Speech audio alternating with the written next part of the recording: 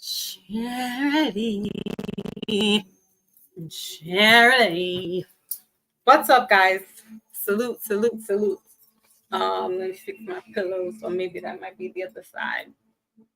I see my Wally's in the building. Sorry that I wasn't prepared for you guys with the Mindful Monday because we had taken my youngest child to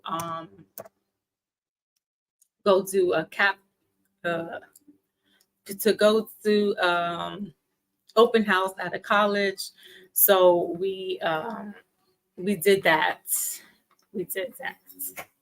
And Monday, I had plans already. Monday was the anniversary of my dad.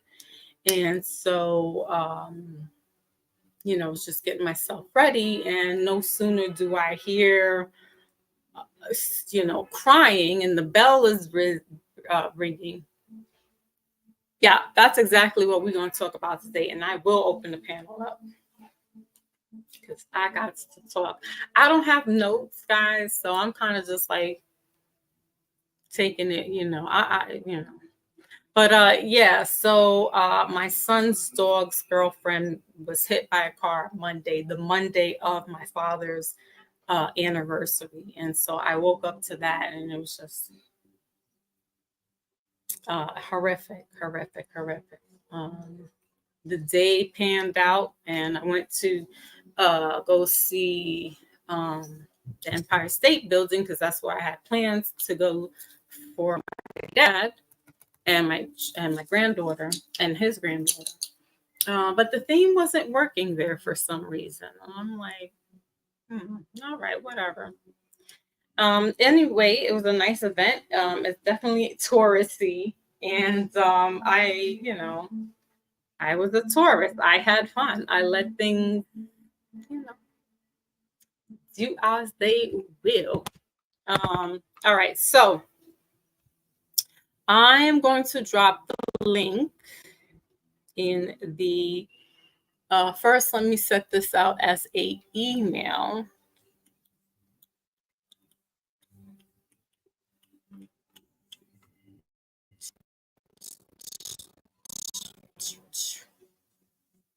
Bloody hell.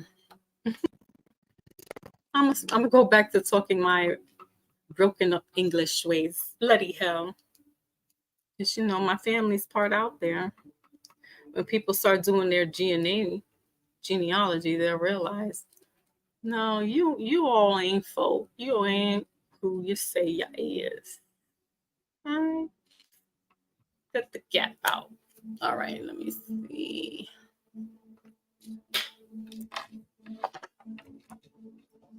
Yes, is that him? Okie dokie.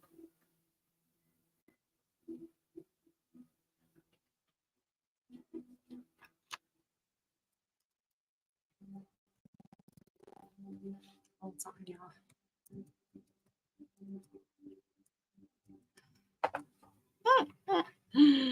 Okay. It's a family affair. Okay. So that finished. Okay. Now I can make a copy and then I can send down copy and put down here. Yeah. Okay. I'm a little off, guys, because I'm kind of tired. I just did like all this laundry that didn't show up. And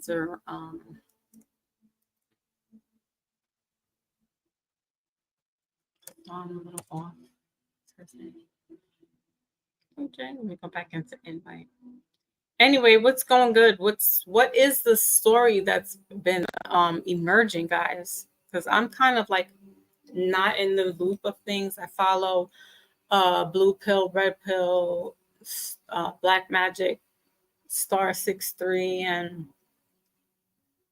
I don't know what the whole gist of it is. So I don't want to like speak out of term when it comes to this music industry. But I feel like for some people it needs to be spoken about. But here's the and disclaimer, I am not an historian when it comes to like liberal arts and science and music and things of that nature. But once upon a time, there were artists, well, whether it be melanated or non-melanated, I'm going to shut my window down in a minute, that, they operated on their own feet, if you get what I mean. However, though, a lot of these European white, if you will,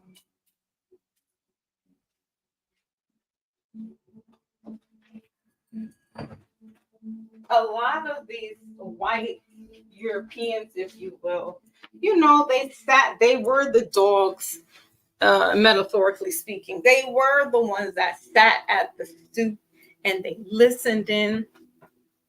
They went into, nightclubs on Harlem and 125th Street, the jazz, era and things of that nature. And so, yeah, I mean, music for them, it's like, hey, they wanted to take a little bit of that. They love the way the sounds of the drums and the congos and the beat, the vibration, they wanted to be a part of that. All right, roughly so. Where did now let's take what's something so organic and take it mainstream and let our people, and when I say our people, let them get a hold of it. And notice when the songstress Pink came out back in like mid 2004, she had a R&B kind of soul to her, but that's not what she was. That's not how she wanted to be presented. And she had a lot of pushback because they wanted her to look and appeal towards Black women. And yeah, she definitely had a soulstree voice. That whole album was dedicated to none other than Mr. Clive Davis, that pushed that type of, and a lot of artists I've heard that were like that. I think I don't know if it was an NSYNC or if it might have been during the time of the New Kids on the Block, is where they wanted to take on a little more edgier.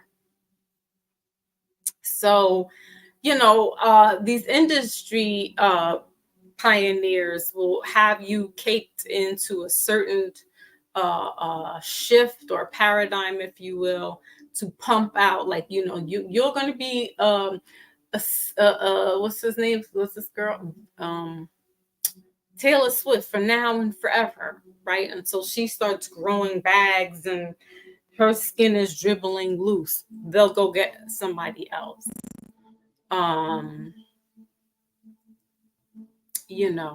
So I'm just waiting to see if I can get my peeps. The man, he's like, I'm setting up some beats for you. Yeah. Just get your hiney over here. Let me see something. Send it to email. Does that send it to regular email or Google?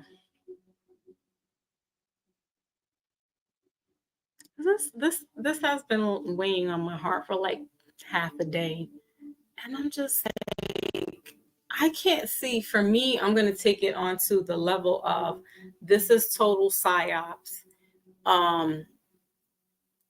Why do we need to know? Like, why do we need to know these things? Hold on, let's see. Hold on. Okay. Doop. Wilson. Okay.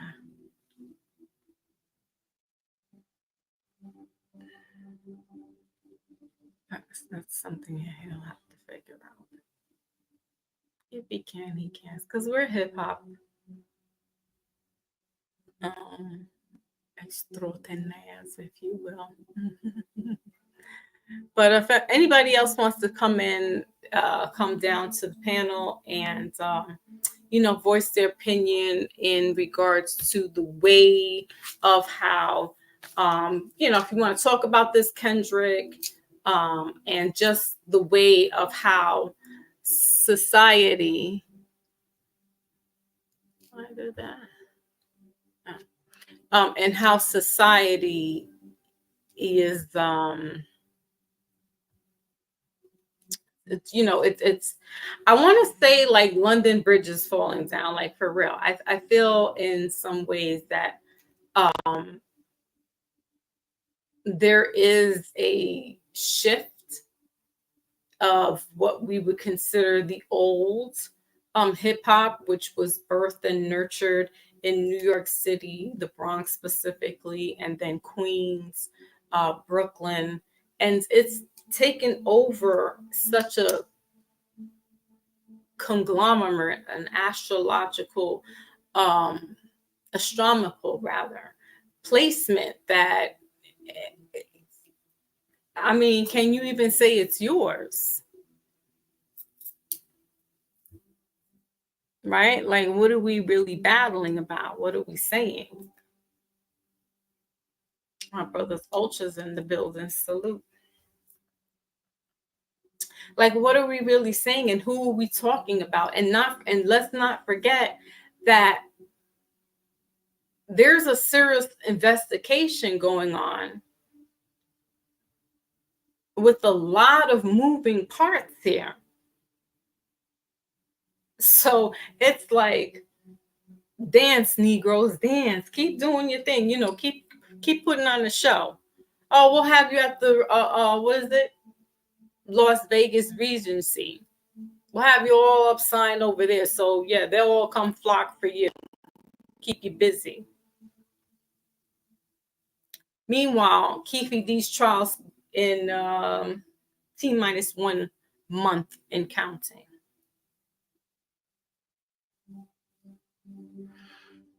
Ultra says I don't pay attention to mainstream most. Mm-hmm. Yeah. So floor is open, guys. You can come in. I just did like an impromptu. I hadn't been on Monday. Monday was my father's anniversary, and I wanted to take my daughter to the Empire State Building to do this theme that they had, and the damn thing ended the day before. But I had his watch on and I had his glasses, and so he felt good, and he knew as long as he's with his babies and they were remembering him. So so the weekend has been very bittersweet, sweet to say the least, and I have been in the fog completely. Like, I don't want to do anything but watch TV and veg out. Like, and then I hear these things and I try to get engaged with it sometimes just to keep my morals up. But other times I'm just like, I don't know. I felt like there was a shift during Sunday, during the weekend, and I couldn't explain it because it wasn't a full moon. It was not a full moon. But come to find out, there was another earthquake of the size of 2 point something, 2.7. back out in Jersey, no less. Like, Joyzy, what's going on with you, Joyzy?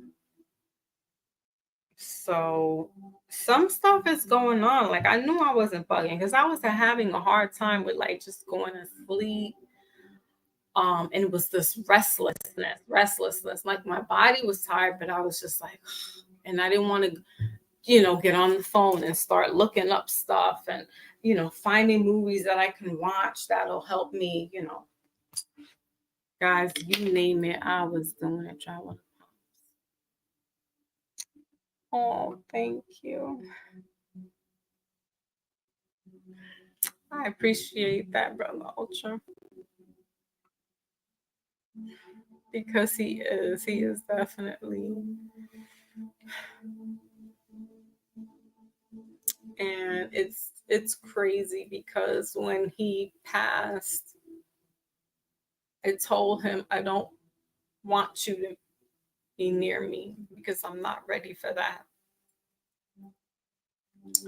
And since that, and he respected my wishes, he steps back like he's by a window and he kind of just stays there and just watches me from above or, from a corner.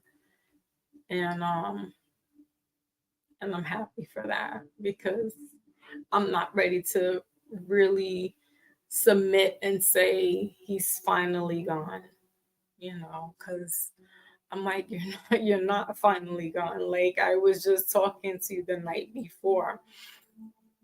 I was coming to your house Sunday, and it it, it hurts. It really hurt. Um, I have my family here for support, but yeah, I've been in hermit mode for a couple of days, just reflecting.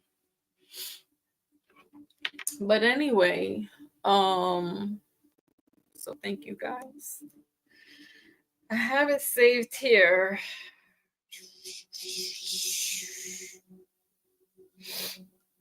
Mr.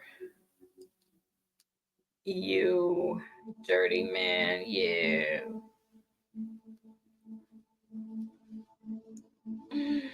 I love, and maybe that's not my Christian way, but I love evil men's downfalls. I love them. I go and grab the popcorn. Mm.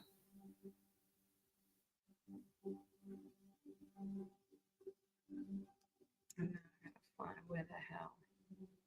Hold on, y'all. Bear with me. We got some meditation music in the background to help clear the negative uh, termites and dust bunnies that are laying around you and that you need to start getting it through. We are in the month of May. May is a strong, determined sign. Also has to do with money, so be very careful and very cautious the way you handle your money. Pluto will be going into money right now, and Pluto is that illusionary planet. So you could get tricked out of a bag, literally, if you don't pay attention to the finer things in life. Also, you could have family members, sons. Oh, I need a few bucks, and every time it's, oh, I need a few bucks. Oh, I need a few bucks. But you, collective, are trying to change the way things are in life. You see the way the economy is going. You're going to have to play it smart. And although our children are a connection of us, and we would hate to see them fail, right? I would swoop up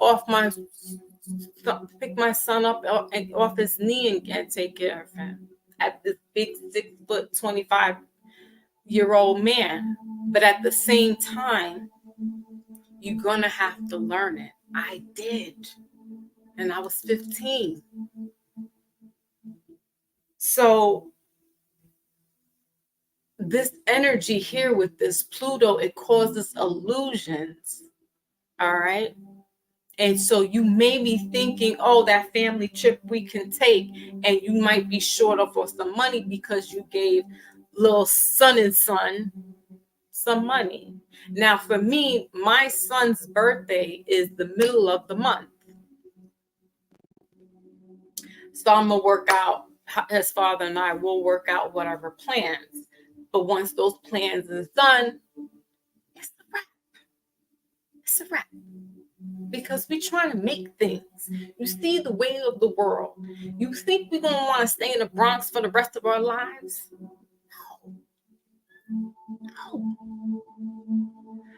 Uda Graves, salute, sir. Says respect.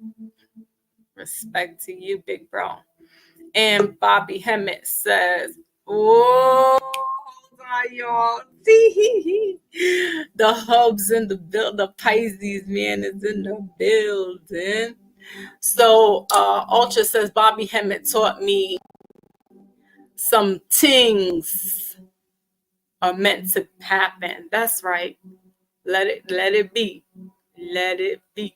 So while it's happening, right, we got to be smart enough about these things. We can't let the outside interference influence what's going on in our lives, right? Because like I just said, reading from one of my ladies there, this Pluto retrograde, you're gonna have some Taurus people coming after you, like, oh, you have no. And me and dad are gonna have to, we're gonna have to A-team our son because he's a Taurus, and they have to find a game plan out here, just as we did.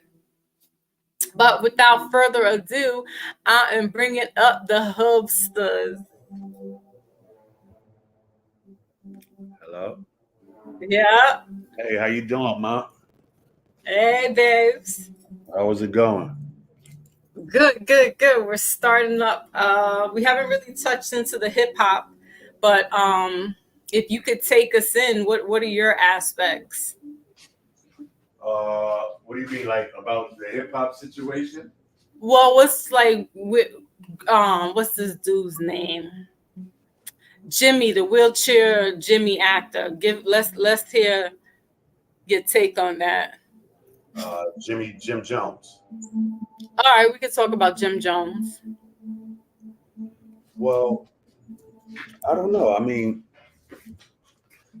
I see that it's a little divide and conquer going on with the Dipset, but I don't know. Basically, I wanted to talk about the P Diddy situation. Yeah, let's go ahead in.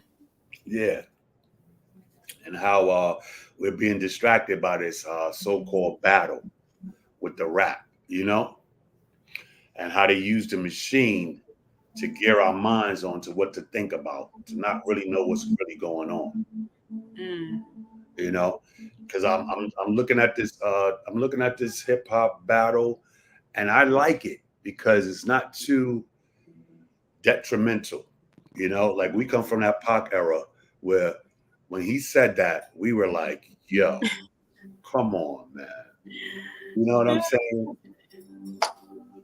And now we get to Ether, and we're like, "Yeah, man." And then we get to this stage, and it's like, okay, well, why was the battle created from the beginning? This can't be coming from a song. This got to be the labels making Well, up.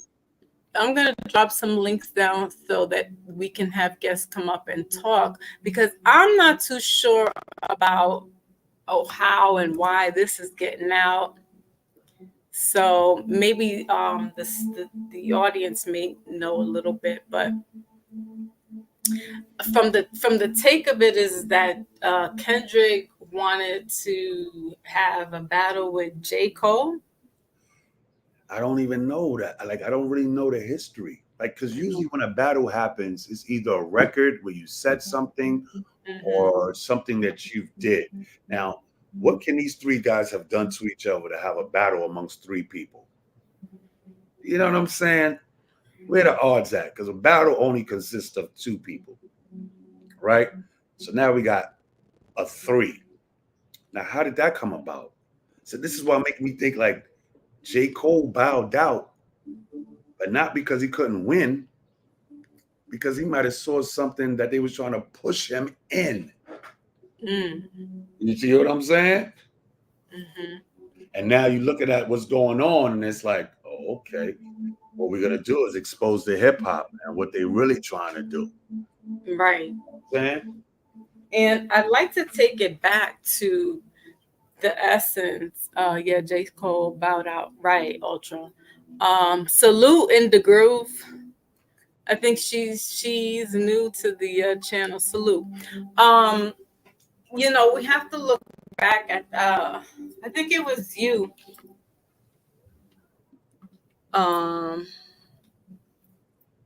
Right, that mentioned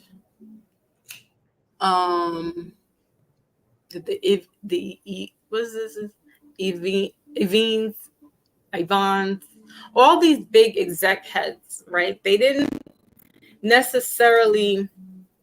So when you're thinking of the Grover's plan of these things, and you're listening to Bronx Hill in the Bronx, and you're listening to Cedric Avenue, organically there are what we would call Latin boys and girls, and have the melanated Black boys and girls outside. So it wasn't until, okay, honey, it wasn't until Run D said, oh, okay, we got somebody we can have push up in there into the record industry. And that was his brother, Hustle, who then met with the big fat white dude. Who was Rick Rubin. Oh yeah. Oh, he's right. And so Rick Rubin then was able to merge to the so-called white people. There you have walk this way and talk this way. All right. So he branched out the hip hop in that direction. Right. He was maybe one of the fathers too, B. Yes. And so right. And so he took it globally this way. But you still have down in the Bronx your EPMDs and your us regular dudes that is just here just trying to get, have the music and essentially it was like they didn't really want to have these record deals with Fur and stuff. They just wanted to be heard. And they liked that. And so we're talking about mid to late 80s now on the scene.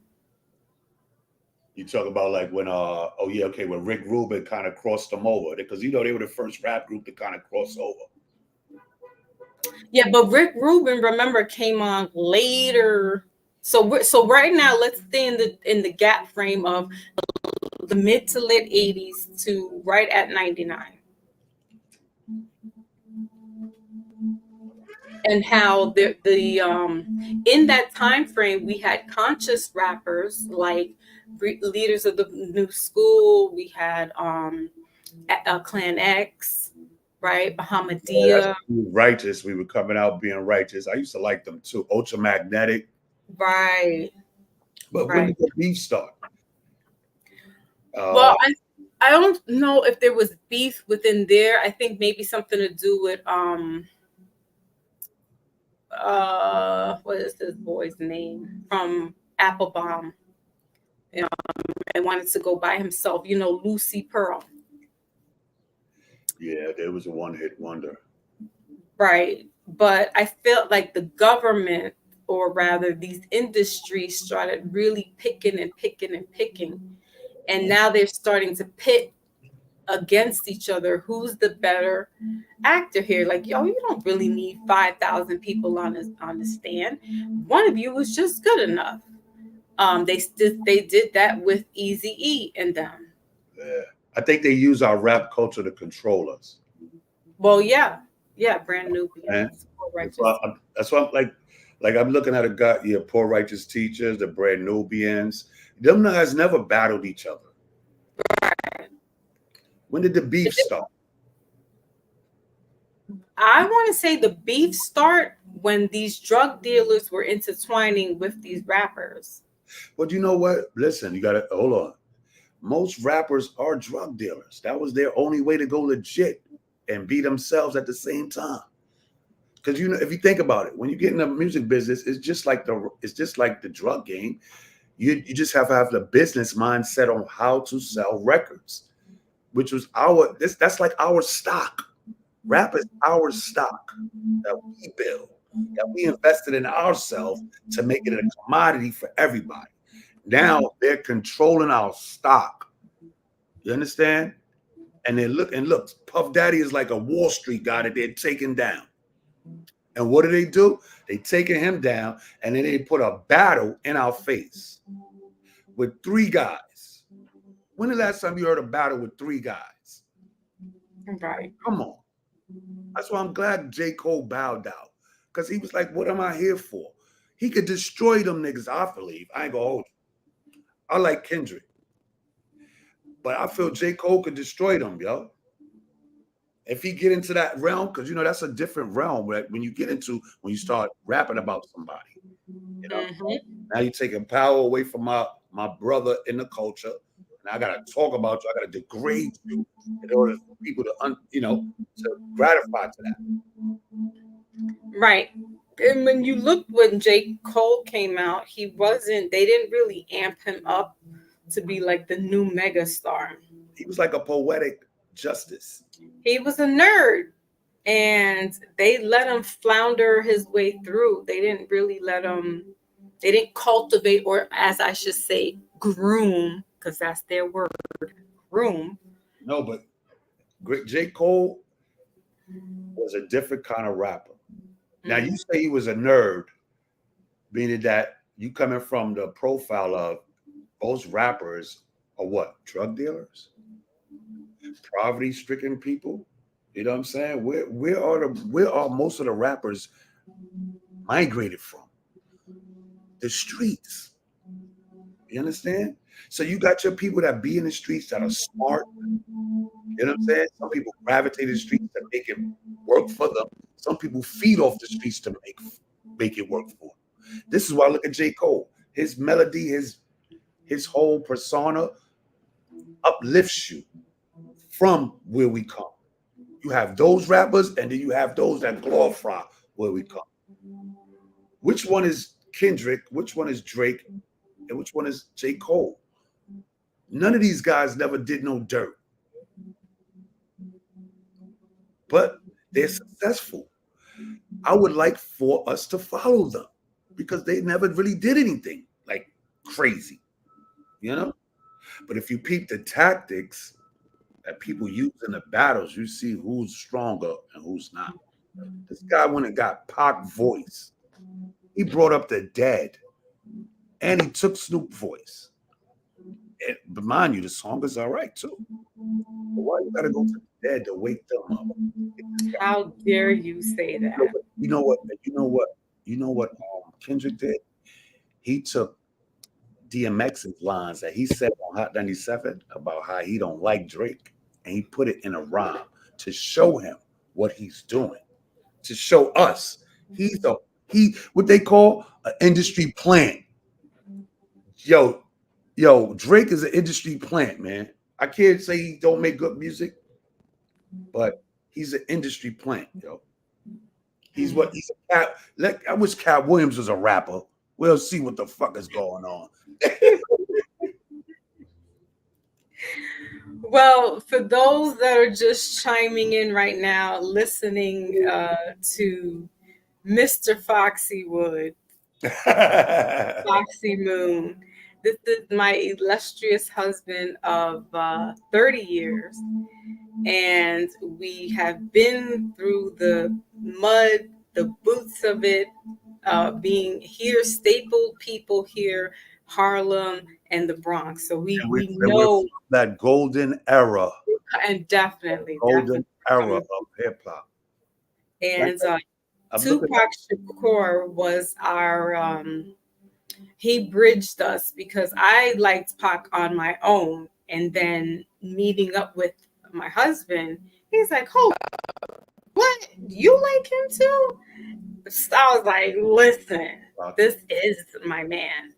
And it just bonded us. We had a good relationship. We would crack up. We watched whatever movies Tupac was showing or coming out in. And the time came that we were getting married, and I was pregnant at the time.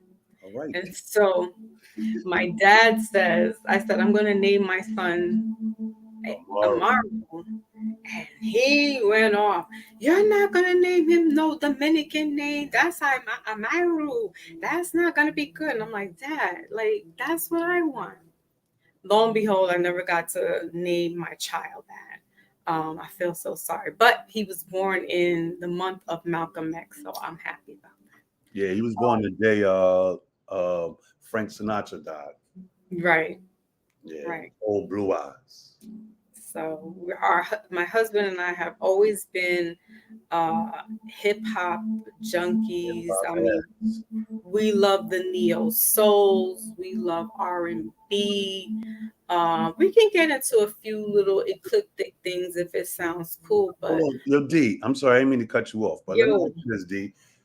How did this rap beef come about? I know you keep asking me, and I'm hoping somebody in the chat can help you. No, I'm looking at it, and they said one guy says that J. Cole didn't have nothing to do with it, but why was he involved? Like, why was it a 3-man weave? Like, has anybody ever seen a fight where it was 3 people? I mean, yes, we have, but a battle? Like, who's taking on who? Then listen, you got other battles going on. You got Chris Brown, Valorant, Quavo, and Chris Brown bodied him. You got, who else is battling? You got an R&B singer shutting down a rapper. And what he said was similar to Pac. Because he said, yo, when Takeoff got killed, everybody wished it was him. What, Chris? Did you hear it? Yeah. So I'm thinking, like, is this a... Yes, Chris Brown does have the best one right now. Chris Brown's joint is the closest thing to Pac. And I loved Pac joint, but I felt like, damn, why you had to say that, yo? That's it. Chris Brown said he didn't have to say that. When they killed Takeoff, everybody wished it was you. Oh my God. That's on the same line as, that's why I fucked your bitch, you fat motherfucker. Right? That's on the same line. Right. Ooh, why would you say that? And what people have to forget or have to remember is that those are battle words. Like, there's somebody talking about your mama or how you look, your deformity. Those, nothing's off the bar when it comes to battle rapping. Oh, but hold on, let me ask you, D. What usually starts a battle? It's usually I don't know what started them off per se. No. Usually, what usually starts an argument with a guy? If guys is beefing on each other, it's usually over a female. Chris Brown joint was over a female, and Sorte, that's what they were saying. And you see how he got out. See how girly he got out. When Jay-Z and Nas battled, it was over a female because he was messing with his baby mother. You understand what I'm saying? So you see the poems that they use to get us to gravitate to each other. Now that Puffy going through this shit. It's like my end game is, while this is cute and it's giving us some breadcrumbs to eat off of, what does that all resolve? It's not something to resolve. It's just to pass away time. Like, everything around us. Look at the Knicks is up right now. You're not really thinking about Puff. You know what I'm saying? But if it's like we waiting for Drake to respond, you see what I'm saying? So America got something to think about. Like, but what's really going on with the war, with the president? I don't want to jump. You know what I mean? I don't want to jump. Yeah. No, I mean, because that's a part of it, and that's how they, the powers that shouldn't be, that's how they get down. Like they'll give you all these trinkets and programs and play around and stuff, and there's real stuff going on at the end that they're just making, it's business as usual for Let's go them. back to the Tupac movie where his mom said they'll give you the jewels and stuff to destroy yourself. And Mm, they trying to give us a battle to trying to make us think about our black man they trying to take down right now, like R. Kelly, who is the fall guy for a lot of people. You understand? And indeed. we could go to Nickelodeon all the way to Hollywood, back up to Harlem. You understand? Shout out to Indeed. Mace Cam. Yeah. Yep, they just killed Freedom of Streets, right? Voodoo Glitch, right? Salute to Voodoo. Yeah. And look, the Knicks come on tonight. Oh, okay. You know what I'm saying? So we So it's gonna be all out warfare later on. yes. If these guys don't come, if these guys don't, I don't even want to go there. You understand? I don't want to go there. I don't want to go to the Knicks because I'm a diehard PE Mason. Hurt my heart. Should have dunked it, laid it up. Oh no. So I want to stay with rap battle and how it's trying to diverge us from what's going on with Diddy. You understand? Who gets their house raided and nobody gets arrested? And What? not just any O rating. This is Homeland Security rating, which raises my eyeballs because I'm like, that's to me dealing with what is it? Domestic intelligence. Domestic intelligence? Yes. Good word. So that means you're dealing with something outer sea, You're dealing with something that involves sex trafficking humans. You don't arrest nobody. Disclaimer. And now we got a 3-man battle with the best rappers in the league. What? The Knicks are in the playoffs, turning New York up. The volume. Listen, one thing about volume: once you turn it up, you must turn it down.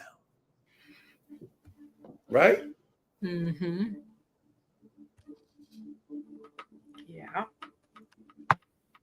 But I don't honestly know who where the exact pinpoint of with Jake and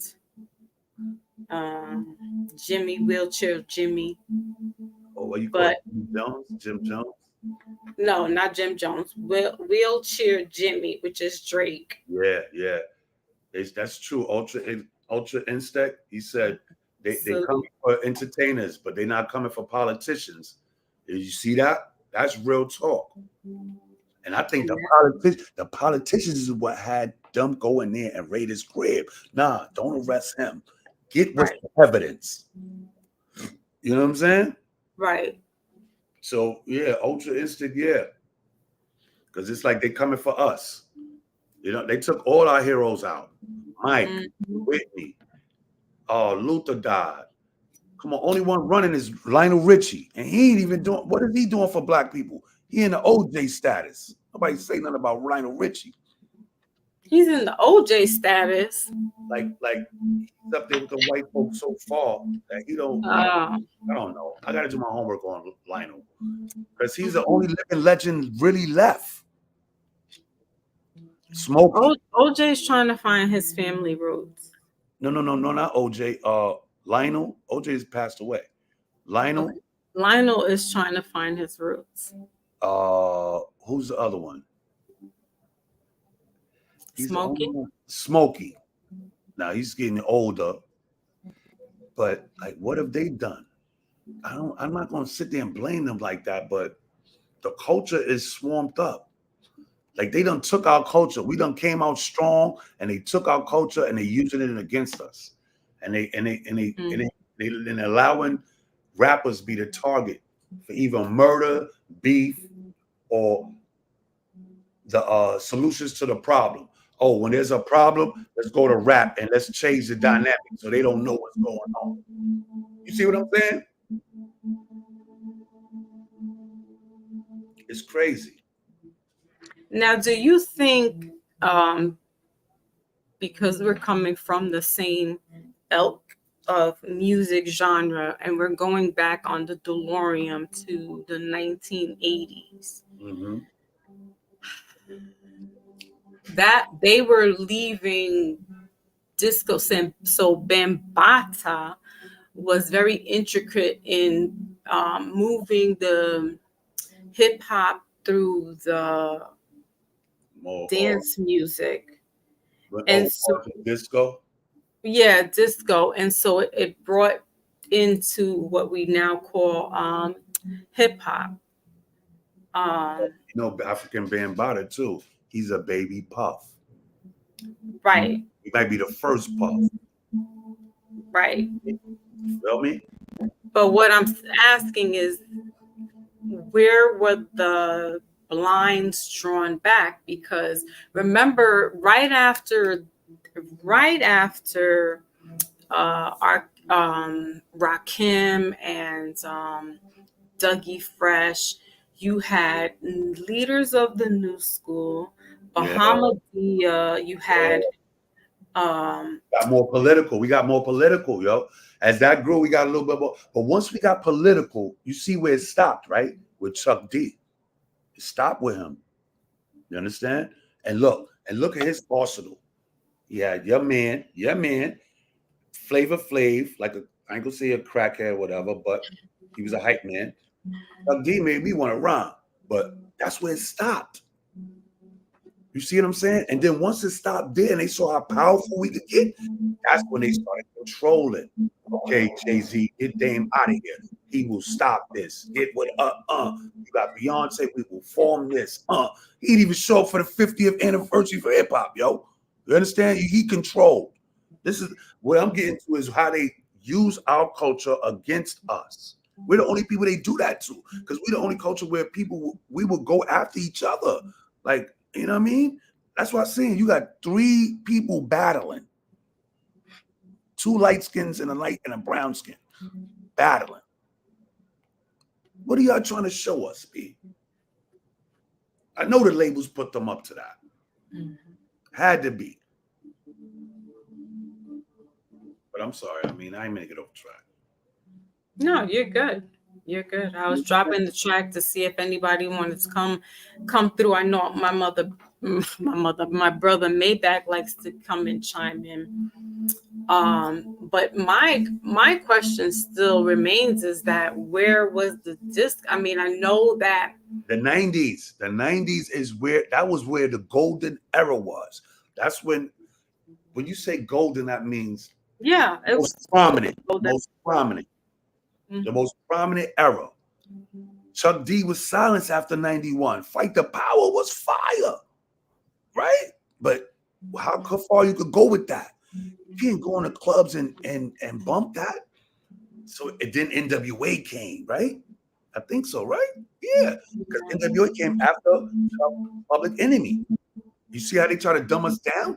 That's when the West Coast became prominent, because Chuck D was on the West, like Fight the Power. And we was like, oh, fuck it. Bring the West Coast in, because they're going to talk about what they're going on. Silence Chuck D. Then Ice Cube leaves NWA. And what did he do? Go to Chuck D. Come out with his first album. Then it died out. You know what I'm saying? And then the Percocets, and they flooded the rap game with different drugs. That's right. A part of the game too. Now you got what was missing was the golden ticket, and that was Pac, because he was still locked up. So now when he came out, all on warfare. Right. You saw that? When he came out, he was ready to go to war. And that was crazy. Salute. You know what I'm saying? And he knew. He was like, yo, you know what? I'm signing my death ticket, but you know what? I'm gonna go out. Pop, they Oh man, I don't want to get into that shit, yo. Pac was I my know, because for those that are joining, Pac is a very sensitive yeah, that's a subject to topic, yo. me and my husband. We definitely we'll have like little debates, like, nah, that's not what it said. And I said, reading the book, it says it's a very touchy subject. We got married to playing I Ain't Mad at You. Like, we're Because I really, wasn't mad at you. I know No, you couldn't be. but Embrace the Grace said it, the agenda to divide, destroy, and conquer. And that's what I'm trying to tell you. They doing with the rap. They Yes. controlling what's going on with what we see. Now with the Instagram and all that, I can leave my phone by itself and that shit will flip, and control me. You understand? And then then you could go to TikTok, how they trying to ban that. And that shit is feeding families. Families on there eating, becoming entrepreneurs. TikTok is making people entrepreneurs. That's the Chinese. That's that young dude over there. You know what I'm saying? Mama was cool with him. You know what I'm saying? And not for nothing, hate him if you want to, love him if you want to. But Donald Trump was saying, shut that TikTok off. It's from them. It's the enemies. We're not giving them any access. But hold on, T. If they're feeding families that are, that's what Trump was saying from the jump street, from the very beginning. Now it took on a life of its own. My thing is, if it's feeding families and it's allowing kids to become entrepreneurs in their own realm, why not support it? I see people on there dancing all the time. I get jealous because I can't do that. Because you can't dance? No, yeah, because you see that joint where they get it together and everybody jump out and do they dance. I want to do that so bad. You know what I mean? But you have kids that are doing that and they're practicing and they're getting paid and they're becoming entrepreneurs in their own right through TikTok. Am I wrong? Yeah, people are definitely getting paid to do TikTok. Doesn't that make you that makes you an entrepreneur? Yeah, it makes you, I guess, in the world. I don't know, because isn't entrepreneur, like, you got to know what the definitions are, because you can't just, I'm on this lap and I'm getting money. That doesn't make you a boss.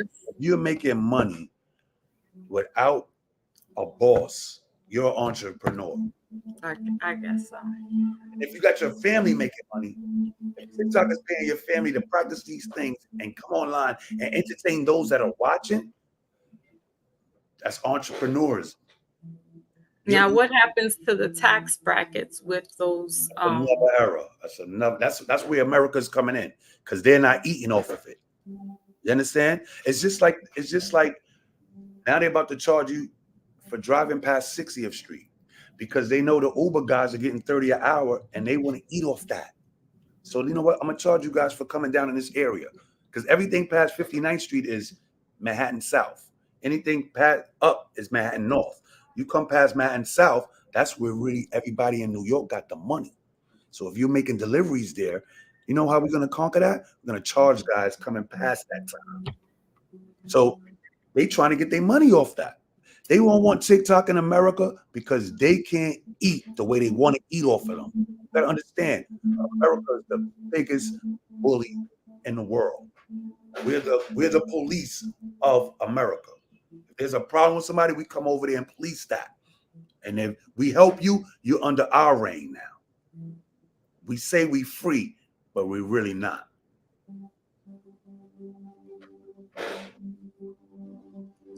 Yeah, look. Ed Miller, look at everything positive. They look away, and everything positive. They look away and bring violence.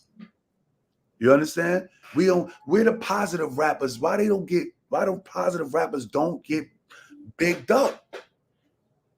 We don't hear nothing about the positive rappers, especially like the group Far Side and yeah. Oh man, they had a joint where it was upside down. That video was fire. Yeah, she keeps on passing me by. The Roots. I don't really like Eminem's little crew, but they got some nice songs. Rodeo. I don't really like him. Yeah, I don't like him. But Eminem, look, he ain't make a song in years. He don't even have to. Dr. Dre is overrated. You understand? He done got with a group. He done did a OJ. When OJ retired, he moved to Brentwood. Black people don't go out there. That's what this nigga did. He got rich. He moved with Jimmy Iovine. Mm-hmm. You know what I'm saying? That's his boyfriend. That's his handler. How you say it, D? Handler. Handler. So do you think with the way the climate is of history, hip hop history now, do you think that it could last another 20 years? One thing about hip hop and one thing about music, it repeats itself. You understand? At one point in the golden era, we was living off the James Brown beats. You know what I'm saying? Remember that 80s, that EPMD, doom, doom, doom, boom, boom, all James Brown. It repeats itself. It repeats itself. Black people gonna always make money off of music as long as they are alive and they got their masters. You understand? Yo, you know what's crazy, D? I just found out who owns Tupac Masters. A white man. His sister is suing him for embezzlement. You see this crazy shit? How the fuck Tupac come out of the gutter, raise out the concrete, or rolls out of the concrete, and a white man owns his masters? His mother died, his sister's the only one living, and a white man owns his masters. How would that be? Come on, man. Now she might not been aware that that's what happened. So now is that going back to her? She's suing him. I think she's suing him for 5.5 million of embezzling money. Oh, good. Because I believe he might be the one that helped her get his estate. I'm just thinking, okay, I asked you to help me. Now you're helping me. You're in the money too. So now I found out you're embezzling. I'm suing you. That's what she's at. She's suing him for 5 because they were suing Drake for going to AI and consuming his voice. They were suing. Oh, okay. Yeah, Drake did that to battle this guy. And I'm like, why would you do that? Yeah, like why aren't you being original? Like, and he's sucking Pac's eggplant off so bad that he went and bought a big encrusted ring a couple of years ago. The industry could have bought it for him, D. Huh? The industry probably bought it for him. Whoever, it's like they say he has like this low key fantasy for Pac, and I'm just like, yeah, like stick to just making the music. Whenever you then change yourself a little bit to be edgier, then you get the cornrows in your hair, like all the aesthetics start to. Yes, that's crazy right there. Now let's just step to, because I was looking at the comments. Yeah. Women rappers. Now look how the women rappers are now. We don't have no lady first. We don't have no Queen Latifah. We don't have that. We don't have no Me Too rappers. You know what I'm saying? I think some Christian rap that was all right, but not promoted. Or ratchetness. Oh, you guys want to talk about how you came up and what you're going through? Okay, we're gonna use that to keep you there. So we're gonna bring her out, keep you there. Sexy Red. She sold out concerts pregnant by another rapper. You know what I'm saying? Free my baby daddy. Like, I'm like, what? No unity. No unity. Then we could go to R&B. We got the ladies that's keeping it alive. The fellas are not being promoted. Yeah, and I am in certain circles that feel, and because you and I are of elder ilk, there's this disconnect with these young ladies, the millennials and the Z's, as far as like with dating. And some men want to have, the traditional type of life. And some women want these men to be making 6 and 7 figures. And they need to be making this. And I don't know. It's like a stability thing. Oh, hold up. I was just looking at Ultra Instinct. Yeah, MC Light was my people's. Right. Because she was, and look, I mean, yo, and then there's nobody looking out for the women. Where are the people that, like, you know how we have rappers, and then we have rappers that would groom them? Right. Nobody grooming the young people. You know what I'm No, they saying? all underground. Rhapsody, Sister Cyrock, they're all down underground performers. They're not mainstream. And they haven't been for over 20 some odd years. Because they don't want to deal with I that want type them of, to cross over. They don't want them to cross over. yeah, they don't want them They crossover. don't want them to cross over. MC Light was the hardest. MC Light sold out. MC Light sold out just like Chuck D. Yeah. Chuck D's still in it too. Chuck D Yeah, is and Chuck D, moving. yeah, he smiles with Bernie Sanders and them. Yeah. But my thing is this, D, how could you not be friends with them? How could you not want to be like, even if you were successful, you would just stick with only black people?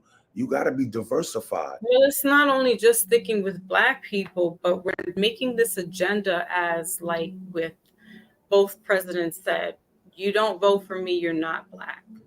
And the other one said something along the same lines.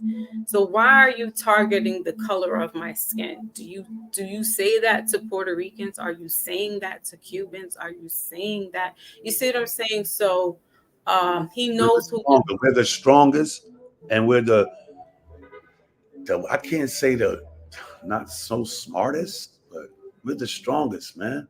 But we're not together. Well, we're consumers, so yeah, we're going to be paying out and things of that nature. We're like the railroad, and they're just a train, and they need our tracks to get where they're going, but they don't recognize us because we're always under the train. Yeah, it says we're looking. As a result of the crack era. That's something to think about. You're right, yo. Yeah. Look, you don't hear about the crack like that no more, but it's still here, but it's not publicized like that. And this, it's similar. You're right. Ed Miller might have a point. Because if you think about the drugs that are now taking in lieu to the epidemic, you got fentanyl.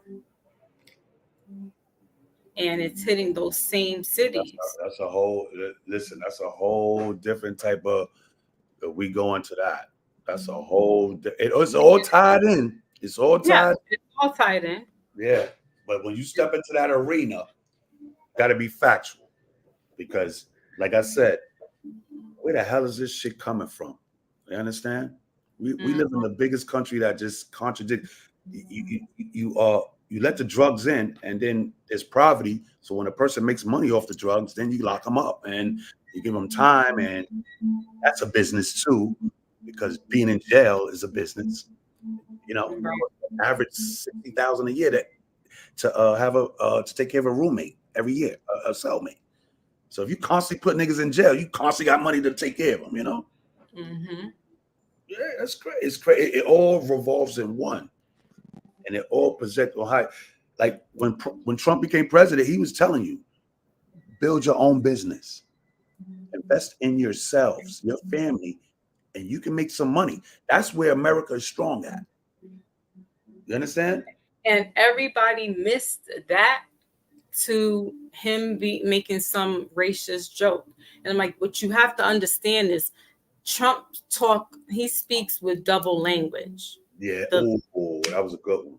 The talk when he's saying one thing, you catch on to what he's saying, and then the other stuff is blah, blah, blah, blah, blah.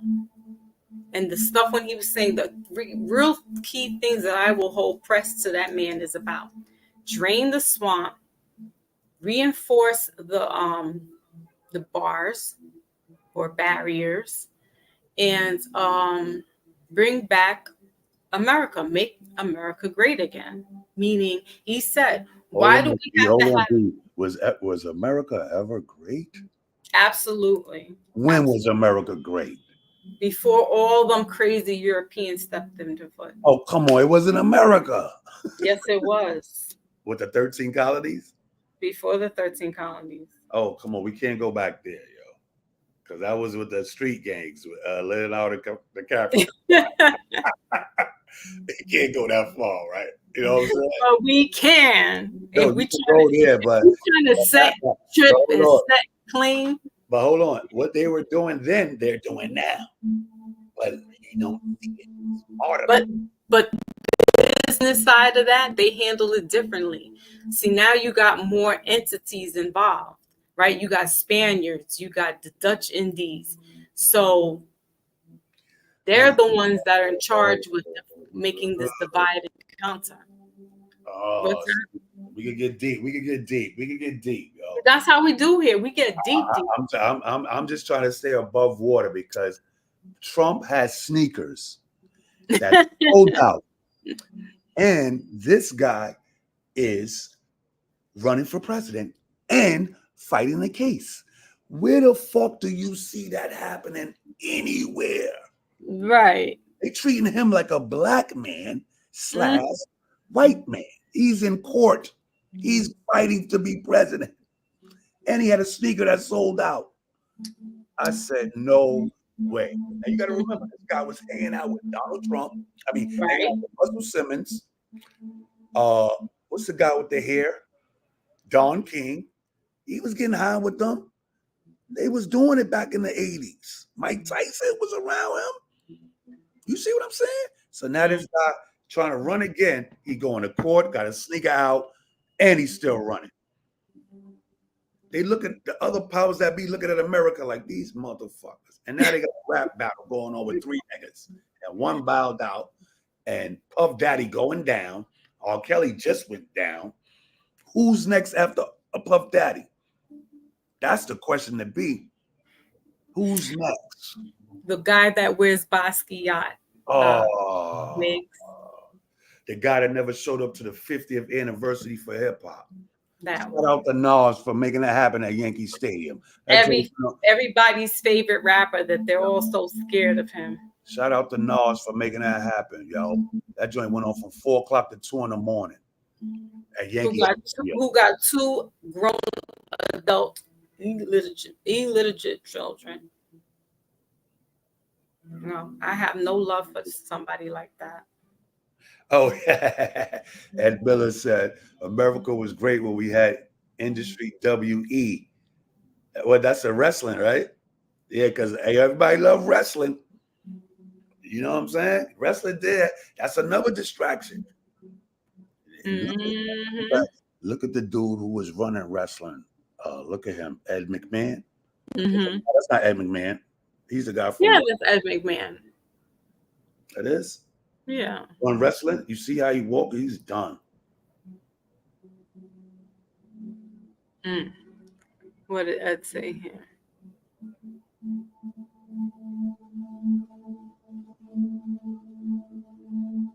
Yeah. I never voted before, but I know Trump did for niggas more. I mean, Trump put money in niggas' pockets, yo. Got a check. Now, you got a little something. You got a check. Hey, yo, listen. How many presidents you know where you got a check? Obama gave us what, some welfare? Yeah. Donald Trump gave you $1,200. He gave everybody 12, 24. Yeah. You know what I'm saying? I think he was hooking people up. You just needed to know what to do with the money, not go splurging, wearing Gucci slides to the bodega. Yes, he told you, go build a business for your family, and this is where it's at. Right. The PP loans, he told you all that, but no, you Negroes want to run out crazy. I got my brother Wally here. Wally is here. 1 second, wants to grace us. Wally, I have my husband up here, so welcome. It's the first time. It's a treat. And Wally is one of my little buddies. We get readings from. Such a sweetheart. Go ahead, Wally. Did you even, I was about to say that. Did you even pull me up? But yeah, what's going on, Foxy? What's going on? Hey, how you doing, my man? What's going on? But yes. But I think the guy you're talking about was Vince McMahon. That's what you're talking about, right? Who's that? Vince McMahon of the WWE Corporation. Oh yeah. Oh yeah. Vince. Yo, Yeah. See how he is, right? Yo, he's messed up right now. Yeah, but I'm not surprised though when that happened. I'm not surprised. It was just common sense at this point. Yeah. What does he have? He has a disease? No, it's not even the disease. It's the fact that pretty much there's been claims that he was, doing some nefarious stuff in the business back in the day. Yeah. And people coming back out, speaking on some things. He's another Diddy. Yeah, but more so with females. Yeah. He's a Weinstein. He's a big Weinstein. Yeah, W.E. Weinstein. That's what we're gonna call him. Yeah, so it's pretty interesting, but I'm not surprised that he got caught out. Yeah, I'm not surprised either. I was now. Were any of you worried when we heard the overturn of Weinstein's conviction? Is that true? Wait, so when they say overturn, right? That means they're not locking up. They're actually setting him free. No. He has cases in different states. Right. But he can get a retrial for this particular one. But it doesn't look like it'll hold up. So they may dismiss it. That doesn't mean that he's out. He has another court case that happens in January or June of this month. And they're totally different as far as legality. So he could be doing up to 18 years there. No, he's in. He's done. He's done. Yeah, that's why they're coming after Puffy. Like, Puff got something to do with him too. My thing is this: who's next? I want to say it's going to be Basquiat. You think so? They taking down all our peoples, yo. Yeah, they have to, wait him out. Is Diddy really us? I mean, let's be. I'm only saying, hold on, Ed. I'm only saying that because he's black. Well, I ain't Ed, but yeah, I hear you saying that. Like, even if you did something wrong and they took you down, Ed, come up here and talk. Shoot your shit, Ed. I can't judge you. I just gotta say, damn, man, you fucked up, but you're black, so they're gonna try to do you dirty. He was a what do you call a prey? They turned Puff out too. When he told Biggie, yo, I got 40 million from Clive, they turned him out. So it's like, what can you do if I'm changing lives? I can't fault Puff all the dumb shit he did, but he's still a black man at the end of the day, and they doing us dirty. I mean, I hear that part. Sometimes you gotta take your bag and walk away. Oh, I like that. And that's the part, and that's the thing about Diddy. I just can't mess with, because you took your bag and you went all in. Word. And personally, he motherfucking did too much. I like that one, Ed. I'm gonna put that on my memo on my Instagram. Sometimes you got to take your bag and walk away. Oh, I'm not Ed. I'm Wally. Oh, shit, Wally. I'm sorry. But thank you, Wally. That was fire, yo. For real. But some people, I guess once you're caught up and you a victim too, but then they say, we don't want to hear victim. Like, nobody likes to be the victim. Yeah. Nobody likes to hear. Like, yo, you saw when R. Kelly did that? He played victim. Yeah. My aunt did that. This is my only thing, right? I sit here and believe, like what Ed said in the chat, right? He said, I hate to think all rich black men are snakes. And I'm like, yeah, and don't get me wrong, that is true, but it's like, if the track record looks and speaks it, is like, I can't hate it. That's why it's like with Jay-Z's, like with Jigga's behind, I'm like, it was clean as bright as day. It's like, yep, I see why Dan walk away from you and why he constantly will always keep trashing your name, because you a foul ass nigga. And I'm like, word up, Wally, word up.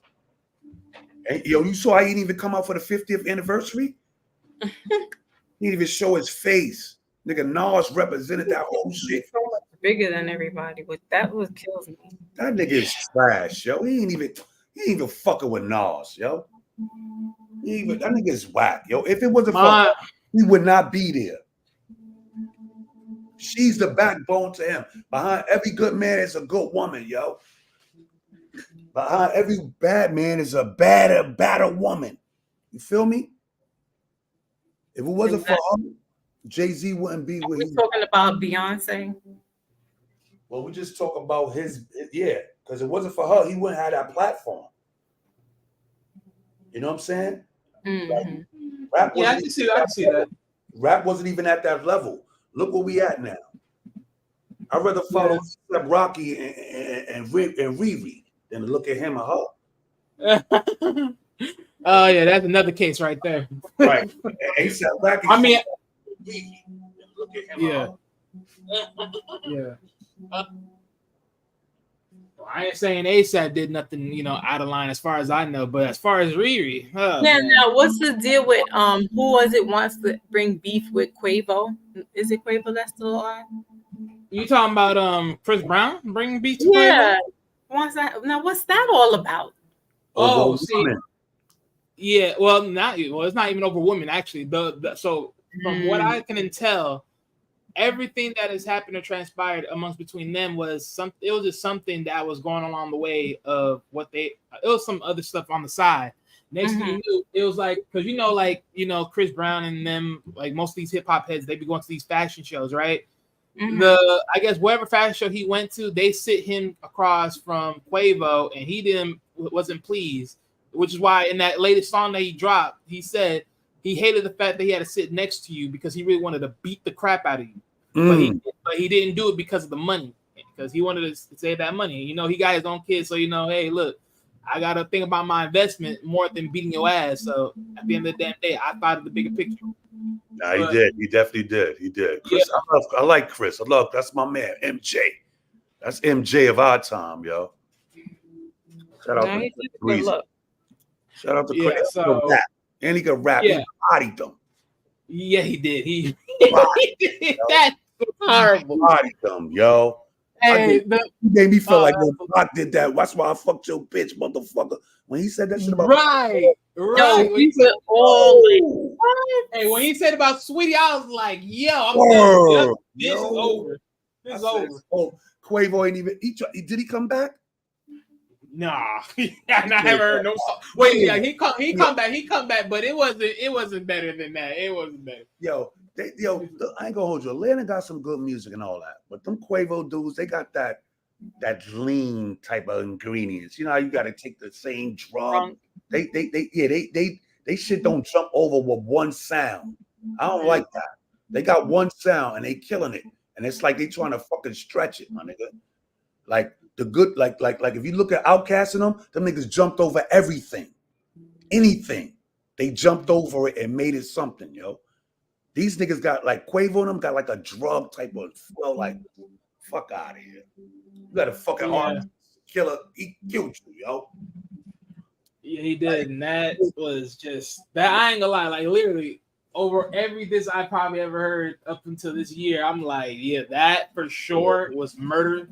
That was murder. That was like, yep. Nigga, don't even come back. Don't even come back. Just leave that man alone. Leave that man alone for y'all fight at an award show. Dumb shit. Oh, hold up. Let me get to this, Wally. Your man, Killer Mike. Did you hear the album? Killer Mike. I had not heard the album, but I did know that he won his awards while also getting arrested at the same damn time with some bullshit. Ain't that crazy? That is crazy. That's like, and it happened at the Grammy out of all places. Out of all places. Crazy. Y'all trying to tell me y'all been looking for this man for how long, and y'all chose to pick him up at the Grammys? At the Grammys? Well, he was that's some sabotage shit. How did y'all know he was there? Oh shit! They told on him. I mean, of course they did. I mean, if he's nominated, he's like, it's there. We know he's nominated. He'll get all his awards about 10:45. You could get him at 11. So make it look good because we don't like these rappers anyway. Make it look right. You feel me? Oh my God, it was so sad. And only Jay-Z does is drink out the cup like he really doing something. So, Right. And Yeah, has that always crying about and be they crying think talking about how my man, wife look, did. yeah, my wife should have won this award. Yeah. And I'd be like, nigga, shut your ass up. You're the same nigga that be complaining, but then at the same time want to sit there and be like, it's all Gucci. That's how he's fronting on us, Wally. He trying to front on us like black people. I'm complaining, but I'm chilling with them. So what are you really doing? He's devil's advocate. Yeah, what are you really? He's controlled. You see that guy he's portraying it. I'm not homosexual, whatever, but that guy's a homosexual artist, and you're portraying him. You got your hair looking like him, and I'm not going at his homosexuality like that, but I'm just being honest. This guy, who's that guy, Del?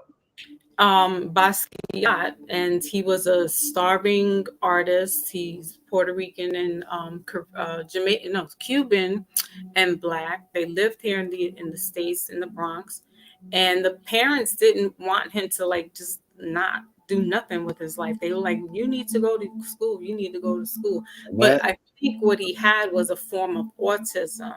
Now you the Basquiat of rap? That's who you are? And he didn't finish school. He was out there. He had the so-called white people just like basically gawking at all his work. Oh, you know, just that's how Jay-Z's doing. That's why he's doing that, because he got the white people gawking at him. Man, all this man does is bite people's image. All Thank he does. you. Yeah. He got no image of his own. All he does is bite people. His first image was from Harlem, Rich Porter. I'm the rich, you know what I'm saying? Like, yo, he jumps on your shit. He's a chameleon. I will jump on your back. Yeah. Yeah, and take your personality. Right. It's hilarious. Yo, he got that from Rick Rubin. He got that from Rick Rubin. Right. And see, Rick Rubin is what I was trying to say is like with the inception of daycare, I mean, hip hop is that you have to think that Rick Rubin was around with Russell Simmons. Rick Rubin opened the gates for the Jews to come in and rape the culture. He was the gatekeeper at first. He was the first one. Yeah, and at that time frame, there was a lot of discoing, right? So, well, disco died in like 86. No, what I'm saying is that. Hold on. Yeah, disco died. Shit, what did we expect from Jay-Z and Puff? Honestly, I couldn't really expect nothing because it just didn't make no sense. But what else he said? They was drug dealers messing up our community, selling liquor to our people. And yet, hey, what do they have business in? Liquor. Why do we have all those liquor stores in the hood then? They trying to dumb us down. Yep. It's funny how they always said it too, because like what? When you look at the rich neighborhoods, look what they have in the neighborhoods. But when you have the poor neighborhoods, look what they have in the neighborhoods. It's like they slap you up with a whole bunch of strangers. Yeah, you got liquor stores opening up at 9 o'clock in the morning on a weekday. Shit, me, some of them 24/7. Word, like what the fuck is that about? Or you just trying to keep us dumbed down, keep us drunk and drunk? Violence. Who said that? Violence. Replace shit with violence. Once you get drunk and dumb and you ain't got nothing to do, what do? You pray on your own. Now, if we rap about it and make it big, then you take our culture to control us. Oh, look at what's the other guy? What's the other guy from Atlanta? What's his name? Oh my God, the guy who made the song with Mike? No, the other guy. Oh my God, he made this song with Kendrick. Is he a producer? The first one that came out with the song with Kendrick. The first one. Oh, it started it. What's the guy? You talking about Future? Metro Boomin Future. He don't do none of this shit he says he does on his fucking records, yo. But he a lot of you. Sipping perk with the yeah. Music. But you're steering our people wrong, dog. Because the kids are following you. And he's making millions. What is he doing? You're killing the culture. That's like selling drugs to your people, and you kill them. Because I know a lot of people like to sit here and say, "Oh, they ain't role models. I ain't trying to be no role model or anything. I'm just making music." Yeah, guess what? That doesn't mean shit, because guess what? When you sit here and talk about what the things you like to do and everything else, and what got you by, quote unquote, guess what? You think what people are gonna do? They're gonna do the same damn thing, right? And they just as much our money. You taking our money. We giving you money for you to tell us this. You taking our money, talking about you ain't a role model. You got our fucking money, dog. You got a million niggas riding your shit. You got our money. Now show my fucking kids something different, yo. And that's the thing. It's like you look at it and you be like, this is why I always say be mindful. Like when it comes to music, there's two sides to it. There's the one side that's being prosperous about everything they speaking about, but then there's another side that is just entertainment. Right. And if you don't understand what is entertainment, you screwed. Right. Yo, entertainment is tricky though. Yeah. Because I think entertainment comes from the individual. Because everybody entertainment could be different. You understand? So it could be a little bit tainted with the entertainment. You know what I mean? But I'm glad J. Cole bowed out. His lyrical ability, he could destroy both of them. You understand? Yeah. He bowed out like, you know what? This is an industry thing. They planting y'all. Well, nah, because there's two things, right? Because I'll say this. In fairness, when Cole bowed out, it's more so of a friendship thing than anything to me. I don't look at that as he chose that as an industry thing. Because remember, he did when he said his apology. Yeah, he said it. He said it like, "Look, hey, we cool," and I didn't want to really go there. Yeah, you're right, Wally. You're right. He didn't want to really going to go there. And think about it. The main, because like I say it like this, right? When you listen to that 7-minute drill, I said this. There was nothing there, honestly, that I would have been like, you know, if I'm Kendrick, I would have been like, I'll blow a fume and motherfucking light his ass up for saying the shit that he said.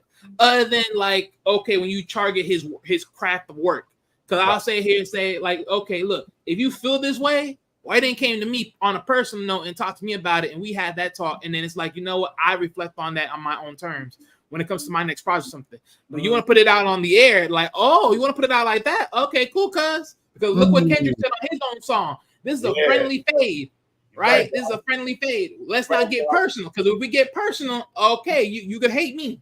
Yeah, you're right, Wally. You're right. And that's the thing. Like, so with Cole, I can understand why he chose to bail out, but at the same time, it's like even with that, even what he said in the song about his discography, right? Yeah, I'm not mad. Like, it's one thing you telling me, like, if you give me criticism, like I ain't mad ultimately about that, because let's be honest. First album was a classic, that's true. Last one was tragic, that's sadly true, because because you gotta think about it, not everyone's gonna blend to that one like that. It's not gonna everyone gonna go big step. That one was more personal. That was more personal. Yeah, exactly. So not everyone's gonna gravitate the big stepper like that if you're not really in tune the way it's coming. If you're not really a true Solidarity fan and try to understand the process of what Kendrick is going through with that, then you just can't. You're not really gonna fuck with it. You won't grasp it. Right. Now when he said the third, he said what, when he was talking about To Pimp a Butterfly, they put niggas to sleep, but they gassed it. I was like, oh, nigga, you. I was like, no, hey, you better be careful with that one. I was like, you better be careful with that one. You better be careful. I think what's the name is going to the Dome too. Kendrick, because his last joint is hot. He bodied. He went to the Dome, and he used DMX too. He used some lines from DMX. So this dude, he told him, I don't like the way you walk. I don't like the way you talk. He's like, I don't like the way you look. Word. Now, DMX, I love that part. The Hot 97. And he took that DMX thing. Because think about it. When he said, this is not my thoughts, this is what the culture's thinking. Like, like everyone's saying that shit. Because he's taking everything what everyone else is saying and then coming back at you. Think about it. When he says, I don't like that way you be sneak this, and guess what? Where he get that from? He got that from Cole. He's like, hey, look, man, if you got something to say to me, you better say it direct, because all that sneak this I ain't called for. I ain't worried about all that sneak this doing. I ain't gonna reply on that. If it's serious, put my name out on it. Cause I ain't gonna be fazed by that stuff. Hey yo. So it was like he came a lot of ways. Yeah. So he came a lot of ways with it, but And then of course he said the Damn project was pretty much his prime. And I'm like, okay, cool. But the thing is that this is the other thing, like on the flip side, right? If we were to sit here and say, okay, well, let's look at it from your end, Cole. If you're saying that all about these things about your albums compared to Kendrick's, but let's be real, if you compare and contrast album out of album from the time frame of where you're speaking of, right? So you're speaking on his 4 albums, even though technically he has 5 studio albums, but he's talking about the 4 because technically this is the ball IQ of what the mainstream is looking at, right? It is. So pick and choose. So if you look at those 4, I mean, constructively enough, if you add all the value of, let's just say, from the numbers perspective, Kendrick is outbeating J. Cole number-wise, as far as albums. Number-wise, that's it. Right. Now, if you take away the numbers. Order the numbers, man. We don't do that. We don't do that. We don't do that number shit. Yeah. So if you take away the numbers, Okay, so let's look at it from just the albums themselves. Yeah. I mean, let's be honest here. Kendrick's number 1 album, Good Kid, Mad City, that was a complete storytelling album. Hold on, that was the first one, right, Wally? Yeah. That was the first. That was the mainstream. That was a classic, though. That was a classic. Yeah, but my thing. So when you think about that, as far as the whole album being storytelling, you have to ask yourself one simple question: does J. Cole has anything comparable to that? Hold on. Oh, I got to do my homework on that one, though. Now watch. Now, there's a reason why I say it, because you got to think about it. He storytell from the start to the finish of the whole song. Ooh. Think about that. That's the whole album. Now, granted, I'm not saying that Cole don't got a classic album. I believe he has classic albums, but I'm thinking when you talking about storytelling in a whole album, that is just monstrous. And then you got to think about it like Pimp Butterfly. Then you got to think about Damn. Damn was even, you can even say that was even another connection. Yes, it was. That was his growth. Yep. So when you think about it, look at 4 albums, what Kendrick has done in 4 albums, and look what Cole has done in 4 albums. Can you really compare and contrast? You fucking right, Wally. You fucking right. And don't get me wrong, I'm not saying Cole ain't there. I'm not saying Cole ain't there, but when you talk about the real art of the work of the art, when you talk about growth, yes, Kendrick Lamar has grown. Yeah, because my thing is this. I'll say this, right? The one thing I look at it when Kendrick did that control response, right? When he did that, and he outed like all his outs, say, hey, look, this is all y'all that I consider like against me, right? Mm-hmm.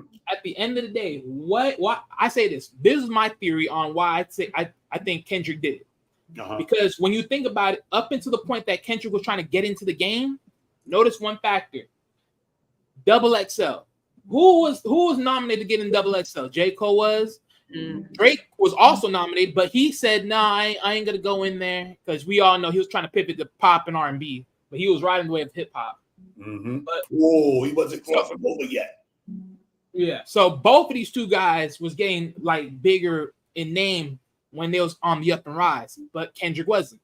So Kendrick, from that point felt slighted. And there's actually a song where he was sort of mentioning it, and I'm connecting that song to even this like further lane in the time, because when you look at it, you'd be like, well, damn, a lot of the Kendrick songs in the underground was hot. How the frick he didn't get up there, and let alone get into Double XL with the rest of them?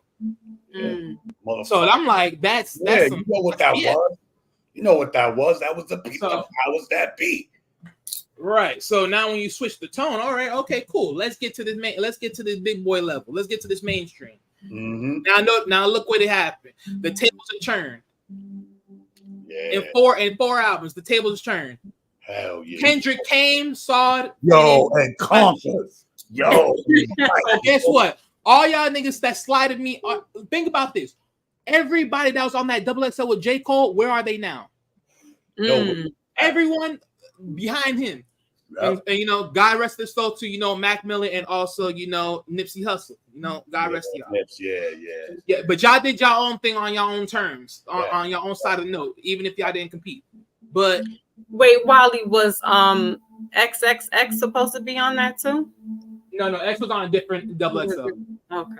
Yeah, he was on Double XL. He was on a different one. Yeah, he didn't come out of that school. Yeah, he didn't come out of that. Came underneath them. Yeah, he underneath that. He's on a different tier. You'd have to put him on a different tier notion. Yeah, that's my little good.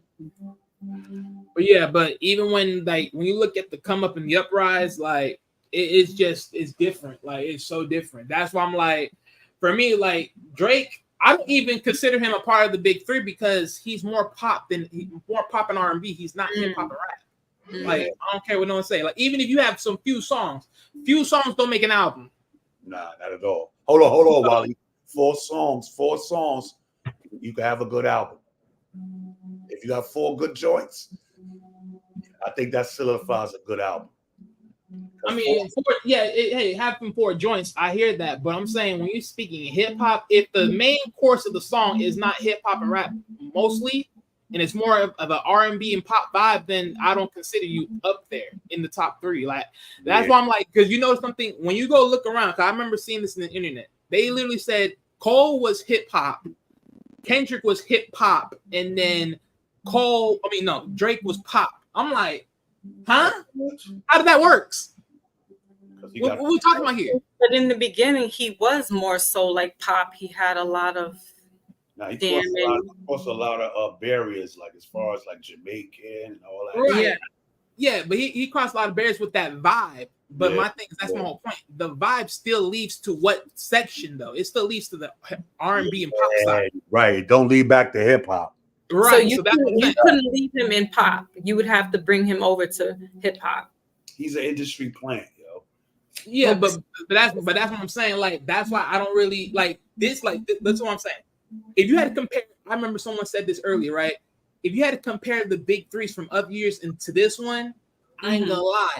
As much as I like Kendrick and Cole, I have to say their big 3 is worse than the rest because everyone else's big 3 or big 2 was literally straight rap and hip hop. Hell yeah, and it was very personal. So I just couldn't really like co-sign because it's like, yeah, look, I love Kendrick, I love Cole, but it's like unless you replace Drake, it ain't really much of a respectable big 3 of rap and hip hop. Yeah, but when did we have 3 people battled against each other? That's crazy. And besides, we over here gonna pay some mind to a rap battle when you know one of them has a ghostwriter. Like, really? Yeah. Hey, look, I understand. All fair in love and war, right? At the end of the damn day, you in the street, and you see a freaking glass of a beer, and you pick that up and you whack a nigga. Hey, by all means, but at the end of the damn day, I'm not motherfucking raising this. I'm not looking at this like this is real competition. Like, granted, hey. Yeah, there's rapper behind the other rapper. Okay, cool. All right, fine. Y'all want to make it this way? Go ahead. But I'm telling you this much. You trying to tell me it takes 20 niggas against one person? Really? This is how we can do it? God damn, you need 20 people to beat one person? God damn. Oh, don't forget the AIs too. You need AI too. God damn. You need all that for one person. God. You making this more popular than what it is. That's that's why you're way bigger than you were to y'all, man. 50 niggas to fight one nigga. Come on. You bring that just means that person's whack if they got to do all that. And that's what I'm saying. But you got people on the internet. Some of these people out here talking about, oh, well, Kendrick verse was corny. Oh, that's like a nerd motherfucking doing the diss. I'm like, what the fuck are y'all talking about? One track like, don't get me wrong. I can see that you can like some of the bars you'd be like, man, what hasn't been said that Kendrick said that hasn't been said already? And I'm like, hey, you know what? That's fair. But the way he's saying it though, come on, bro. Don't even dare. Don't do that. Don't do that. Don't do that. Don't do that. These ain't real hip hop artists. These ain't real hip hop fans, yo. You know what I'm saying? Exactly. They just listen to the vibes and shit. I'm like, that's all y'all listen to. The vibes. You're not looking that's at all you care about. Yeah. You real hip hop. You going into what he did, how he did it, why he did it. Okay, I respect this man. Come on, you just listening for a jump off song like Ballin'. Looking for right, like song. So I'll say this, right? Like I heard one critique. They said, like, oh, you know, Drake, when he did his, he just went straight up in there. The beat was boom, boom, boom, and you know, he went in there. With Kendrick, it was like, oh, he went there like a little serenade. He came up there and smooth, and then he chipped it. But I'll say this. That song was 6 minutes, right? Mm-hmm. If I told you, okay, you told me he went from one moment to being one type of beat, flipped it to another beat, and then geared it up to another. What are we talking about here? you pretty much hit a nigga like in 3 different parts. Yo, what are we talking about? 3 different realms, nigga. We started off slow, then like, picked it up. Exactly. Like, what we talking about? Yeah, like what you want to do? And then to top it off, like, let's keep this, but the allegations, you over here talking about, okay, this nigga talking about, oh, well, how's your money looking when it comes to you being signed to someone else? Really? Okay, so you want to talk about me? Okay, well, let's talk about you. You signed to another nigga, signed to another, signed to another that signed to that nigga. Like, no, don't do that. Don't do that. Don't do that. You want to talk about what I'm signed to? What about you? Canadian niggas, y'all don't like California. Y'all can't even come over here. Don't make me make you can't come over here because Kendrick, he can make him not even come over here. You won't be safe in LA if you talk that shit, nigga. Right. And think about it. He like, okay, here's the other part. You were going about pushing a P, right? And then he talked about, he even mentioned the Pharrell beef. He's like, you need to stop worrying about pushing a P and start pushing a T, because you better off swinging around going back at him than coming at me. I was like, oh, because you know what? Right. It's funny because think about it. If you can't body him, what you think you're gonna come body me? You ain't gonna do it. And Pusha T is nice. Pusha T is the truth, yo. He won't even touch Pusha T. So that's I'm like, exactly. He will not go back. Like literally, the last time Pusha dissed him, he did not reply. He did not reply. Not at all. And Pusha he walked away. He walked away in silence. I'm like, okay, you about to walk away in silence the same way. Wow. And then it was even to a point where it's like, what else he said? He tried to censor. Literally, he tried to censor the Like That record.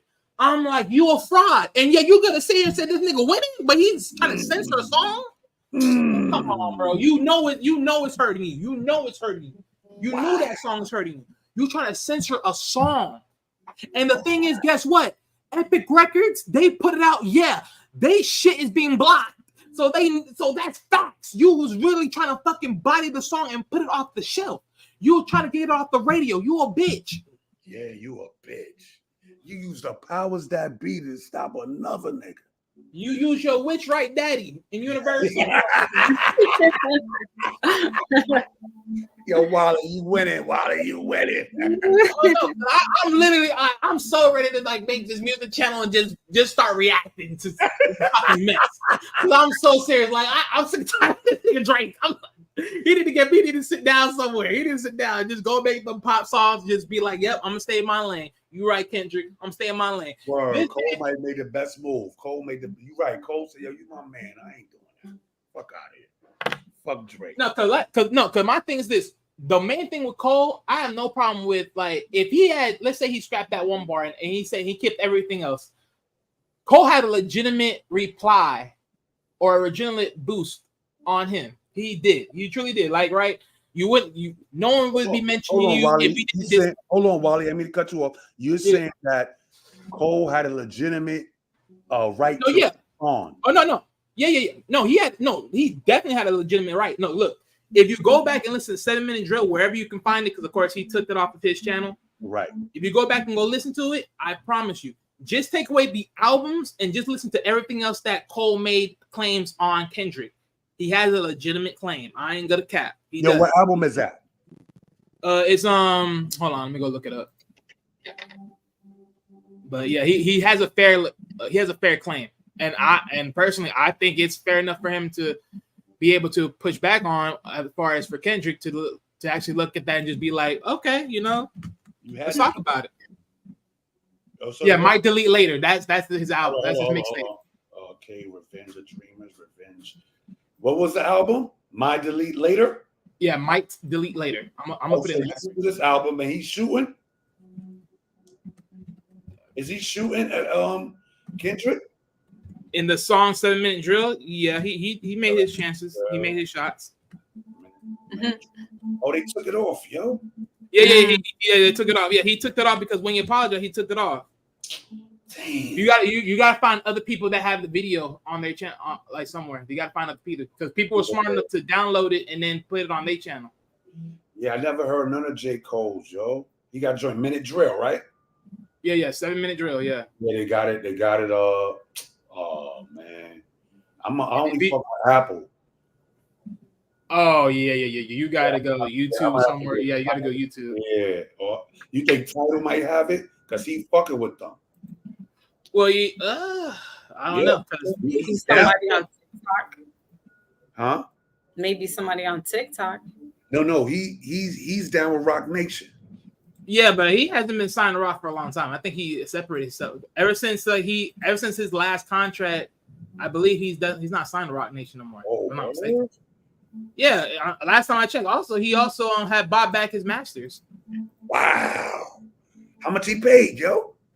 No, I gotta go look that up. But I'm pretty sure he paid. He paid a pretty penny for his shit back. And anytime somebody gets their masters back, it's always a problem. Yep. So yeah, he paid a pretty penny. Let me see. Yeah, hold on, Wally. You saw this nigga Puff. Oh, look. You saw he was trying to give people his artists their masters. Yeah, but $330. Yeah, and that's that bull crap. And you can't say nothing about Bad Boy. Yeah, but see, that's the reason why I don't care if he did give him back, because by the time you gave it back, it's not usable. So pretty much you already suffocated the songs and everything else. No one cares to use it. So fuck you. That's how I look at it. Unless it's like 20 years from now. There's only one winner out of this, man, and he's from Harlem. And that's Mace. Only one winner, yo. I mean, yeah. I mean, if you're looking at it from the side of just, telling it for what it was as far as the truth, yeah. But other than that, he ain't fucked up and he ain't dead. Oh yeah. You feel me? He's the only sole survivor. He's from Harlem. My cousin just told me he went to the same high school too. Because I'm from Harlem. So I feel we winning. Harlem is winning right now. Yeah. Yeah, but Ultra Instincts, yeah, man. He was really sending out cease and desist letters. He was really sending them out. He was scared. He was scared of the push. He is scared of the push. He is petrified. Well, hold on, Wally. Did you see the Tubi joint? What about it? Did you see it? The Tubi, like I know about Tubi, but I don't know exactly what you were talking about. On the TMZ. Downfall of Diddy. Oh. Yeah. I'm gonna check that out. Yo, I just watched it an hour because he just told me I just watched it an hour ago, and they got your man. What's that dude named D? What's the guy that was married to Faith? Oh, Kendall. Sugar J. That's his name? Oh, Stevie J. Stevie J, yeah. He the only one in the mansion in Miami when they raided it? That's what I wanted to ask you. Oh. He is on TMZ like, no, 50 lying, they mad. Buff ain't Listen. Why you was in the Miami mansion dolo? But no, listen, this is what I wanted to ask you before we went on live. I seen pictures with Stevie J, and he was sitting next to Biggie and Faith, right? Because he was like doing like the machine. He was like mechanics there. The producer. He was one of the producers, right? Yeah. So I'm like, all right, so that didn't raise flags too much because they're all together and stuff. But everywhere they went, he's right there with her. He married her. No, I'm getting to that point. I'm sorry, man. But no, but he did. He eventually and they got married and stuff. But you could still feel like she's not in love with him like that. I feel she just is comfortable with him because he's been around and seen a lot of things. But I don't really get that there's genuinely love there. Nah, they divorced already. Of course not. Yeah. That was the industry. You know how they had these industry relationships? Some of these joints are paid for. A lot of people just do that just to keep us in tune. I'm telling you, it's a magnet to keep us in tune. Like the rap. Yeah, and you gotta think about it. Around the time when they got together, it was all for that TV show, Love and Hip Hop. Right. So they might have been looking for that was just more entertainment. Yeah, they was probably looking for a sequel, and the crackers ain't pick them up. Oh, let's get married. But there's no way in hell, if my husband's got beef with somebody else, that I'm going to go sit over there with them, kiki, laugh it up like nothing. 20 years later, we still kiki, like this guy, this Jamie J or whatever the hell his name is. There would be no way he's going to be talking with me. Because I'm like, you dabbled on both sides. And I don't know, Faith, she seems oblivious. Huh? I don't know. Stevie J was always a soldier for Puffy. He always was. I don't know. Like always a soldier. He's now always. talking on 50 Cent. Yeah, like you going after a nigga that's already changing the game for our culture. Them shows he got is changing. Yep. The Hey, game. 50 Cent finally got his studio too. That was up. Word. Look to Changing him. the game, yo. You can't even talk about 50 Cent, my nigga. He changing the game. He got the best shows on fucking TV for black people ever right now. Yep. You know what I'm saying?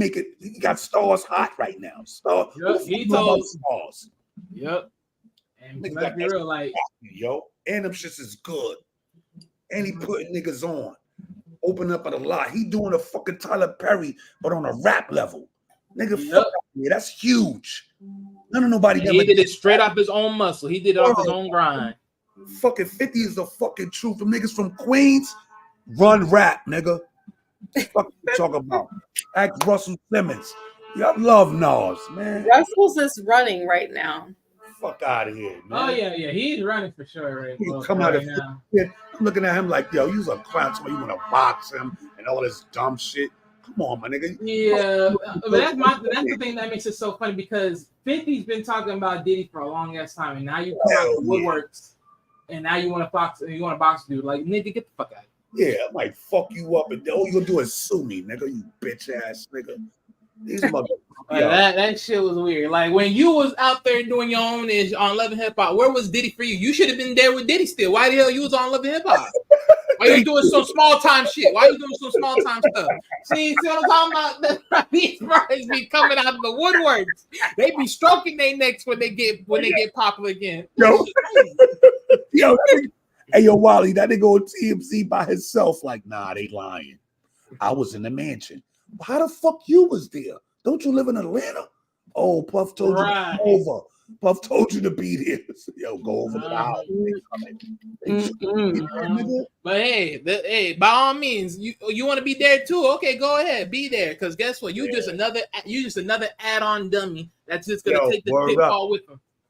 You know what this is like, Wally? When Pac got shot and Big was like, damn, he got shot again, like thinking he gonna survive. And he didn't. That's how Stevie J is. Oh, this nigga done did a lot of shit and got out of it. Word. Right. Might not make this one, my nigga. You want to go down with him? Stupid. You on fucking TMZ? You's a clown, my nigga. You supposed to be in Y'all niggas gonna sing eventually. All y'all niggas gonna sing eventually. Y'all niggas gonna sing eventually. Exactly. Yeah.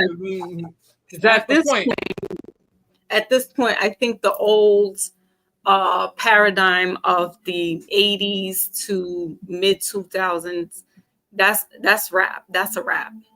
Because now what we have is the alphabet boys who has infiltrated, and your genderless and your fluidity-esque, and you know that tapes, that hardcore type rap that we had, they want to get rid of because they want to get rid of the masculinity. They want you to be like a. It's so crazy how that happened. It's like a 180. It's like.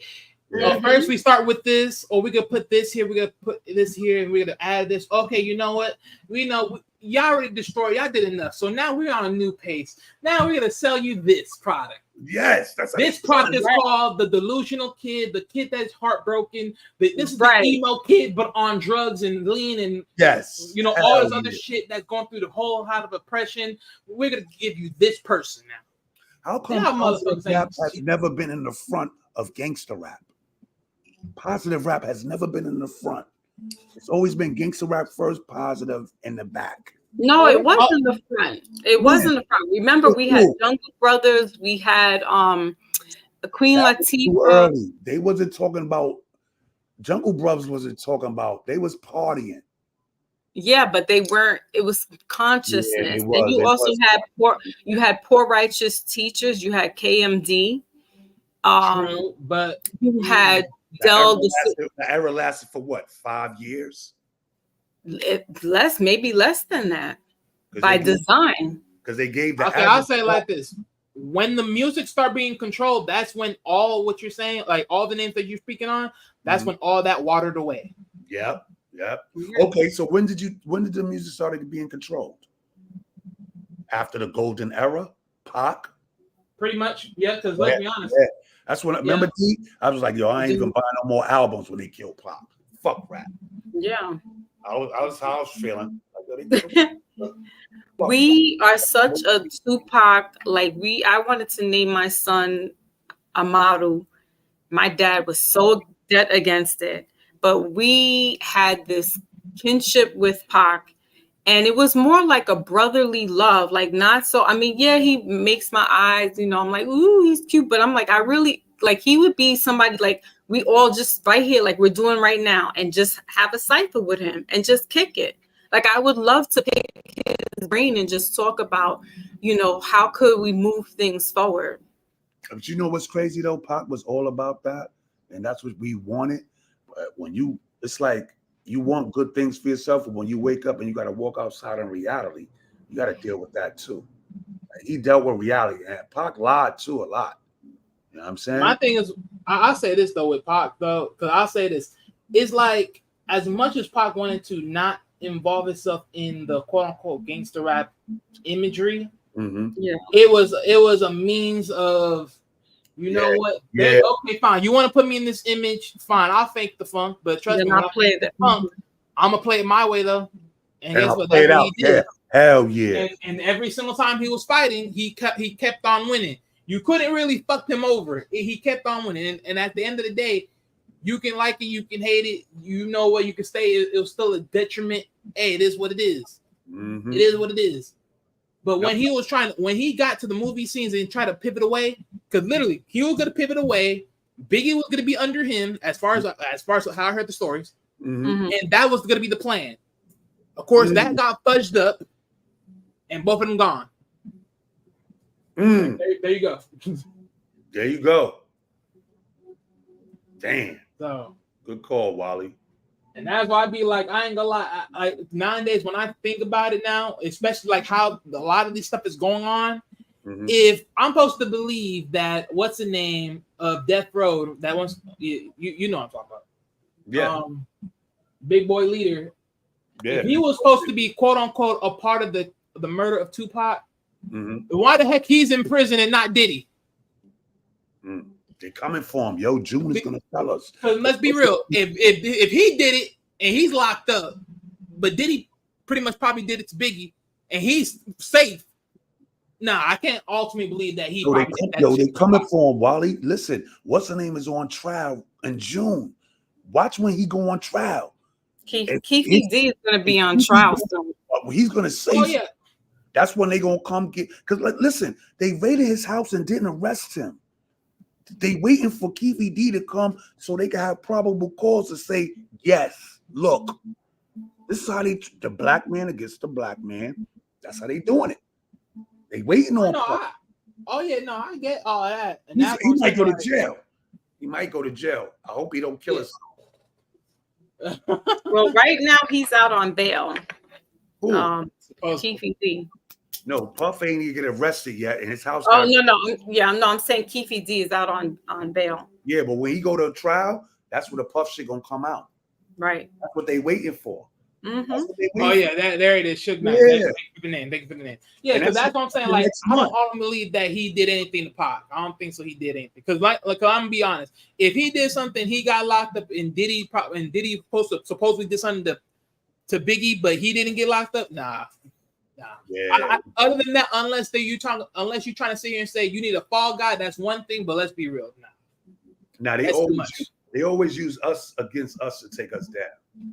Or ever since Martin, Malcolm, everybody's inside, it takes us down. So yeah, we all know that. Yeah. But even the inside job wasn't really like I'll say, like, even with the X, like that, like even if there was a slip of an inside job. Because the fact that they did have weapons, but we all know that was an outside job. Hey, man. They had a motherfucking agent.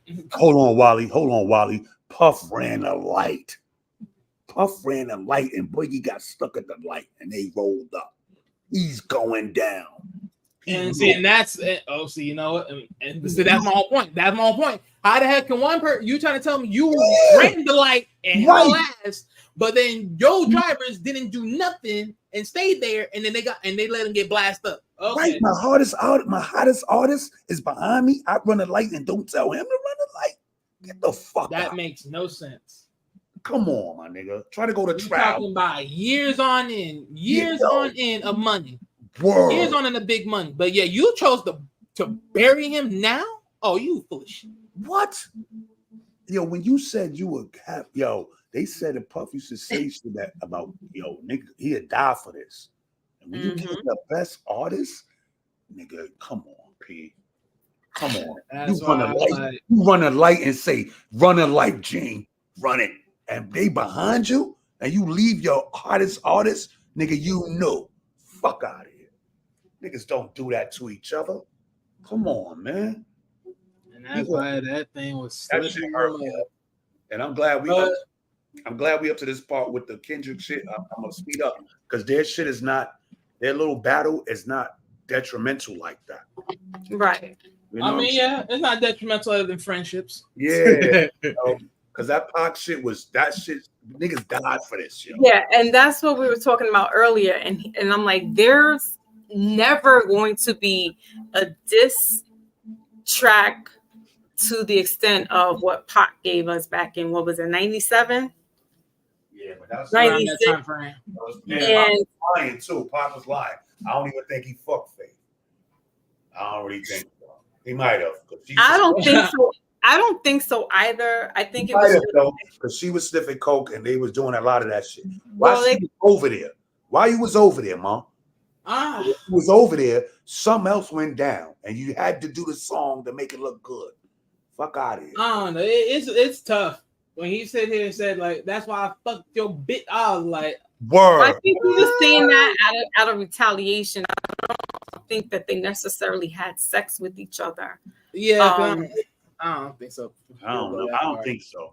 I think it all depends. But it sounds crazy, like when you hear somebody come on and they start doing they getting in and they rapping, and then all of a sudden your mother's bald headed.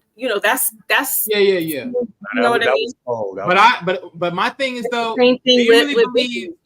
Right, but do you really believe that "Hit 'Em Up" was Tupac's best diss track? No. Hell yeah. I mean, no, because there was another diss track Pac had. It was in Against the World album. I think honestly, when you really think about it, that's actually a little more better a little bit. Hold on, what's the name of it, Wally? Hold on, let me go look it up because I think "Hit 'Em Up" was so direct and it was fire. You know what I'm saying? Because you had to dance to it, but you was like, damn. You said it was disrespectful. Yeah, he said that's why I fucked you, you fat motherfucker. Take money. Oh no, yeah, that is true. Right? My only fuck the click and the bitch you claim he going in. West say you claim you the best fuck for life. Yo, Puffy some bullshit. You know what I'm saying? He was going in. Woo! Oh yeah, no, as far as what he said, that was for sure. But most people will say, that's the ultimate diss take. I don't care all the time. It's really like pick and choose because like, but I'm saying like, because let me see, hold on, because when we heard this, I was in senior year, and my boys came up to me with the tape and was like, "Yo, did you hear this shit?" And I'm like, no, I haven't got. I just walked to school. I just got onto the sidewalk. They were like, "Yo, they played the shit in the boombox for me," and I'm going bananas. Right. So this is the song. It's called "Against All Odds."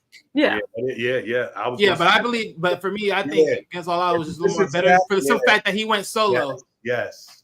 If you listen to that, that's something we get the next time too. Because he went against a lot of people. He was talking about Stretch too.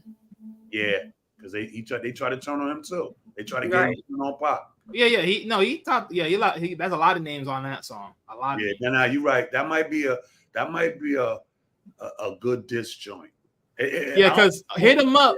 Because one thing with Hit 'Em Up was he had a future with his homeboys, aka the Outlaws, and that was pretty much all for Bad Boy Records and then Mobb Deep.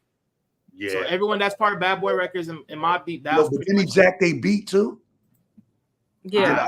That I don't know. Ice Cube. Yeah, he could show you how to jack a nigga for his beat and rock it, right? Oh yeah. Okay, so my brother Smitty's in the building. He jacked their beat, and he did. That's why I say that's more of a solidified diss song, because he jacked their beat and then spoke shit about them. Right. You know, and what better way to do that? Like if me and Wally, you know, we got a song together, and here go husband Foxy with his little stuff, and like, you know what? I'm gonna use they shit, and I'm gonna talk shit about them. Yeah, like that's ultimate. Like that's the best. That's the best. But Drake fucked up when he brought a dead man alive, and then he stole Snoop's voice and wrote the rhymes, and he didn't even write it. But the song was good. Is it that new one with the AI bullshit? Yeah. And Tupac's people came for that and said, "Bitch, take that shit off." Word up. Oh, give me that money, nigga. Give me that money, yo. He shouldn't have. They really sent a cease and desist for his ass, and he was like, "Oh, yep, take it off site, take it off site, get it."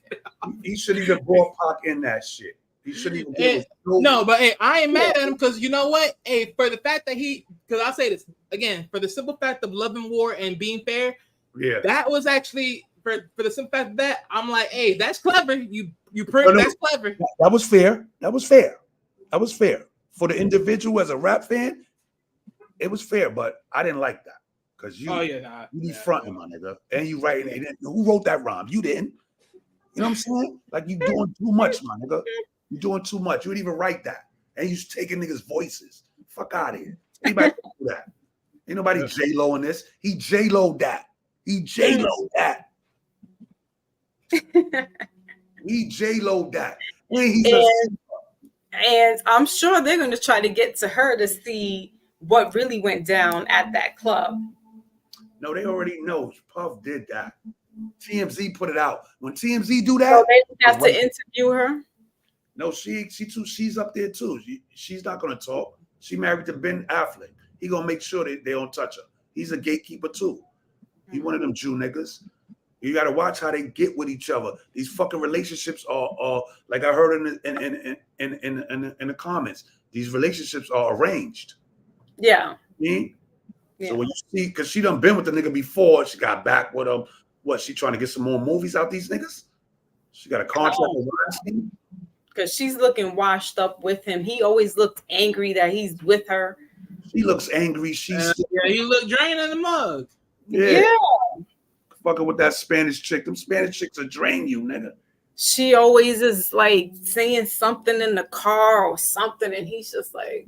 She That's why I'm like, the fact that he turned around and swung back for the second time, I'm like, nigga, are you a delusional? You already know what it was the first time. What makes you think this is gonna change? Right. Yeah, that he might be the gatekeeper. They got some power because you know he's a Jew, and she can't get no further than him. And he got power in Hollywood, and she keep coming out with these bullshit movies, but I'll watch them because she's from the Bronx. From the Bronx. Yeah, you know, I fuck with J-Lo because she's from the Bronx and she did it, but I see she really on Will Smith status type shit, yo. I don't support him nothing. Yo, and look at that's another mother. Hey, yo, that's another. Hey, yo, look at that nigga Martin Lawrence. He is looking like he's sick. Something's going on. Yes. Yeah. You know what I'm saying? And we got to forget Martin been in Hollywood since what's happening now. You understand? And look how far he came. And look what happened to him after Blue Chip. You know what I'm saying? Dave Chappelle said, yo, he had a stroke, but he said that was the best sleep of his life. Yeah, and that was a couple of years back. He was running down Hollywood, told me they trying to kill him. Yeah. I mean, he may be having a Arsenio Hall, and he was talking about how when he got rich and he came back to the hood, how people was treating him. And he was talking about how he was trying to get, next thing you know, he's a target. And Martin Lawrence survived it. He may be having some like aha moments there and just realizing how he can, you know, play this game out the long way, because now Cat Williams is the top dog in church. I'll tell you right now how he's playing it really well. It's called being quiet. Yes, don't say nothing. Literally. It's called being quiet. He put himself on the shelf and is like, hey, Yes. I'm living my best life. It's called being on the sideline. I ain't saying nothing. I don't want to hear nothing. I'm cool. You know, because Bad Boy is his movie. He wrote that and he brought it to them, and that's why he's staying quiet. Because look, that shit is they going to another 4. They about that 4. Yeah, so that's more money. Let me shut up. Because I'm looking at this thing. He ain't funny no more. I seen him on the fucking the Martin reunion. He was just like, and I'm like, damn, this nigga look like a fucking clone. Well, that's like what Ultra just said, that the new Dave ain't like the old Dave. And I had said this to my son this morning. Yes.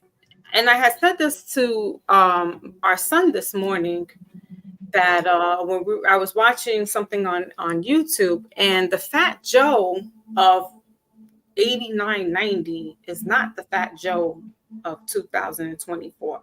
Like, right, just like Gucci Mane ain't the Gucci Mane of yesterday. Yeah, right. Yeah.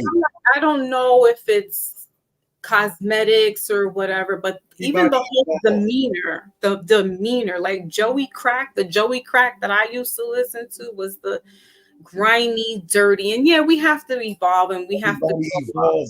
Everybody evolves, man. No, that's what I'm saying. Yes, we have to evolve and stuff like that, but I don't trust this new Joey Crack.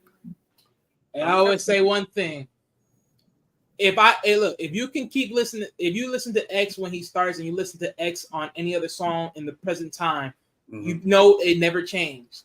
Never. That's all I'm saying. It never changed. That was yo, man. That was my man too, man. He was a good dude. Oh man, yeah. The last song I heard him on was God at the same time. He was dealing with the devil and God at the same time. Yep. At the same time, he would speak. He would in the daytime he would be the God, but at night, the devil he would fight with him. Even his last documentary. They lost him for 4 days. And when he came back, and then he died. You know what I'm saying? Yeah, so it's like he was the realest one. He came right after Pac. He was just as real as Pac was, yo. Mm-hmm. Yep. It's sad they never got to battle each other. Or never made a song with each other. Yep. This is a shit. That was the only thing. Because literally, when you think about what DMX done in his career, it's up there with Pac, what he was doing. It is. It literally is. The amount of things that he was selling, his tracks, all that thing was up there. I'm like, opened the door. DMX walked in. That's a clean go for them. Pac opened the door. DMX walked in. Everybody tried to come in behind him. DMX got some good movies. Yep. Actually, and you gotta think about this. When you hear people talk about what DMX was doing, every sometime when this man be out there on shows, bro, he always got the crowd electrified. It was on a whole nother tier. Right. It's like, bro, you ain't bodying whatever he's doing on the stage. It's like, God, word, you can't fuck with that man. That man was the truth, yo. And a lot of people would do comparisons with the two, and I'm like, there aren't the comparisons. Besides that, DMX brought this totally fireball energy when he came on, and then he was a sweetheart. He was my thing is with Pac and with Pac, both of them two were like they're pretty much night and day. That's all it is. There you go. It's night and day. That was nice, yo. Yeah, and so like consider the two, like which one? And I'm like, I can't because they are two different. Yeah, that's night and day. Calibers. Yeah, you can't do what you can't do. But I think the only night of the day. Right, because I think the only problem is like when you think about it, you will see Pac. He'll talk about a lot of the community and everything else. But with X, he's the type of person like. If you ever get involved in the ish that I got involved, I'm the type of person that can let you know, yeah, you're gonna go through hell fighting back and forth with all your addictions and everything else. He was community. He was the community. Right. So like when you think about it, it's like both these guys are in the same realms of everything, but they just can't, they talk about it differently because like Pac was like the one, like he understands, he sees things and he's talking on it. But X was the one doing the stuff and involved in prep. Right. And seeing it as he's doing it. Like, right. So it's like, yeah, they it's a was pick and different choose. realms, man. That was different. Yo, Wally, that was a good one. That was good. Yeah. That is. Because he was actually out there getting high and living it, going there, studio, bodying shit. Right. Movies, bodying it, getting high, doing what the fuck he wanted. You know what I'm saying? Pac got caught up in the gangs. Yeah. That shit was And sad. it's something very similar because I'm reading What Archer said. yeah, but I'm reading a book that was Ja Rule was a clown. He was a fraud. yeah, he was like what they call puppet. The only way he would be saved if he took beauty that queen. Fast and Furious movie, which he did. But hold up, he did have an era. He had a good era. That music for that era, he had a good era. They was rocking, but he had a good era. He didn't make an impact. He followed. The fucking every beef he had, he lost. Yeah. Every beef he had, he lost. 50 Cent shot his whole career down. That was the first career that ever got dead. That was crazy. Yep. Hey, you ain't lying, bro. You're not. That was crazy. And his era was rocking. His era was rocking. Nigga 50 came through with that. It's your birthday. Oh my God. Go shorty. Go shorty. Oh my God. Then he started talking about early 2000 was booming for sure, boy. Right, yo. It was good growing up as a kid listening to those songs for sure. Absolutely. Now, what do you guys take on the fact that 50 has gone down to Shreveport, Louisiana, and opens up a that's big commercial? So the way I look at that as business, because you gotta also think about it, right? The way how Louisiana system is and business system, so you gotta think about that. Yes. When you think about it, so that's one thing. And I think 50's smart enough to know, hey, look, he looked at all his options and been like, okay, what is the safe place for me to land my stuff? Put it here and be like, I don't even got to be bothered, let alone touch. Because you got to think about it. Louisiana is not like a big popular place. It's a low down area. So he's, it's nice and quiet, able to think, don't have to really worry about too much people. So yeah, he picked his spots right. Yeah, the right thing, and it's more melanated people. I'm sure the cost of living, the land might be cheaper. Yeah, I'm just worried about it being over flooded with the way things have been down there. I hope that he gets some kind of secure he's employing the community. He's employing the community too. A lot of people will get jobs out there. Fucking with that. Yep. Because if you're someone in the fillers, yep. A lot of hood movies gonna come out of there, yo. A lot of hood movies. You gotta look the part. Yep. Yes, he's doing. He's uplifting the culture right now. 50's the only nigga. Him and Nas. Everybody Jada Kiss, Fabulous. I love them niggas. You see Jada Kiss, they got their fruit shit, their stores. They you got rappers that's really trying to help the community, yo. My only one thing with Nas is if that story is true about Big L, that's my only problem with him. That's my only problem. Hold on, Wally. Go to the story. What's the story? Hey, I'm just saying. Allegedly, but I'm just saying that's the only. Wally, do that. That's my only. Hey, look, Wally. I knew Big L. I'm just saying. That's my only grip. That's why I said if. I didn't say for sure. Don't tell me what you know. Oh no. Hey, I don't know, but I'm just saying. That's why I said if. If that story is true. What story you talking about? And cause from what I heard, as far as the video, cause I remember seeing this video a little bit way back, but they said like the whole Big L situation. Pretty much everything that Big L was or supposed to be was everything that 50 that Nas is right now. So everything you think about Nas, Big L is supposed to be that. So now that's why I'm like, and hearing some things. Hold on, Wally. Hold that's on. Nas comes from a musical background. Big L was from the street. Well, I understand that.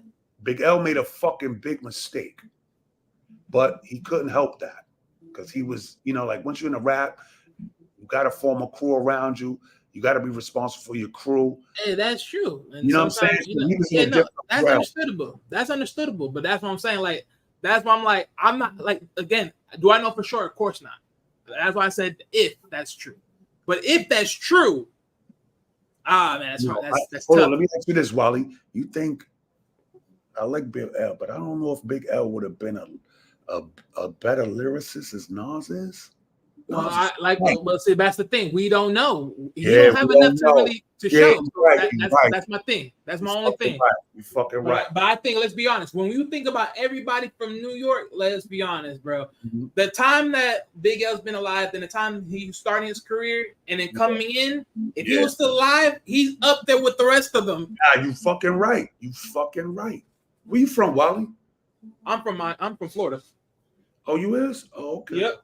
I'm from the South. Oh, no. Well, hold on a second, fellas. I want to bring up, because I have another distinguished person, and this is my brother Maybach. Wally knows he's a resident here in Foxy's world. But brother Maybach, you actually are going to meet Foxy's husband. So I just want to introduce to you guys. It's much love, and I will go ahead and let him in. Maybach, what it do? Salute, man. Salute. What's up, Foxy? How's everything? What's up, baby? How you going on? What's going on, brother? How y'all doing? So hold on. So that's your husband right there? Yeah. Salute to you, King. Salute to you, King. Salute to you. She got Wally. That's why he has his name Husband Dre up there. Okay, got you. So hold on, Wally, man. I heard you was talking about my boy Nas, man. I didn't get to hear. I didn't get to hear. I was backstage. Yes, baby. All right, yeah. Nah, look. Hey, like I said, there's a particular story out there. I'm not saying this is true, but I'm just saying there's a particular story out there. I'm at the re-up and then make sure I listen to the killer first. But there's a story out there saying everything that Nas should have been Big L. Okay. Hold on, Wally. We couldn't have both of them? Huh? Well, we couldn't have both of them? Hey, we could have. Hey, look, there could have been a different tone for sure. But I'm just saying that's what I've heard in recent passing. Now I probably gotta go re-listen to it again just to make sure. But that's what I'm saying. That's well, I know you know your history, so I'm not gonna doubt your information. But I'm glad that you. No, but you know it's all speculation. So you don't get me wrong. No, like correct. I'm keeping it speculation. I'm gonna say this though. I actually watched a video last night that exposed that what Jay-Z became was because he took the whole thing from Big L. So I was going to say maybe you got the story, maybe you got the artists mixed up. And you know that's fair. That's fair because like I said, that's fair. Because if you look at everything, and this video was basically so on exposing Jay-Z on how he uses people to get to that next level. Big L being one of them at that time. I thought the story that you was going to say. The first one, Maybach. He was the first. He was the first Correct. one that too. Correct. And remember too, Cameron was even rapping with Big L in them at one point in time. I think he was part of yeah, exactly. So everybody, if you want to put it in perspective, it's just like this is why I love old school rappers that, you know, the era that we come from, they actually pay homage to people before them. So Nas actually gave homage to Kool G Rap. If you listen to Kool G Rap style, if you listen to Kool G Rap style and you listen to Nas, it's just Nas in his own little way that tweaks the style. You get what I'm saying? And add his own little sauce to it. But when you listen to how he raps, it's kind of like, you gotta be like, oh yeah, that's Kool G Rap. I hear Kool G Rap. You get what I'm saying? But what I did see in the video last night, it also exposed a little bit of Nas, where Nas actually said in old interviews that he, I guess, was supposed to do a song with Big L, and he was scared of Big L. Like literally, he even said it out of his own mouth in the interview. Y'all can look this up. It's an old interview where he said, yo, the way Big L was rapping, he was basically saying Big L was ahead of his time. Yeah. You get what I'm saying? So a lot of people feared Big L. It's the same way how DMX, I heard y'all bring up DMX. DMX battled Jay-Z and won it. What they did is edit they edited the video and they put it out on the Blackout movie that Jay-Z did. You see what I'm saying? So, I mean, that's a known thing. All these stories is starting to come out now. All these stories that we grew up. Go ahead. No, sorry, real quick. Okay, yeah. Nah, I was slightly wrong because you know the story the video I was talking about. So I did remember that. Yeah, the Nas part that you said, right? He was feared of Big L, but correct. Like you said before, right? Going back to Jigga more likely has something in hand to that. So yeah, you're right. That's a fact. Yeah, if you like basically, remember Jay-Z used to open up for Big Daddy Kane. He was rapping like Foo Schnickens. Yes. He was doing the figgity diggity and all of that, and then Reasonable Doubt dropped. It was like a whole different person, bro. He was taken from other people. It's the same way where he put Nas he made Nas like a verse, shorten a verse, and made Nas like part of the chorus. I'm out for dead presidents to represent me, dog. Yeah. He was idolizing these dudes. You see what I'm saying? So that's why, like, I got one of my Ace Bone Cool, day one from A1, who's a Jigga fanatic. And I've been exposing all of this about Jay-Z back then. Now he's actually saying, yo, you were right. You were right. You see what I'm saying? Yeah, Jay-Z used everybody, dog. So when people were saying Dame Dash was bugging, it's all coming out now. It's the truth. Yep. I told you, D, Harlem is winning for the rap culture right now. Yep. Big up to Harlem. Big up to Harlem. Harlem and Queens, 50 Cent is those are the ones that's winning. Cam and Mace, that little station they got where they tapping in ESPN, they're winning. We're winning right now with these guys. You can't fuck with them like that. Nas represented hip hop in the 50th with Yankee Stadium. That shit lasted from 4 o'clock in the afternoon to 2 in the morning. He bodied that. Jay-Z didn't even show up. Yeah. To me, he's a chameleon. His style, whoever saw, because I think it was Jazzo's style that he was doing, and that's what he was doing, that skippity pat. And then he changed it, and then he talked about button ups, and everybody followed him, and then he was talking about bottle popping and all that bull. Now he wants to look like Basquiat, the dead drug. The painter, the rainbow painter. Exactly. Correct. So, question to you, Brother Maybach, is what's this whole thing with Kendrick and Drake? Because I heard shots being made that he's not really black and things of that nature. Did you get a whiff of that? Yes, I did. No, but that is true. His mother is from the other side. Yeah. White. Well, who knows if that's what she really is? Yeah, who knows if that's what she really is? But she is a clear person. We don't call them white out here in Mass. We call them clear people, clear folks. Brother Maybach's from Massachusetts. I think this rap battle is weak sauce, man. I'm sorry. I'm gonna say this. Chris Brown's diss to Quavo is to me is better than all of these rappers rapping. I'm not saying Kendrick's first shot wasn't a hard hit.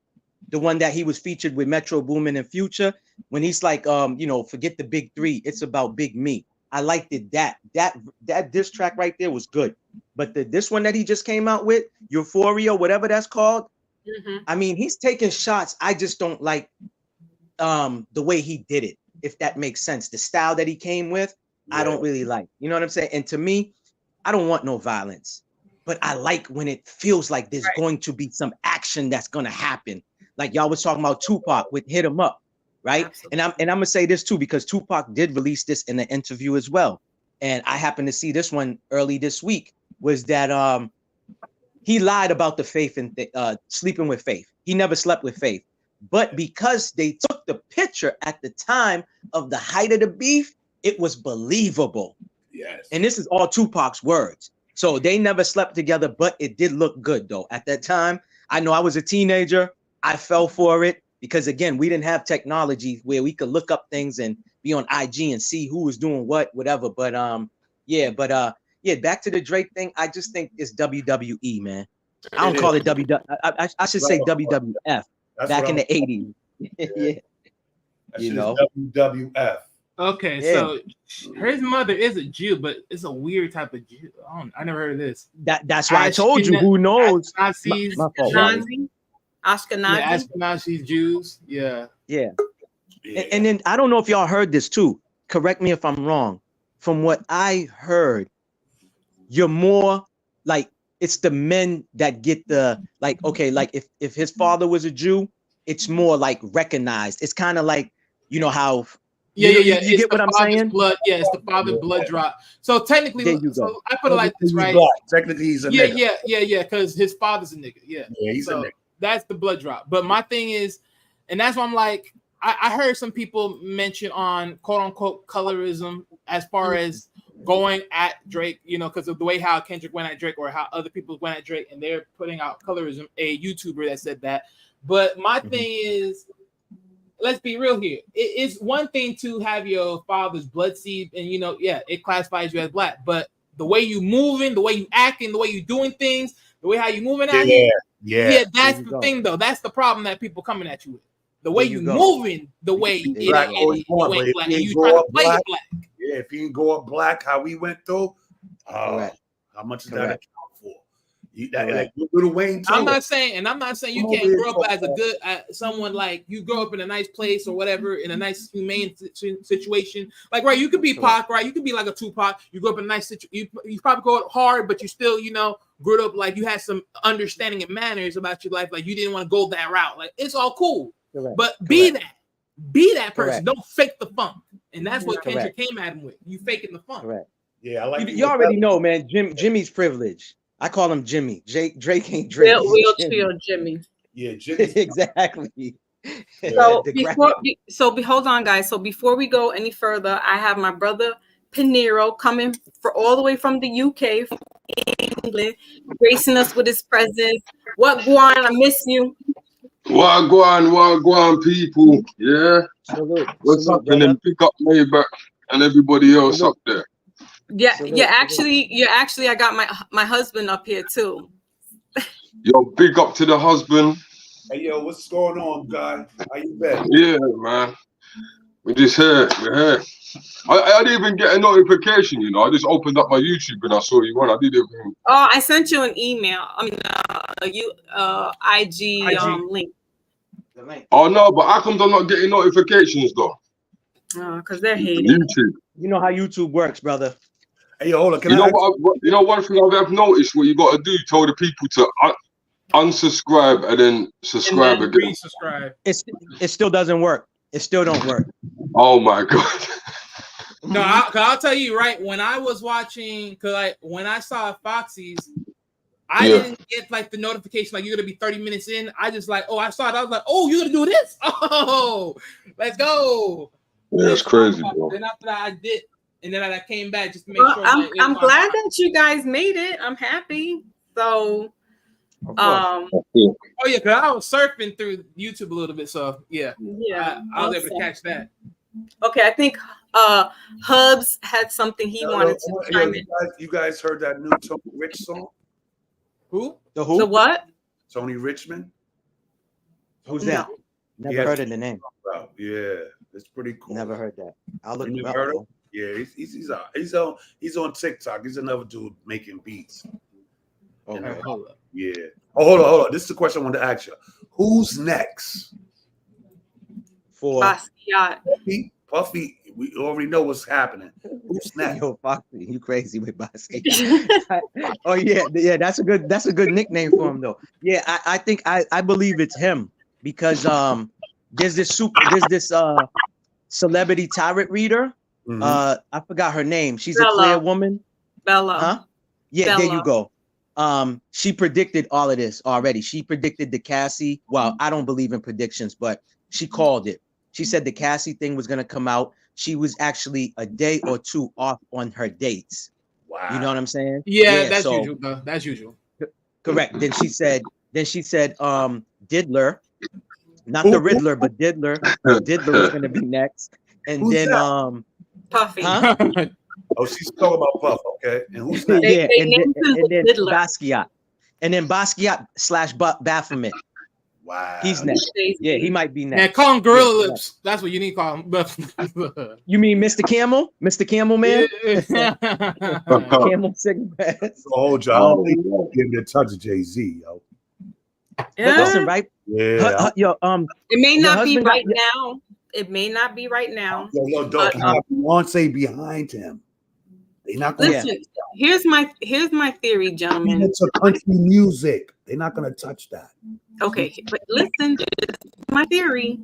Once the air clears and they get Basquiat, some rich white European man, like they did with what's this lady's name? What's love got to do with it? Right? That's what they did. They took all the white, they took all the black. Talking about Tina Turner's husband?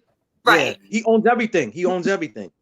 I A see where lot you're of going these with it. white men will do that in that case. So Beyonce might get swooped up with that type of billionaire living, in another country and not batting her eye about Jay-Z anymore. I see that can happen. Hey, trust me. I seen a video where someone said the same thing. They're gonna get Jigga, or AKA whatever you want to call him. I'm gonna call him Gorilla Lips. I don't got no other name. Get him out of there. Once that happened, Beyonce's gonna just walk away and be like, nothing ever happened. She gonna back. She gonna what? She gonna lower her head and be like, yeah, let me hit the curve. Let me ask y'all a question though, right? It's not even a question. Why is it that, right, the puppets always take the fall or get hit with everything, right? But the big wigs behind, that sits in the offices, the ones who's pushing the narrative, pushing the agendas, nothing happened to them because we already know the diddler was trained by who? The man who signed Clyde, right? Yep. Clyde, right? So he's known for doing stuff like that. The Mr. Interscope, he's known for doing certain things and stuff like that. So why nothing happened to these people, but the small ones always, get hit with the charges and stuff like that. I just find that funny. I think the Jews control the system. The Jews control the system. That's why. And the more you in there with them, you be good. He got because that's common sense. He got a good friend up in there, yo. I don't know who he is, but he got a good Jew friend. Yeah, but I think the main reason why that all stays the course because you got to think about it. The only way they're gonna get hit with anything, if anything, is the little guys got to be the one to turn their backs and be like expose them. But they're not gonna do it. They ain't gonna. Think about it. R. Kelly, R. Kelly could have been snitched a long time ago. He still has to do it. He was, and they silenced him. Correct. See what I'm saying? And then they'll silence you. See, it's either murder or death. It's like, it don't matter. I just thought of this, but if you notice, the guys that they really took down, R. Kelly, they wasn't family orientated, not married. You know what I'm saying? R. Kelly was fake married. Puff wasn't. Yeah. Jay-Z really about his family, and you know what I'm saying? So a lot of these niggas ain't really repping like that. Like Puff was just riding around fucking these little bitches and was fucking all type of dumb shit. No, but think about it. When he got Young Miami, what do you think that was for? Yeah. Right. They was giving him that. That was arranged. Man. Think about that was arranged. We all know that. And you know who blowing Puff up to? That white chick from Kennedy Kane. He was talking about excuse me. Oh yeah, she was exposing. You know, Aubrey's been exposing him. Yeah, she's clear. So they're gonna listen to her. And she Aubrey exposed him. Aubrey was been exposing him a long time ago. When he came after the band, like whenever they came out with their little thing, she was always, you seen how she always was given problems, and they made the narrative like she was a problem child, like, oh, you just stubborn, you're hard-headed, but in our reality, she was always standoffish for a reason. Now we see everything. But see, this is what I'm saying. I was a teenager in the 90s, right? Hearing all this stuff about the diddler. So it's not like a coinky-dink that the same stories are being said about him years later. You see what I'm saying? Now I'm over 45 now. I'm 47, and it's the same thing. So that's why I always tell people, man, where there's smoke, there's fire. You can't tell me everything's just a theory. That's You know what I mean? Stevie J, like, how the fuck you on TNT talking about, nah, these niggas is lying when this shit is about years of shit that happened, my nigga. And he's been with them from day one. Nigga, I was about to Yeah. say, correct. Until they sit him down on freaking Love and Hip Hop. Right. Yeah. Where were you then, my G? Wait, brother Panero wants to say something. Go ahead, brother P. I ain't saying nothing. Oh no, I thought I heard you trying to chime in. No. I'm listening. Okay. Go ahead. But look who y'all talking about that y'all want to be to stand up 10 toes. We're talking about Stevie J, the man that was doing beats for Biggie, right? Yeah. Married Biggie's ex-wife years later. So what's that telling you? So what's that telling you about his integrity? You see what I'm saying? So we can't expect these people that already did some wicked, evil stuff to get to where they at. You see what I'm saying? So I can't look up to somebody and be like, oh, why ain't he exposing anything? Why ain't he telling the truth? They part of it. Mm-hmm. See, first and foremost, I look at it like it's a deeper rabbit hole. We all know that. My thing is, when they came to you to give you the deal, you know what I'm saying? Like, why didn't you know you was gonna have to do certain things? You know what I'm saying? Like, come on, we know this ain't like, it ain't no more theory. It's not stories no more. These are all factual things that you have to do a little something strange for some change. We know that. You know what I'm saying? We know that. So once these people go, listen, man, it's just like Nori. I watched his show take off right when Prodigy died. Why I say that? Because Prodigy and Mobb Deep is my favorite rappers. Second is Nas, right? Then it's Rakim, whatever. Like, but I noticed the whole change. Like we see some of this stuff, like the transitions on how it's just the same thing where I'm not going to mention this rapper, but the rapper used to be a battle rapper.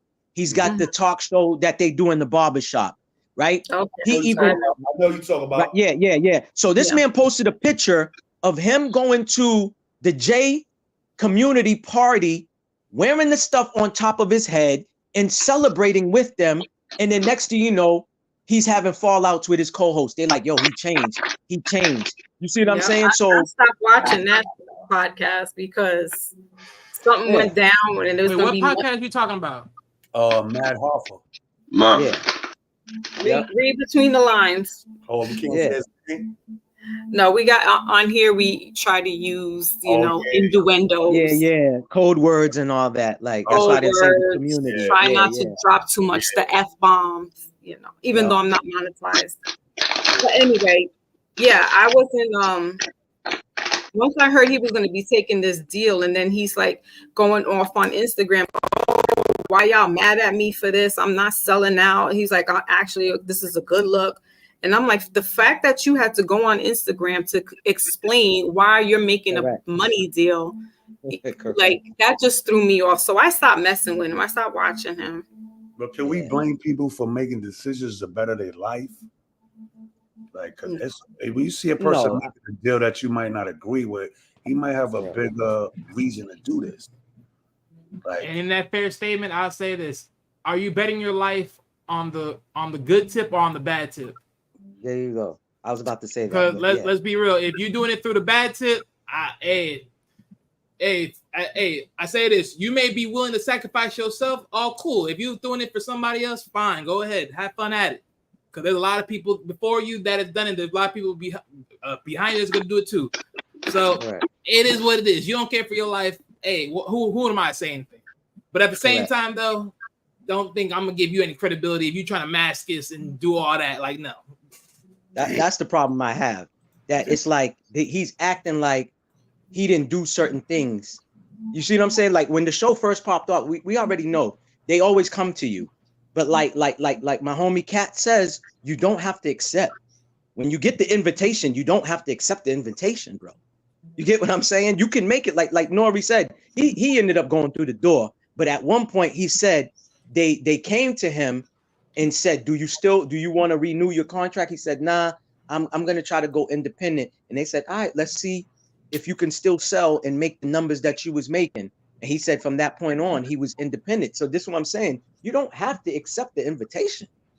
You know what it is, though? You know what it is, though, Maybach, yeah? What's up?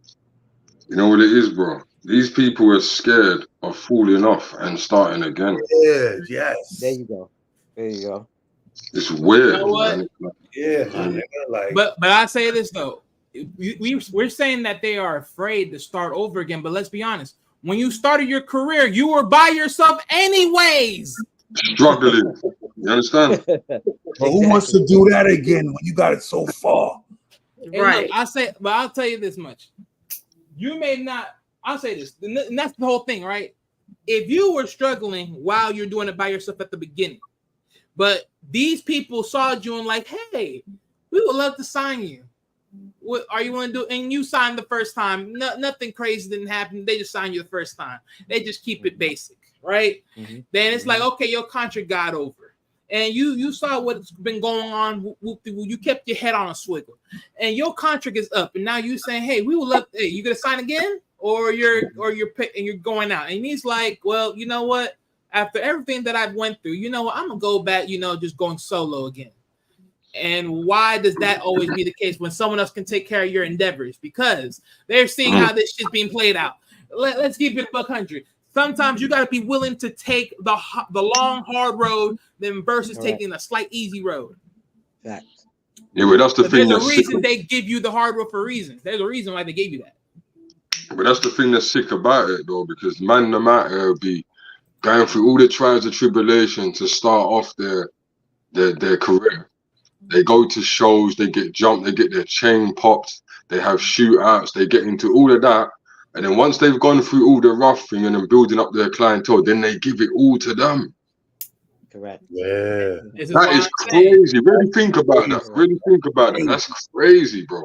And that's my whole point. That's what I'm saying. You having it, you starting over again, but literally having all on your own. Because think about it, when you now re-look at it and be like, man, I'm writing all these songs. This is my work. This is everything I have, and I'm giving away to you. I'm signing my songs away to you. I'm giving everything I put in this to you. Everything and then you when got, it's time for me to reclaim it, how much is worth again? Wait, what? Man, no, Exactly. I'm going independent. I'm going back independent. Screw that. So that's my point, Wally, because Prince talked about that a lot. Prince said that. He said when he was calling himself the Sign, that's because even his name, he didn't even own his own name anymore. That you know what I'm saying? So that's my whole point. So this is what I'm saying. At the end of the day, as far as I know, right, there's other stories out there, but the most glorified story that we know where somebody stood 10 toes is the Dave Chappelle story, right? Yes. They offered him the biggest contract at one point for, I think it's television. Let's just television. That's Comedy Central. Yeah, but he didn't say 10 toes though, because there was footage that surfaced of him wearing a dress before that Oprah interview. Okay. Yeah, I don't even understand how that works. I thought that was after. Hold on, when did he wear a dress? Listen, unless that it was CGI, yeah. Because obviously we all know. Hold on. We all know when he came back in it, when he was a bit older and all that in it. So this footage must have been before he went away. And someone found it. Someone put them both. Someone edited it and put it both together. I've seen it, bro. What was it? I've seen it. Like I don't even know what films it was from, but this guy was in a dress in 2 different films, or you know what I mean. So that really had me confused. You know what I mean? Do my homework on that. Yeah. Well, I don't think Dave Chappelle's shit was really about a dress. I think it was more control. If we give you it was because that's what he said. He said if he had signed, he would have never. He wouldn't have been a writer no more for all the skits. Control. Right? He couldn't do shit. Exactly. Basically, there you go. They would have owned everything. So the point I'm trying to make, right? Martin said this recently when they asked him for a reunion. It's the same thing that I saw a video last night where there'll never be a Friday anymore. That's because Ice Cube don't even own Friday no more. Wow. He don't own it. So the whole time they don't want to push it. Yeah. No, but go ahead. So he said the movie that this is Ice Cube saying this, the movie that he did with Kevin Hart where they was playing Atlanta police officers, whatever. I remember that.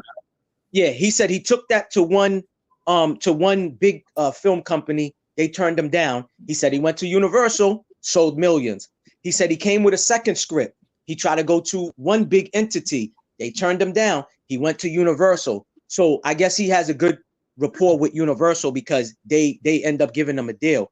But in the interview, the guy was like, "So we'll never see another Friday." And he was like, "Yo, I don't own it." He was like, he said the guy's name. He mentioned the big wig's name. He said, talk to so and so and ask him. And then the interviewer was like, "Hey guys, you know, let's try to get this guy to sell it back to Ice Cube." So this is my point.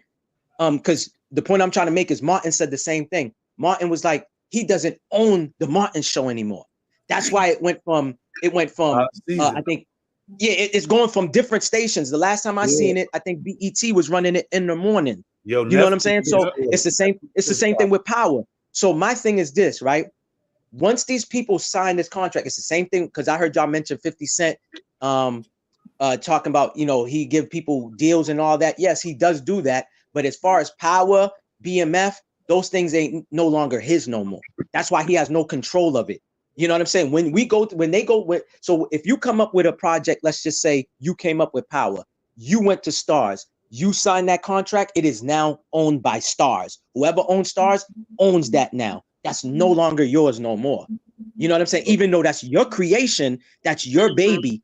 But you know what I'm saying? You created. He's not even finished doing this shit yet, though. I know, but he don't own it. That's why he got a bunch of. That's why all these writers. That one woman is really in charge of writing the scripts. He still has. Don't get me wrong. He gets a percentage, but it's not fully his. It's not 100% all his earnings. I'm gonna just end it with this, right? Let me say this, right? I'm gonna just end it with this. Jason Weaver, y'all can look this up. Thanks to his mother. His mother's super smart. They came to him for the Lion King, and they wanted him to make a song or sing a song for Lion King the movie. The mother, so they was gonna give him, like, let's just say 100 million up front, and it would have just been one check only. That's it, no more payout. His mother said no, and the mother ended up signing a contract to where his children's children, that's like 3 generations, will benefit from it. So my point is this. We got to know what we're worth, bro. At the end of the day, you know what I'm saying? I know people coming from poverty areas, you know, these execs coming to you, like, you know, Sexy Red coming out. Who's not to say that Sexy Red signed a $50,000 contract? It's looking like millions. She looks like millions of dollars, but she could have just signed a $50,000 deal. It's really, because Jim Jones broke this down at a summit. You really get paid on like maybe your second to third contract is where you're really making some money. Right. Well, of course, because they're not really going to push you on that until you actually can prove something. And until you can actually prove something, they're not going to pay you nothing really.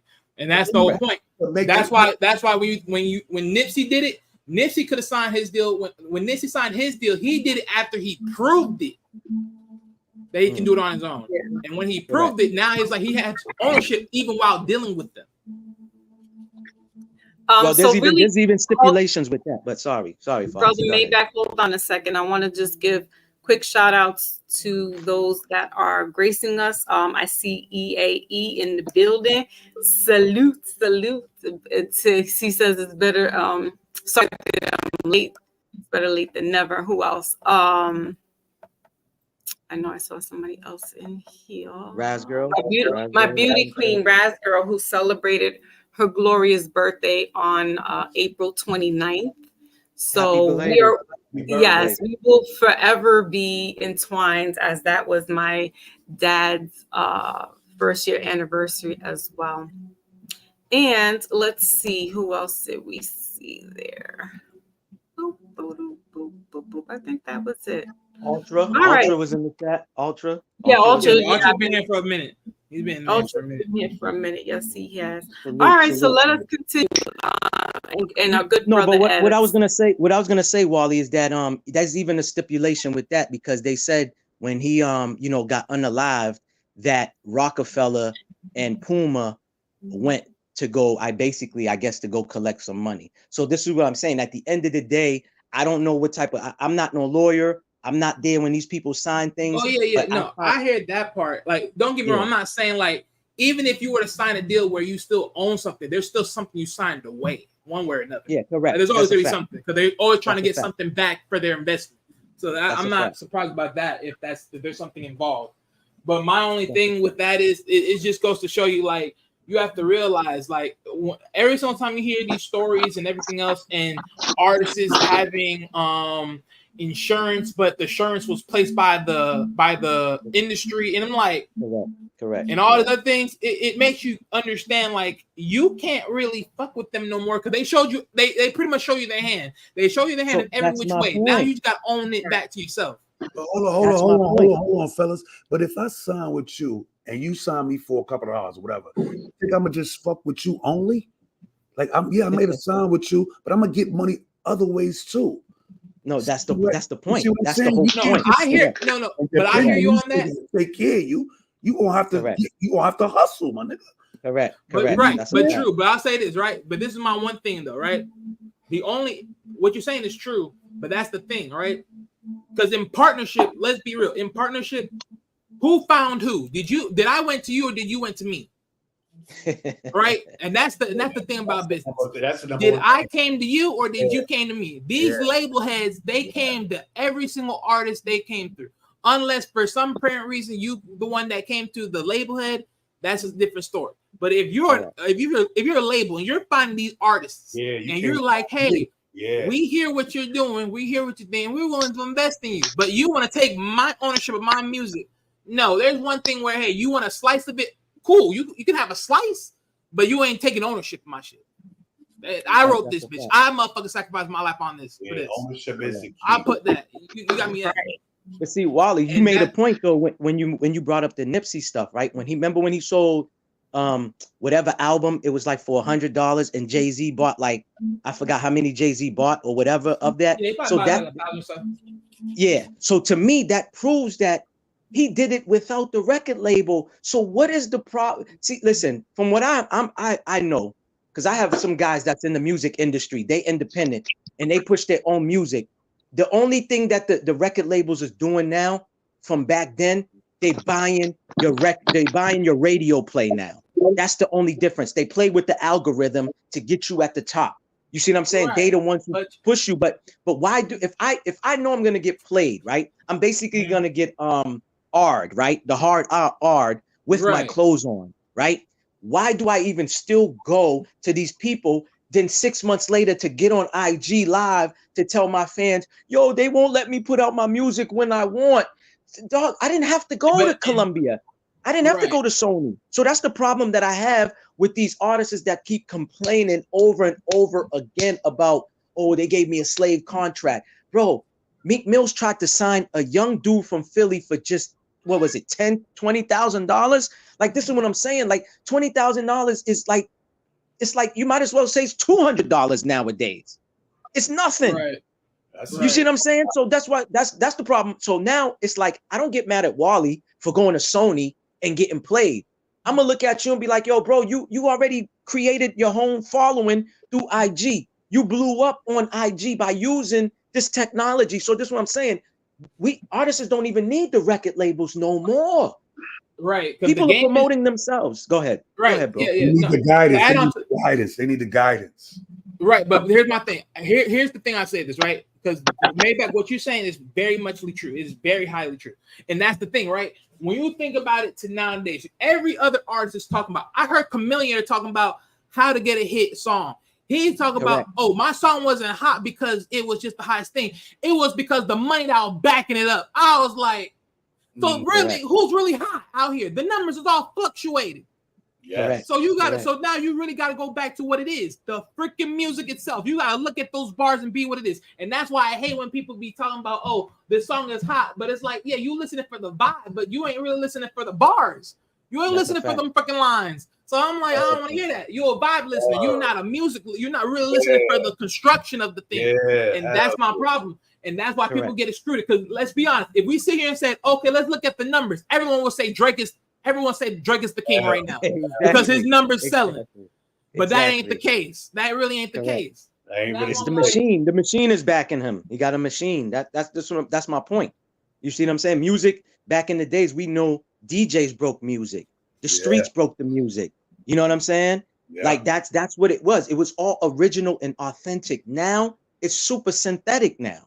It's worse than synthetic hair now. You see what I'm saying? So that's my point. So if I know I don't need, especially in this time, let's just talk about this time. I know I don't need a rec. Like they said, NBA YoungBoy, anytime he put a music and uploads it on YouTube, he does way better numbers, even more than Drake, right? So this is what I'm saying. So it's like I don't even need to be signed because he just was complaining not too long ago for being on the record label that he was at until he left. So this is my point, and he left to go to sign to another one. So it's like, yo, you leave one owner that wasn't treating you right to go to another owner who's still gonna not treat you right, and then not even gonna give you some type of like, you know, hey, well, Atlantic did you dirty over here. Well, let me look out for you and give you maybe 50% of whatever comes in. You get half of that, and I make half. You see what I'm saying? It's just like, yo, what are we doing? You don't need that machine no more. You can push your own music. Hey, man, real quick. So let me answer EAE. So EAE, yes, Macklemore is independent. The only thing Macklemore has as a deal is a distribution deal with ADM, which is under Warner's Music Group. That's why they need the machine. They need a machine. So technically, he still had a machine because you got someone selling your stuff, but correct. You didn't go. You're not fully. He's not fully independent. He's like partially independent. Correct. That's like going on Shark Tank, right? You go to Shark Tank, you need the investor, the person who's experienced that can push your stuff. But when you look at these deals, these people ain't getting played like record labels. They're not getting played like artists are getting played because they still making. You see what I'm saying? Like, how is it that there's 360 deals? So I'm selling my merch. I got Wally making my t-shirts. I got Foxy making my clothing line. I got her husband doing this, and now it's like I don't get. Now you got to take all of that. You see what I'm saying? It's just like, yo, it doesn't. To me, it's just like, what are we doing, dog? You're just basically, again, you're selling your soul. I guess that's what these people want to do. They it's more about the fame to them. You know what I'm saying? Like, come on, man. Like FBG Duck's mom said that. Like, yo, she don't get no money because Sony, the deal that he signed, Sony is gonna recuperate everything. And she's got to try to get lawyers and all this stuff involved. It's sad, bro. Right. So real quick, so going back, so EA, so you got another one. Do people still listen to the radio anymore? I don't. To be honest, no one don't even have a radio no more. It's like you plug in your car, you put in the iTunes, you put in whatever you got. So no one don't listen to it. It's all digital now. Only in the mornings you probably listen. In the morning, I listen to sports talk. I listen to sports talk on the radio. It's all digital these days. Like it's neither YouTube music or whatever. It's all digital. Yeah, right. So even now, it's like whatever. But that's what I'm saying. Like the whole game and the algorithm of how this all becomes what it is all different. But the one thing that still remains the same is the money that's backed up behind it. Yes. But the issue. But the thing is this. Here's another thing, because I remember even when it came to Ludacris, I know Ludacris mentioned this on the game, a little bit piece of game, because he was like, hey, look. When he was trying to get into the game, he was like, I try to do some information. And that's the one other thing about a lot of these artists that just trying to motherfucking blow up. Y'all trying to blow up, but y'all don't even know what it takes to really get in here like that. And with him, he said, hey, look, I think he said he bought a book that broke it down, like how to get in, like how to really construct this stuff. And he brought everybody in. He's like, hey, can you cut my hair? If you can cut my hair, I will pay for your barber school. If you can do this, I'll bring y'all in.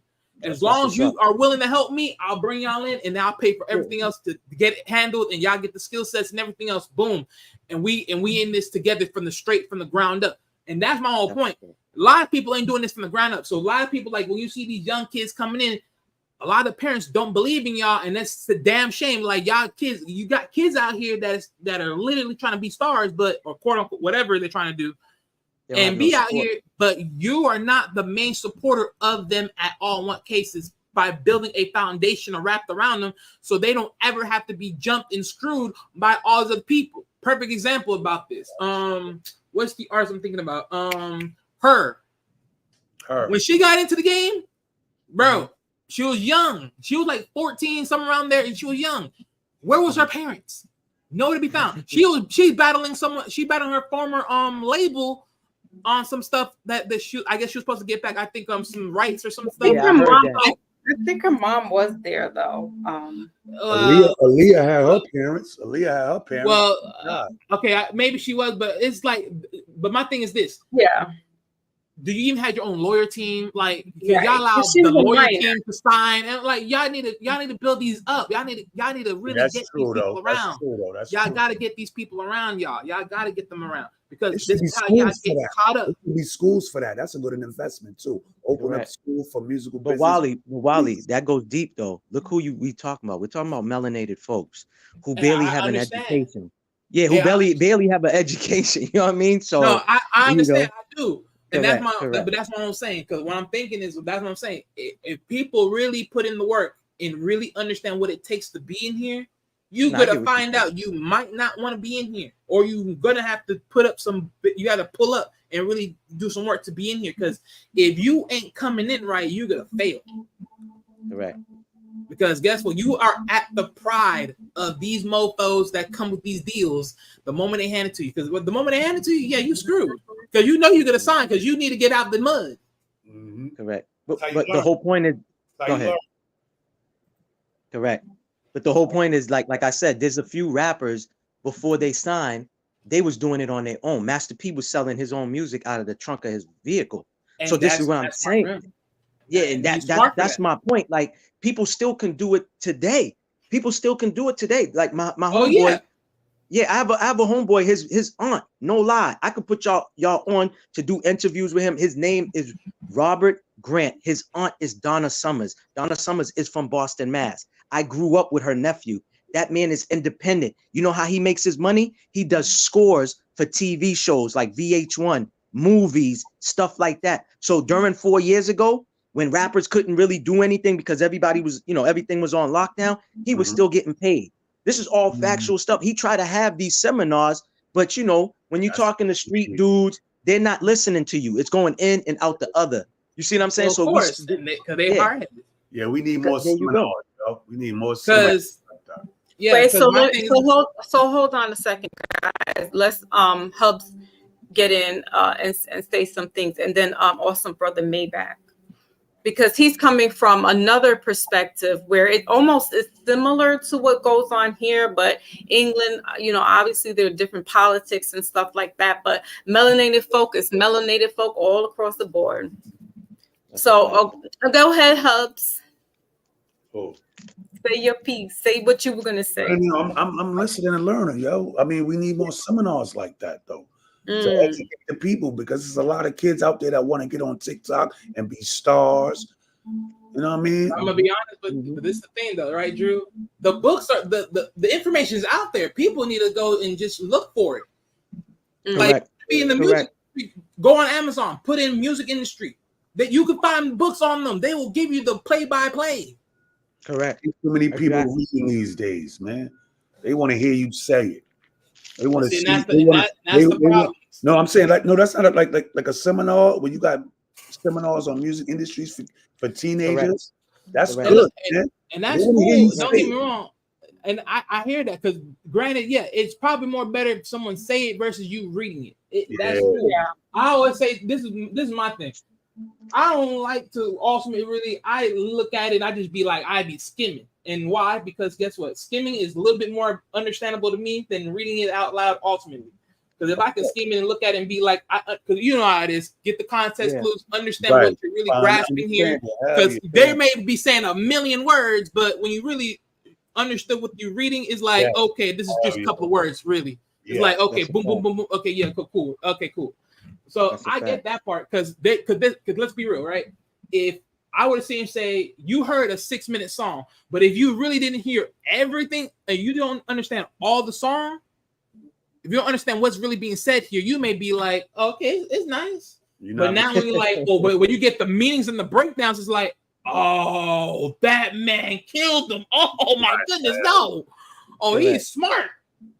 So it's like, so everyone needs, so don't get me wrong, there's definitely people that do need the better breakdown. Some people do got to be coached. Some people are not self-coachable, and that's true. Yep. Because let's be honest, everywhere we go, we all got to be especially in elementary schools, because that's really when we're taking it back to the essence of how, you know, hip hop, well, rather rap started, was because of the public school systems here in New York City. Those classes were getting cut down: shop, home ec, art classes, music classes. And so therefore the students had to find other outlets and make it a way. And it really, for them, they weren't like, oh, I want to, you know, be on Hollywood. It wasn't, some of them did, but for the most part, they just had this talent inside of them that they wanted to release, and they wanted to just let it be heard. And so if we bring back that type of element into the schools, where we're giving them, like husband said, as far as talking to, you know, creating this little workshop where you have now kind of a tutor there that shows them about, you know, podcasting and vlogcasting and etc. That would help. It's much easier now, though. It's much easier now to become famous. Right. Because I'll also sit here and say too, right? But I also say too, right? Because when you really understood it, right? Because a lot of cases there is people out here, like, just like, for instance, if you don't understand financial stuff, you can look at YouTube and be like, there's someone out there that yeah, of course. If, you know, as long as you do your due diligence, because as they give you the information, you better go research that information at the same time. You want to be played by the wrong set of people, right? Right. And so there's a lot of people that already can teach you a lot of things and everything else. Like, I follow certain people that speak on music and certain things, how they did certain things. It's like, yeah, okay, cool. So that's good stuff. Some people can give you that information. Other people, they're not gonna give you that stuff. So it's like, there's ways around to build. Like, I see certain people that are rappers, but they also react to what's going on right now in the rap game. And they're like, hey, that's how they're building up their home. That's how they're building stuff up. It's like, look, I'm my own artist, but at the same time, to build up this channel and to make sure I'm well known, I'm going to be reacting to other people. So then, you know, I keep the fun going. I have to entertain. Yeah, you got to give it a little something just to get something. So if people know you enough, then they will know you enough to go to this side and be like, yeah, I know you. Because I've seen a couple of people, I've seen people that will do Uber, but only to just rap, and they're actually being real artists. And I'm like, hey, they're tight. They are so good. And I'm like, damn, but you know what? They're doing some minimal stuff, just put on videos and do things just to get the hype going. So it's like, there's ways around here.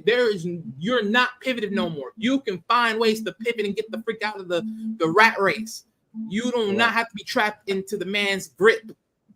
All right. But you know what? Sometimes people, they do that for self-therapy and don't know how much impact they have. And then when they get all that attention, it's overwhelming. And then you know what the fuck to do. You know? A lot of shit is good therapy. I could rap over a beat, and I don't want to go platinum, but I made a song, and it's helping me understand what the fuck I'm going through because I'm spitting it over a good beat, you know, because I love music. You know what I'm saying? But then I put it on the internet, and a million niggas love it. Now niggas is coming at me. I don't know what the fuck to do. Right. You understand? I'm called Maybach. Because that wasn't your intention. Like, what's going on? See, I look at it like me. That's like me, how Foxy be too. We want to be YouTubers, but then there's days where we wake up and like, man, listen, I don't want to be on camera. I don't want to be, you know what I mean? You know what I'm saying? I want to sit on somebody else's platform and be in the chat. Right. Like that's why, like, I come up here. You know, I got children. She knows I'm a single dad. I do what I do. But anytime she goes live, I always try to support her. But if it's other people, we have a selective few that we go on here. We help them out, whatever you want to call it. We help them out. We co-host with them, do all of that. But other than that, half of the time, man, bro, listen, you know how many times I'm like, yo, I got to do an upload. I got to do an upload. So it's like, the point you try to make, I super overget it. There's people, like you said, they just want to be artists, but they don't want the fame. If that's the way I take it. You know what I mean? They don't want all the attention. It's stuff. Correct. Rap comes from that. We telling America what the fuck is going on here. It's therapy. We hood reporters. I'm like, damn, to get this distribution, do I go it? Now it's feeding my family. Now these niggas is coming at me with offers. Now I'm looking at trap doors. And it's like, what the fuck are you gonna do?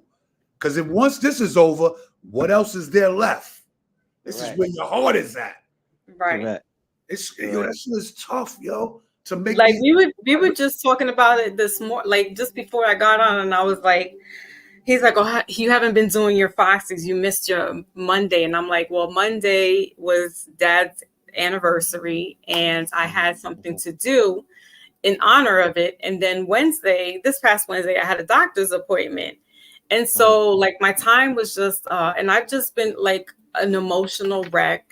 And so sometimes you don't want to come up here and then just put up on a face and dance and entertain. But people. you got an obligation now. Because I mean, I do. Relax, Correct. Kevin, relax. No. I'm not speaking to you directly. I'm just like, once you do something that you love it, Correct. people. Yeah. I see. Yeah. You got an obligation. Yes. Oh, believe you me, I remind her as much as I can on IG. I'm like, hey, just at least do some uploads, do this, do that. You know what I mean? But I get how it is, because I can't pressure somebody to do things when I'm sitting here. I be the same way. You know, I'll say to myself, like tonight, I'll be it's like, a lot. It's a lot for real. I'm like, yo, I'm gonna upload 4 videos. Man, tomorrow comes, and you know, Boston's a little smaller like New York. So I'll get somebody that will throw me off my frequency real quick. You know, I call them the demons. You know what I'm saying? And now my whole frequency is messed up. You get what I'm saying? And now it's like whatever I planned, it ain't even happening. So I get it. And sometimes it's just I don't know, man. It's a lot, man. Especially to edit videos and do all of that. Right. It ain't that easy. It's a lot. It's a lot. But it's also like husband said, it's there is a form of therapeutic. That's a fact. And how it came for me, because like in 2018 I had lost my grandmother, and in the midst of me going in through my spiritual enlightenment, I had already been doing like yogas and practicing the different ohms and stuff like that. And then yes, the cards found me. And when she passed, I put that stuff away, because I was like, it was just like, I couldn't do anything. I couldn't think anything other than her. But then I guess spirit told me get back into it. And then it felt good. It felt good doing my yoga. It felt good coming up here and then just talking to you guys. And then, you know, and like you guys, like Maybach and Phoenix and Rise Girl, like you guys are really my day ones from 2021. You know, so you know, I have a little family here, and I feel very blessed and connected that you guys do, you know, keep my morale going. So yeah, it's a form of therapy, but by no means is this me going to be like, I'm taking off, I'm going to the big leagues. I just like it because it helps. I get to talk to people, and I talk my shit. You know what I mean? I talk my shit. What if the big leagues want you? They start coming. I can say no. That's the thing. But what if it changes your life? I don't want my for life the good or for the bad, because we all know changing life don't mean. Hey, look, I'll tell you right now, a change is a change. A change is a change. If good or bad, how can you determine that? Because a good change can turn bad. A bad change can turn good. How can I determine that? Okay, so let me ask you. Okay, so let me put it to you like this. I'll put it to you like this then, right? Okay, we all came from the bottom. We all know what that is, right? We all came from the dirt. Right, okay, cool. So we rose up. We out here big and flash. So to the everyday world, they may say, "Oh yeah, they made it," but did you really made it? Nah, did you really made it? I'm truly. Did you truly made it? The answer is somewhere. You made it somewhere. You made it somewhere. True. That's factual. You made it. You're better off than where you were before. I'll give you that. Right. That's but progress. Better off in what means? Because let's be real. If someone says, "Hey, I'm better off because I had to do this," nah, cause I ain't doing that. I'm good. Oh, let me ask you this. If that's the price, I'm good. Yeah. How much is the price to make a means? Like, you feel me? Oh like, no, hey, and you got right on that, because everyone's price range may be different. Yeah. And that may be the claim. I was about to say that. And I'll say, hey, look, that's true. That's true, because everyone's price it may not the be same. too steep to go up, right? Yes, and that's cool. correct. Right. So you may be, so you may have made it right where you are and where you wanted to be. That's correct. So you probably didn't lose nothing if you made it to that price. Right. But for some people, depending on what you're doing, okay. Yeah. No, that's a fact, So though. You're right about that. That's a fair point. Everybody's price ain't the same. Everybody's numbers ain't gonna be the same. Word. And it's a big price to make you go through that door that Nori said he avoided. Correct. You know what I had to learn too? I learned this 4 years ago. You know, we all was small we all was young at one point. We used to be like, yo, I want to be rich. I want to be rich. I realized 4 years ago, I don't necessarily want to be rich. I want to be comfortable, if that makes sense. You know what I'm saying? Once I got that tweak in my brain, I was like, yo, because we already know what comes with this. You're going to have cousins popping out of everywhere. This one, that one, hands out and this and that. I just want to be comfortable with you know what I'm saying? So comfortable to me, my opinion means I'm able to do what I want to do, when I want to, how I want to, with no problem, no hesitation. You know what I'm saying? And stuff like that. So that's what that's what I'd be asking for. That's the blessing that I ask for. You know what I'm saying? I mean, we already blessed every day that we wake up. We know that. You know what I'm saying? But to be comfortable, that's all I want, man. All that rich stuff, multi-millionaire, man. I be watching them lottery shows where these people win 20 million and the person ends up worse than what you get what I'm saying? Worse than when they won that money. Hell yeah. Right. Exactly. So having all of that, a lot of us can't handle all of that, bro. Exactly. A lot of us can't take, you know what I'm saying? Like one dude, he was just buying stuff just to be buying stuff, and nothing was invested in anything. Never have. Nothing. Yeah, it was just buying stuff because, again, like you said, he got the money. He was able to do all of that. See, that's why I said that I don't want to end up like that. That's dangerous. You know what I mean? I just want to have enough to be comfortable and be like, yo, I'm straight. You know what I mean? This is great for me. Peace of mind. Yeah. Oh, There you go. Yeah, like Pac had said in one of his interviews, why do you need this big old house that has 8 bedrooms and it's just a family of 4? Correct. Why can't you downsize that to have a smaller setting? And why do you have to have multiple homes? There's people living out in the street. And I was on somebody's panel that, they quoted that and so, asked, and I said, well, the pushback from some people was, well, we do what we want to do with our money. Who's to tell us if we want to buy mansions here and there? And it's like, yeah, we get it. But if you're not thinking societally, like how Pac was thinking, and you're thinking, you can just plant your shit wherever you want, and your fellow man is down in the dumps, then it's no, we shouldn't be taking them all along with us, but be more conscious about how we move, I think that comes from like making a house a home, because you could be in a small spot, whatever. But if you make it a home, it really, it don't matter how big it is or how small it is. I don't like the big shit. I'm scared of the houses. I be watching a lot of shows. They could get there. You probably fall. You fall on the steps and everything. Yeah, I get. But you know what? I always say, this is my thing though, and I understand what Pac was saying when he said that. But I'll say this too, though, right? But I always say it's all dependent on people. You gotta know that it's all dependent on people. Because if it was me, let's say I wanted to buy multiple homes, but I'm only living like it may be one, or if I switch over to another location on the west side, I probably live in another one, based upon if I'm in that area, right? But let's say I have these homes and I have them sitting, I'm not really living in them like that. They're not they're probably furnished, but not furnished to the T, right? But I have them. Let's say hypothetically, I know someone, like I said, I know them, not that this random, but I know them. They fall out, whatever it is, whoop-de-woo, however, right?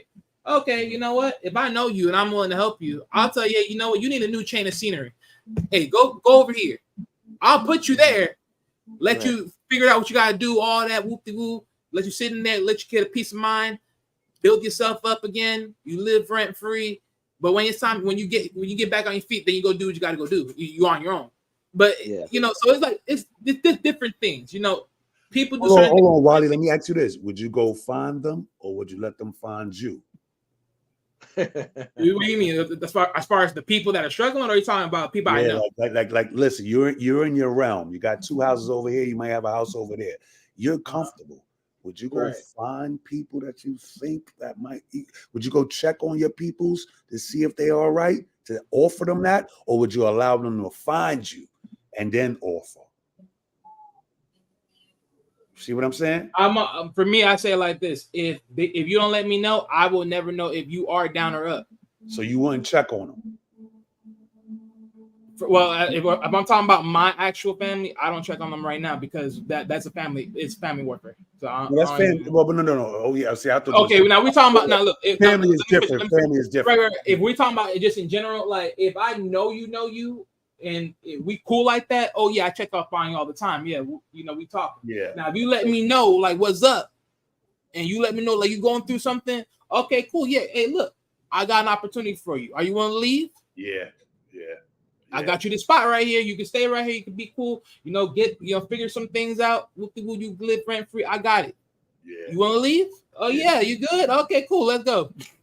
No, that shit comes with tests, Wally. Because a nigga could tell you anything. He want to change, and he might fuck it up. So you got to test the nigga to see if he really wants to before you. Yeah, but that's my whole point. That's why I said, do you want to leave? Because guess what? You can't stay around your surroundings and fuck around. Because you can stay around your surroundings and fuck up. But if you leave when you go somewhere brand new, oh yeah, you gotta focus now. So look, you get this nigga something comfortable, nigga might not want to leave. Exactly. You gotta get him something different. This is not forever. This is temporary. You give him a big room with one piece of furniture. You good. No furniture, so you ain't staying here long. But you know what? You got a peace of mind when you wake up to think different when you walk out that door. You understand? Yeah, I work for the shelter people, so every time I see them leaving, they supposed to be in apartments. Yo, you good? Yo, listen, come on.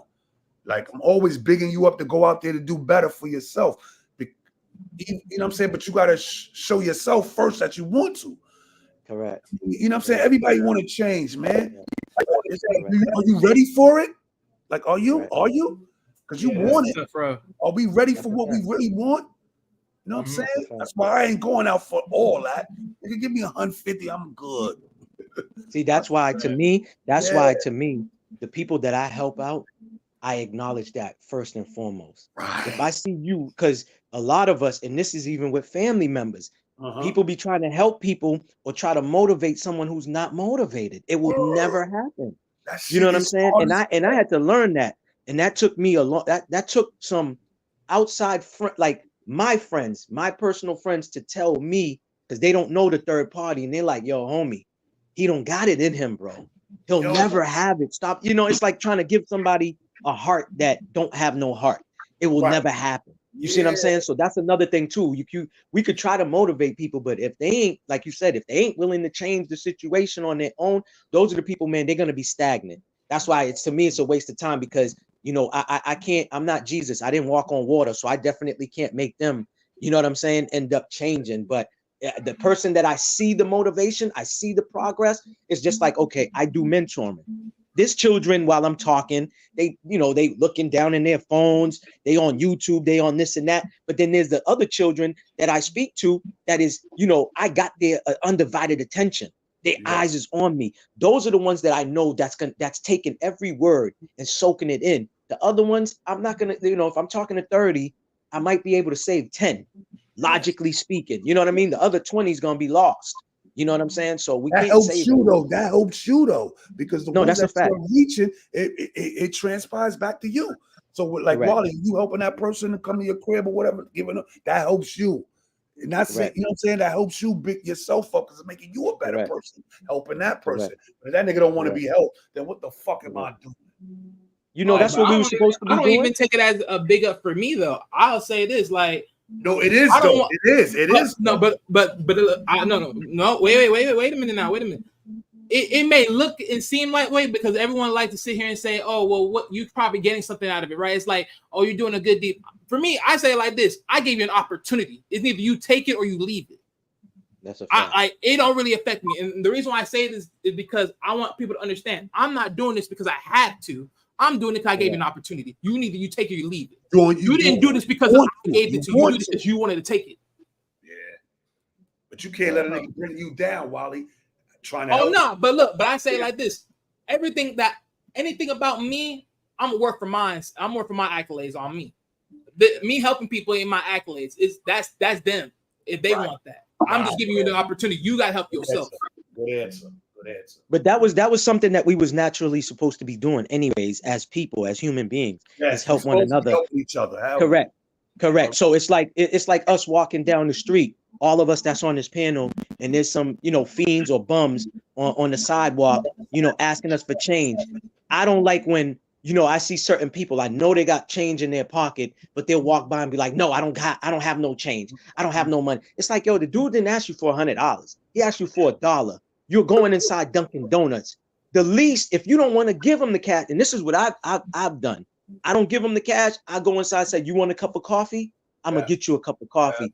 It's the people that walk by, and it's all different colors. I don't live in New York, so I don't see it done out there, but I see it done out here. All walks of life. But at the same time, I personally feel that you're expecting too much from people, because you have to remember that there's also bots out here as well as people. So I don't expect anyone to give anyone anything, because we already know that it's a selfish society we live in. You know what I mean? So, and also at the same time, does that mean you have to be selfish because we live in a selfish society? Does that mean you have to be? Who? Me? Yeah, like I'm saying, like we live in a selfish society. Does that mean I have to be? Because we live in this type of society? Do I have to do what everybody else is doing?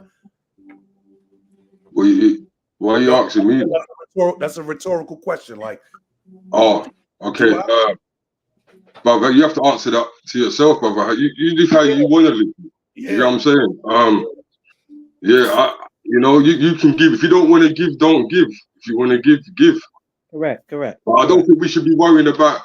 The only people we should be expecting to be giving the people is the government, not the people. It's not even the people's job to even be giving the people, even though we still do it. I think the pressure should really be on the government, not the people. No, it is. I'm with you on that, Panera. It is. But what I'm saying is, if we'll walk, both of us, right, or everybody on the panel, right, we're about to go somewhere to get some food, right? Let's just say we're going to a restaurant, right? So we all visiting Foxy and her husband, right? And they're like, hey, let's go to this restaurant down the street. So me, you, Wally, all of us, we're all walking, and we see fiends or bums come up to us, or homeless people just like, hey man, can you spare $1? You have like $2 in your pocket. My thing is, I'm saying it's not gonna break my pocket if I just give the $2 in my pocket. Right. You see what I'm saying? Yeah, I'm not saying I'm obligated to do that. That's not what I'm saying. What I'm saying is we're supposed to do that. If we got it, we're supposed to do but that. What I'm saying, I know you say we're supposed to do it. That's what I'm saying to you. You have to understand that there are some people that are not gonna do it, bro. Because the way they're not everyone's minds like our minds, first of all. Right. Correct. And guys, before we go any further, I have my sister up here, Phoenix, who I haven't seen or heard from in quite some time. So I wanted to just bring her up here and salute and grace us with her presence. Well, peace and blessings, Foxy, and peace to the panel. I've been listening for a while. I've been missing you, and I'm just so happy to be here. Peace, hopefully, I'm going to work on getting my schedule up so I can do the personal readings. But yeah, I see Wally. Wally's waiting. I need to do some digging. I'm like, so I'm aiming, I don't want to throw any dates out, but I definitely will give you guys the heads up once I open up the books for personal readings. I just needed some time mentally and physically, spiritually, to just regroup. To yesterday, or rather not the 29th of this month, made my dad's 1-year anniversary, and so it just doesn't even seem right, because it's not like he died from some illness or old age. It was just all of a sudden going out to eat at a bar, chilling out, and boom. So rough deal. Yeah, well, rest in peace to him. And I know how difficult that was for you and continues to be. And grief is just like everybody grieves in their own way and in their own time. So your true supporters, we're just waiting, and suspended animation. And when you do come, you always come with the power. So, I also wanted to say peace to Maybach Mel. It's a small world. I think we co-moderate. Yeah. Yes. Yeah, definitely. So peace to everybody. I have something else I need to do, so I'm going to mute up, but I'm listening. Okay. Appreciate you for stopping by. Definitely. Oh, okay. What happened to Panero? He left? Panero out of here? Panero's here. No, Panero's still there. It's box that dropped. But Panero.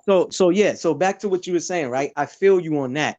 And to me, it's getting worse with the selfishness, like you said. It's a sad reality that we have. Correct. People, but, even the Matrix, in the film, in the Matrix, it showed us, like, you know what I'm saying? Like, there's real bots, bro, like with viruses walking around, bro. Like, serious. But I'll say this though, real quick, Panero. So let me throw this with you, right?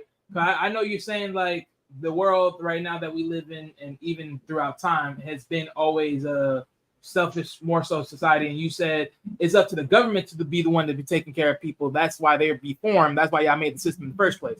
And granted, no, that's not what I said. That's not what I said. Well, something that context, not exactly. Okay, let me say what I said. I basically said that we shouldn't be expecting the people to do anything. It should be the government that should have took care of it. Right, should have took it. Okay, should have. But my thing is, even if that's the system, we all know if the system ain't working and it ain't being what it is, then what's left? All you got is ourselves. All you got is the people. So but that's not. Yeah, but this is what I'm trying to tell you. You're trying to. I didn't say you're wrong. I think we didn't even get to that. I know. I'm just saying. I'm just putting that. I'm just ad-libbing that in. I'm just saying. Okay. So yeah. Eventually, something got to give. Like eventually, one thing got to give over the other. Because you know what they're doing too with that, Panero. You know what they're doing, like in certain states. Like I know in Florida they did that. Definitely, if you feed the homeless on the street, you get arrested, bro. So you know what I'm saying? That doesn't really matter, bro. I don't even think like that matters, bro. There's always a way to commit a crime, bro. You understand what I'm saying? So that shouldn't stop anyone from feeding the homeless just because the police said it. There's a lot of things that the police say that we don't do every day. So correct. So that's not something to arrest people for. No, but I just brought that out there to show you, like, same thing with the policies they're trying to pass. Like, they don't want you to even grow on your own land. You see what I'm saying? So we're going to a whole different world than we grew up in. So it's getting worse. So that I just was adding that. To what Panero was saying. My fault, though. Go ahead. The problem is that we follow too much rules. That's the whole problem in the first place. That's a fact. That's why I always say, man, there's not enough wolves, man. There's too many sheeples out here and not enough wolves. We gotta remember, Maybach, that these rules that they wrote, the laws, it wasn't written on no stone tablet in Mount Sinai, bro. They done that on paper in their computer room, bro. Correct. Yeah, I'm with you. They don't even report it to the people to even know that this is even a thing, let alone for us to even vote on it. If we're the ones that got to know the laws. So my thing, and that's my thing, like, if we don't congregate together, we're pretty much losing. Like, it's a but the thing is, that's the problem now. The problem is the congregating of together. Everybody's minds are not on that. Correct. Yeah, I know. They're being distracted. There's a lot of people being distracted. That's because it's not just distraction. It could be many things. It could be. Well, yeah, because you got to think about it. You got to know people to actually work with people, right? Like there got to be a good connection. Bro, chill, bro. Bro, we got time here, bro. But look, at the end of the day, there's many distractions, bro. You know what I mean? From people coming together. It's not just that you got the beef politics, yeah. You got the gang politics, yeah. You've got mother and fathers breaking up, yeah. There's a many things. It's not just a thing of people, we're gonna get together, because some people can't get together because of politics, bro. True. Different opinions and views. Yep. You understand? The only people that are gonna really stick together more time is people that are doing what we're doing. So I've kind of made it a point in my life at the moment where I'm at now. I'm kind of focusing more on us lot. I'm not really focusing to, like, obviously we're going to focus on them. We're going to put information out, but know that the thin line between your focus with the people and yourself. Yeah. Because we got families too that we've got to take care of. Correct. Right. Correct. Right. So there's got to be a point where it's like, all right, we're trying to help the people, but we're not going to keep saying the same thing over and over and over again and just expect them not to do anything. People have been talking on the internet about the brothers getting together for over 20 years, bro. Yeah, that's Maybe fair. longer than that. Maybe Longer than that. Longer than that. Correct. So there's got to be a point where you say to yourself, you know what? These brothers, some of our brothers, man, they ain't really that smart, man.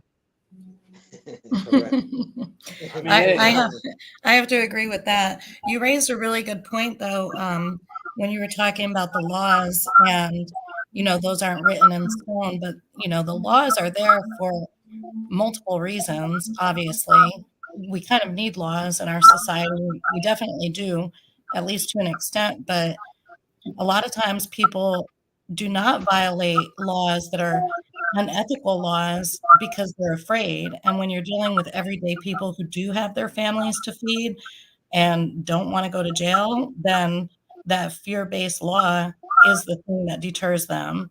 So, like you said, there are many different factors, not just many different distractions, but many different factors to each of the distractions. Yeah. Correct. Yep, that's true. Phoenix, there may be some background interference on your end. You know what? I need to grab some headphones, but I'm actually going to have to hop off. So respect to everybody. Thanks for letting me join, and I'll catch you guys on the next one, hopefully soon. Oh, okay. Peace. She sounds clear to me, but she just sounds a little bit loud, but it sounds okay. Yeah, she sounds good. It's just there's a little echo or something. Yeah, little echo at the top. Yeah. Okay, well, I'll do better next time. I'll tighten it up. But peace to everybody. Nah, you good. You good. Yeah, it's all not right. good. Peace, It's technology, man. It's technology. That's all. But shoot. Nah, but I'm gonna have to go send it myself because I gotta step out. But, all right. Well, this was really to just get I guess some hair off our chest in regards to this whole Kendrick and Drake and the back and forth disses and all that stuff. Like, I really didn't listen to it, but I'm just like, who cares? Like, what? So what are we talking about now? You know what I think, Foxy? Yeah, I don't know if you lot have said this. I don't know if you lot said this earlier, but I think that whole thing is a setup, and I think that they're testing out the AI machines. Just possible.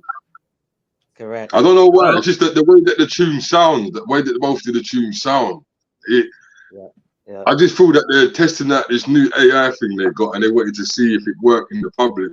I don't know. I don't know why I think that. I don't believe nothing. I would say the same thing. You're not. I don't believe none of it. Right. You're right. Did you say that, Maybach? Did you say that? Yeah, I was thinking the same thing. They say great minds think alike because Drake did use it. Drake used it in Tupac's voice, and he used it in Snoop's voice. Yeah, so I said the same thing too. So I think all them tracks are done. Yeah. But I'll say this though, like they've done that multiple. You can literally find AI music video, like AI music songs right now. Of a lot of artists that passed away that they're doing this right now with. Correct. They're just plugging and playing lyrics, and then they're just using their voice and just making a nice song. So they don't really need to test it; they can find it on the internet. Yeah. No. I'm saying I think they were testing the public out. No, I understand. No, I understand. Yeah, I understand that. But I'm just saying, like, because the videos are already out there too. Like, but many people have made videos on it. It's so equally to see, like, people can listen to it and be like, damn, if this was real, if this was a thing, man, this would have been amazing. Or something other. So I think a lot of people can see this too if they look at the videos on the internet because they're out there. Because I noticed. Wally, do you have something going on in the background as well? No, that's not me. Trust me. Yeah, hey, listen, I noticed as well, Yeah. Hey, the people them that in the hip hop thing, they're really angry people because, like, I noticed that when I don't like either of the tracks, to be honest, but I noticed that when they heard the tracks, they were like, oh, it's soft, it sounds soft, and so like this is another thing that I'm trying to tell you about our people, bro. Like they're kind of confused, bro, because 1 minute they want peace, and then 1 minute they want war. So you can't have both. You get me? You can't be like, all right, I'm looking for peace. Thank you. Oh my goodness. But then when I go and make music, I'm listening out for war. Because we all know what music and how powerful music is to our body anyway. So they were saying, oh, it doesn't sound like back in the day, or there's making reference to Tupac's lyrics, yeah, the beginning lyrics, yeah. That's why right? To the tune that Biggie done, yeah. And they're saying, oh, it sounds soft, and so it's like these are the things I'm trying to tell you, man, and that's black on black, by the way. Right. I know he's a bit, you know. Now look, what you said right there. Black. That's exactly what I was thinking. See, because literally, you can't sit here and say, first of like, oh, stop the killing in hip hop. Now, we know that beef ain't going to no killing, yeah, unless one of the fans does something stupid. Right. But at the same time, it's like there always has to be so much fire and hate, and that's why I stopped watching battle rap. I used to like battle rap. Then when I sat back, I used to love battle rap, yeah, and when I sat back and thought about it, I was like, oh, these guys are chatting crazy to it. With grown men, bro. Like, standing there chatting crazy to each other, and they start bringing up people's kids, and it's weird. It's like the energy of them buildings, like the smack, and the energy inside them buildings must be crazy, bro. You know what I'm saying? And that's the same energy that is going to keep us from not being able to get together. That's what I'm trying to tell you. There always has to be a competition. Yeah. Somewhere. Right. And that's the thing, right? Because when I looked at that, when I like what you just said, right? This was the same thing I said. One moment, there will be a time where y'all would sit here and say, you do not want the bloodshed, you don't want this and that, everything else. But then now it's like when it's this is where you want it. You want the bloodshed here. It's like y'all willing to sacrifice your own community just because you want the whole beat to be what it is. But if you look at a diss track and look at the definition of a diss track, they're doing exactly what it is. Right. It may not be the tone, it may not be the villainy and warfare that you may get from it. But at the end of the day, they're still doing what a diss track is all about. And y'all motherfuckers want this to be bloodshed. And Maybach, the fans watching the whole thing, they would love it, yeah. If they saw a video of man kicking off outside the club, yeah, Drake and Kendrick, you know how many views that will get, bro. Yeah, because this is what the people want. So this goes back to what I was saying to you earlier about the expectations. I've learned to not keep my expectations. So like people are gonna wake up in it eventually, innit? Like people are waking up every day, innit? But my expectations are really not that high. When it comes to the people, because the way that their minds are still. You understand what I'm saying? I get that. You don't expect much from them. Makes sense. You know what I mean? It's kind of difficult. It's difficult to deal with because it's like mood swings, isn't it? It's like mood swings. Do you know what I mean? Like a police officer steps on a black man's neck, everyone's going mad, but then it's back to normal. Like, and we talk, and these same people we talking about feed off of that energy, feed off of feelings, emotions, and all of that. So I feel you, because that's the first thing that I thought about after the second song or third song, whatever song, how many songs after the push-up song, there was another one with Drake came out, and I was just like, yo, Tailor Made. Yeah, and I'm like, yo, I think this is being generate. Like, this is all man-made. That's how I'm viewing it, because you could tell for something that is authentic and official, and something that is, you know what I'm saying, that was created. Just like Panero said, this could be being people pushing this. to get reactions. You get what I'm saying and stuff like that. So who knows, man? Yeah. Again, but it goes back to what we was talking about. It goes back to what you was even saying, Wally, about we already know a lot of these numbers are misconstrued. A lot of these numbers is, you know.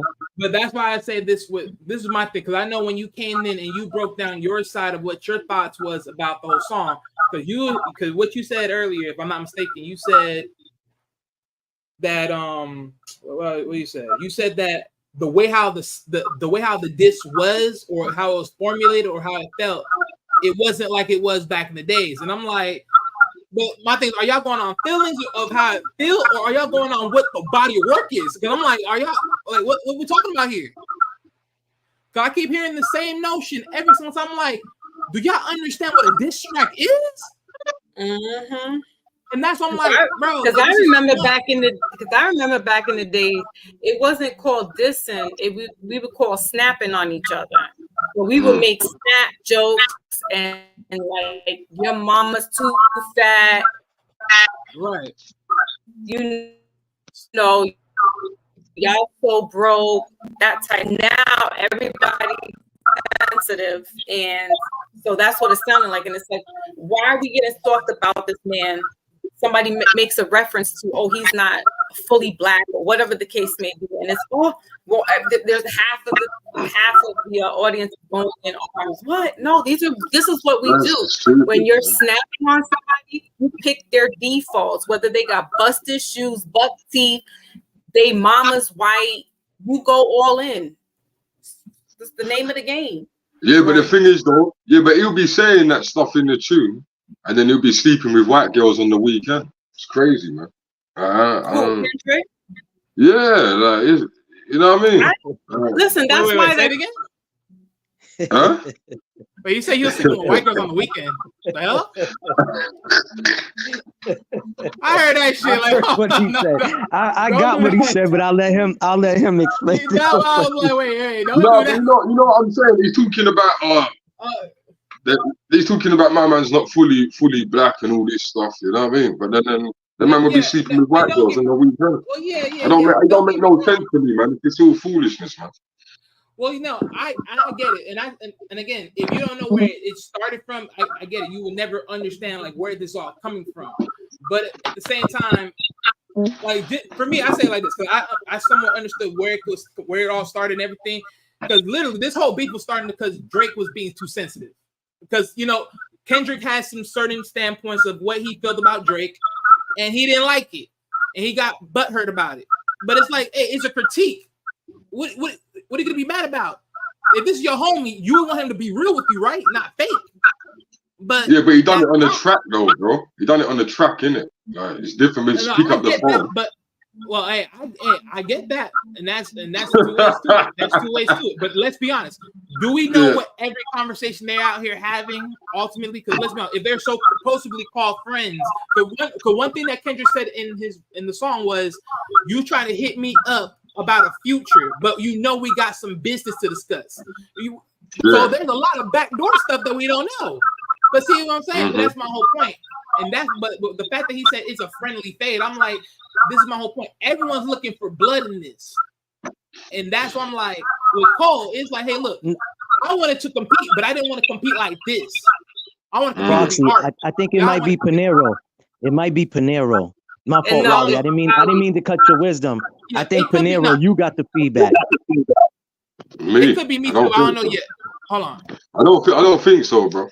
I think I'm not because I muted up for a few times. It's my Bluetooth. It's so when I'm talking now, can you hear feedback? No. He said it was his Bluetooth. Wally said it was his Bluetooth. Yeah, it's probably my Bluetooth. That's probably what probably here. But real quick, I am gonna step out. But that's just my one thing about this whole thing. I mean, overall, do I care about the beef? No, because I already know who wins this. Like, it don't matter if the beef, whoever wins the beef, it don't care. Even Kendrick said itself. Hey, look, I'm gonna die. If I'm gonna die on this, I'm gonna die on it. It don't matter. But let's be honest. If you're true music, you already know Drake is disqualified. You got a ghostwriter. No one cares about it. Disqualified. I don't care. Disqualified. So I don't even look at this. This is just shits and giggles for me. This shit is giggles for me when I laugh at this and he gets clowned. It's like, all right, you want to go with this? Going to what you were saying, though, Wally, we're in a time, bro, where people can't even give their opinion no more, and people just get all bent out of shape, dog. And that's You get what I'm saying? And that's my So, Yeah, you know why though? You know why though? the truth hurts. No, The because truth makes people a lot care of people about uncomfortable sometimes too. because people Uncle care about Ferg what in people the think. building. Salute. Correct. People, Correct. people care about what people think too much, bro. Right. That's a fact. That's That's a true. fact. That's true. Especially them celebrities, when they feel like they're gonna lose following, man, they act up, you know. Yeah, but that's the thing, man. But I think everyone knew like what Drake was. It's like, bro, like I always say this. This is one thing I always say. The first 3 albums of Drake is probably the true Drake, and that's it. After that, everything else is just yeah. Correct. Correct. That's how I look at Guys, you see this great three they keep talking about. Who's the great three meant to be? He's meant to be Drake. Oh no, it's supposed to be Kendrick, Drake, and J. Cole. Well, I don't listen to none of them dudes, man. It's crazy. That is crazy. And none of the homies listen to him. Like, what the hell? Guys, hold on a second. I dropped the link if anybody wanted to come up from the chat. I see our sister Francine here. EAE is back in the Chizat. Hello, Francine. Yeah, What's up, so Francine? if you guys want to join in on the conversation, we're talking about this newest stunt to get us all riled. Can y'all all mute your mics for me, please?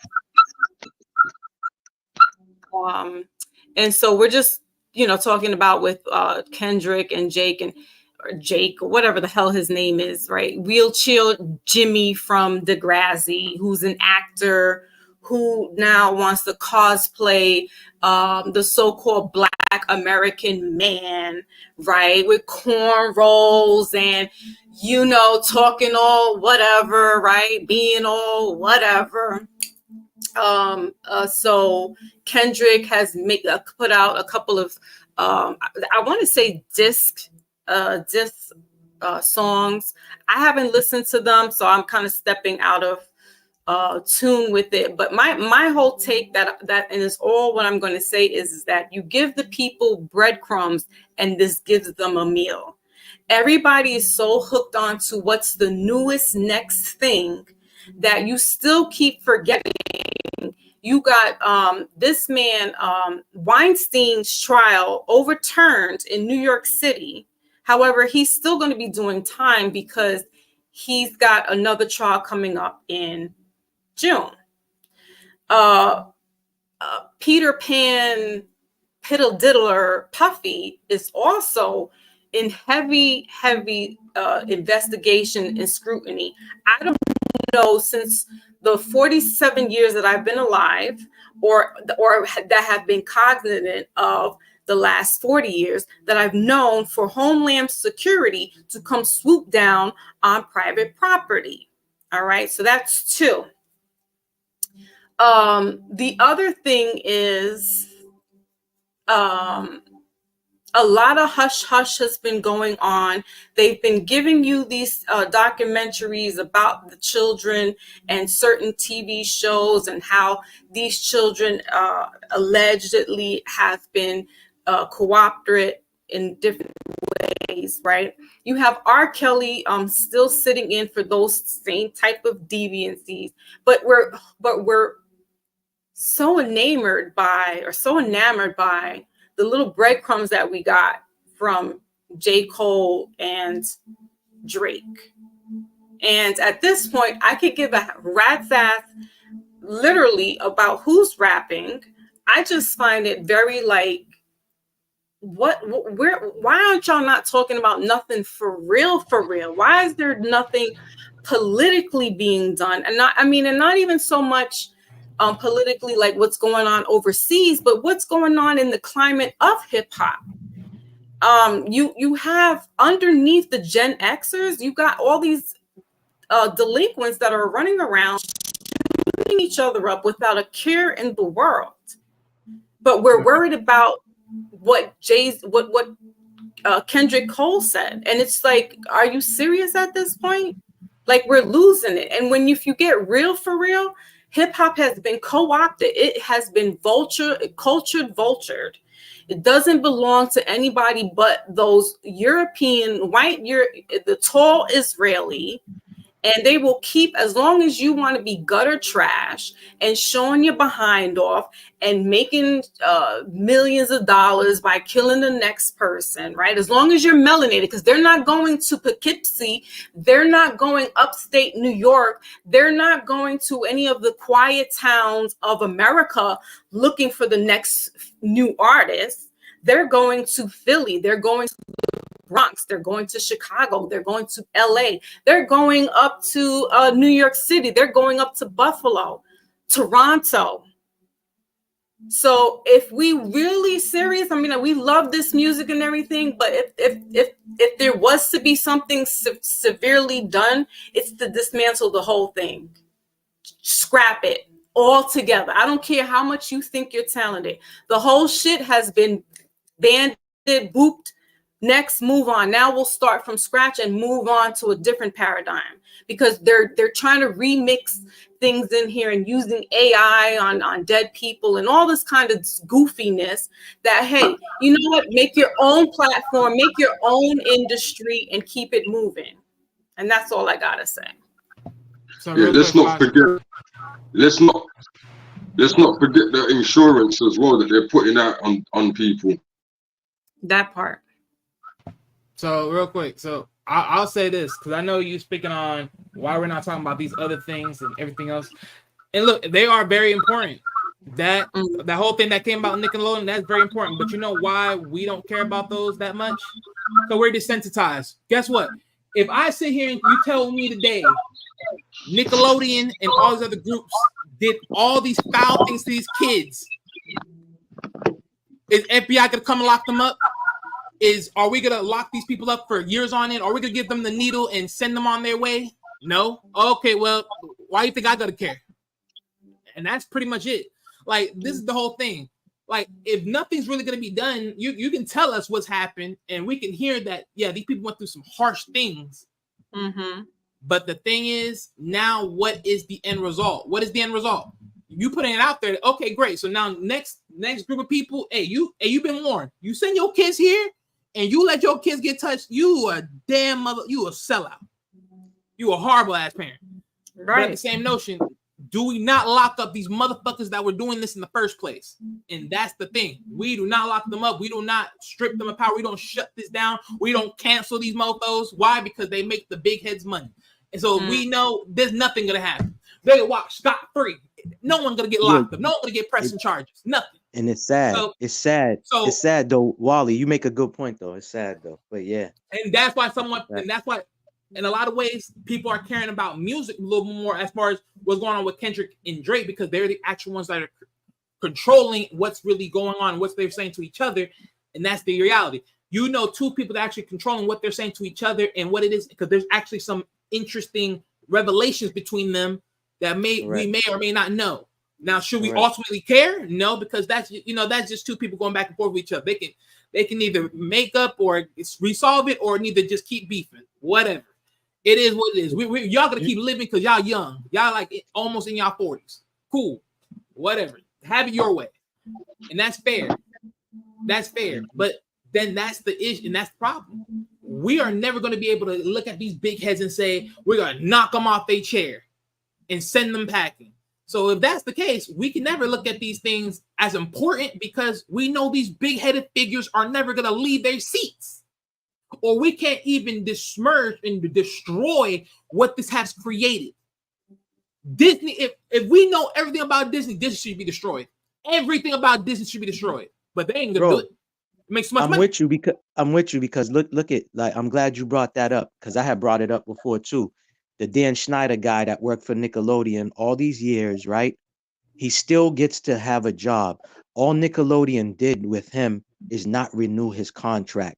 So my point is this, like, it go back to something, I'm a piggyback off of what you just said, where people will do content. And I'm not talking about this platform. People will pay more attention to a beef going on between two rappers that can be manipulated, can be, we already know a lot of these dudes do this stuff. Oh, I'm about to drop an album. So let me beef with Panero so I can get my subscribers up.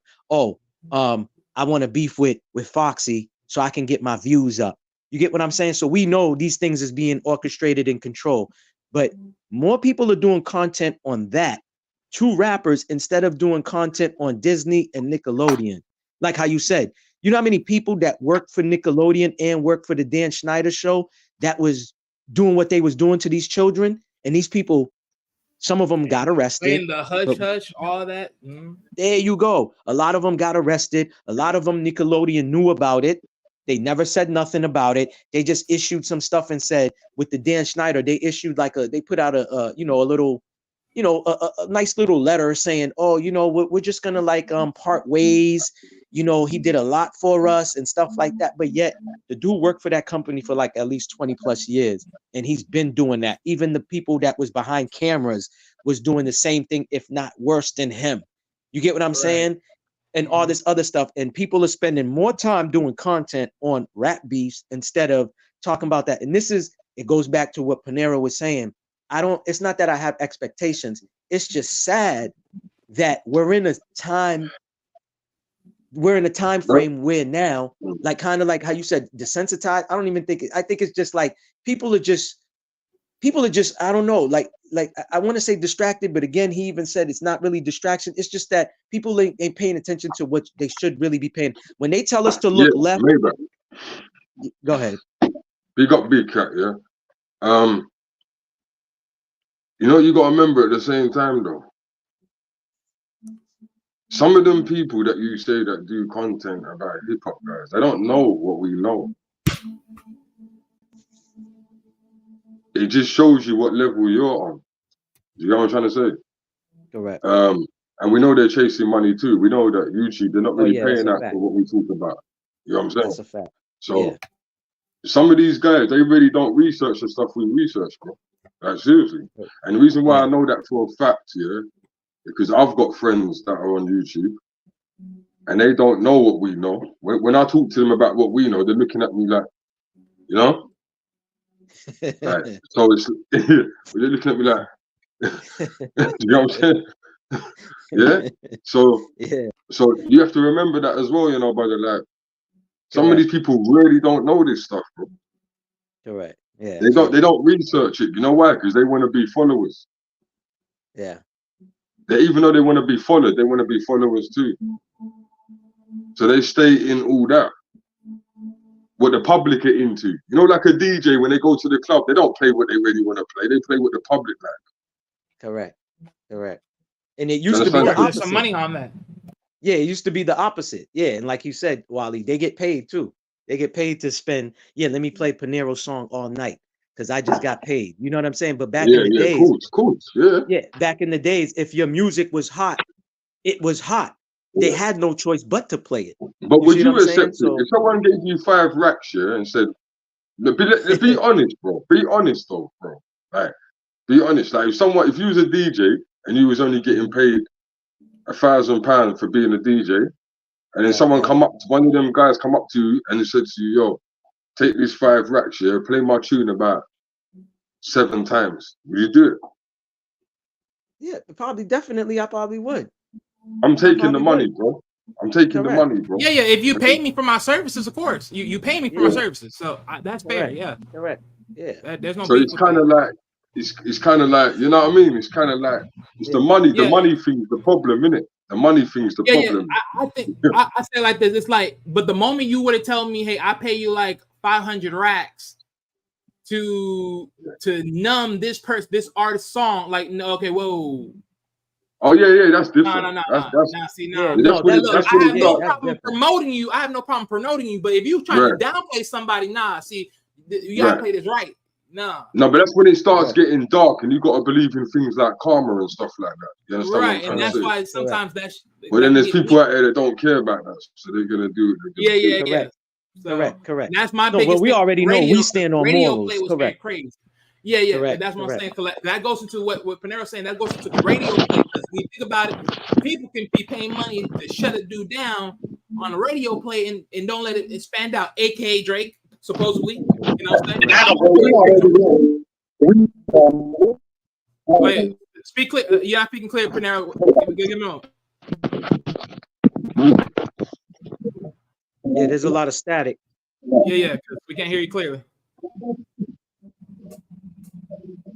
So I'll get Panera Milk. But real quick before I go, because I do got to go. But that's just my thing. But even if, right, because I'll sit here and say this, like, on some fair stuff, like, there were, like I said, there was a lot of things that Kendrick said that most people have already said before. Again, the thing that made it interesting is the way he said it. But other than that, has he not said nothing that anyone else hasn't said already? No. Everyone has mostly everything else that he said before. Pusha T questioned him about his whiteness. Like, you literally can go see the diss track that Pusha T had from him. He had the blackface and all. Like, we know this. We all heard this already. It's just rehashing it, but it's rehashing with a different tone of how he said it, and that's fair. And you know, if you're looking at it as a fair claim of how you're looking at the diss, and that's why I said it before. That's why I think it's AI. Well, yeah, I hear you saying, but for me, well, I doubt AI can perfectly perfect what Kendrick can say out of his mouth, but nonetheless. But my thing is, for me, I haven't heard Drake 2 songs yet. I haven't really listened to that because I'm not really a Drake fan like that. Yeah, the push up to me, the push up was weak sauce, and then the tailor made, you know, it's still weak to me. Listen, the dude to me, of course, you know, he's not a diss artist. He couldn't make good music, but at the same time, like you said, it's people behind him. There's people writing his script for him. You know what I mean? So right. So I don't care about that. But my thing is, the thing is for me, right? Because it's a diss, right? And you know how it is, right? All fair and live in war, so it is what it is. I don't care, right?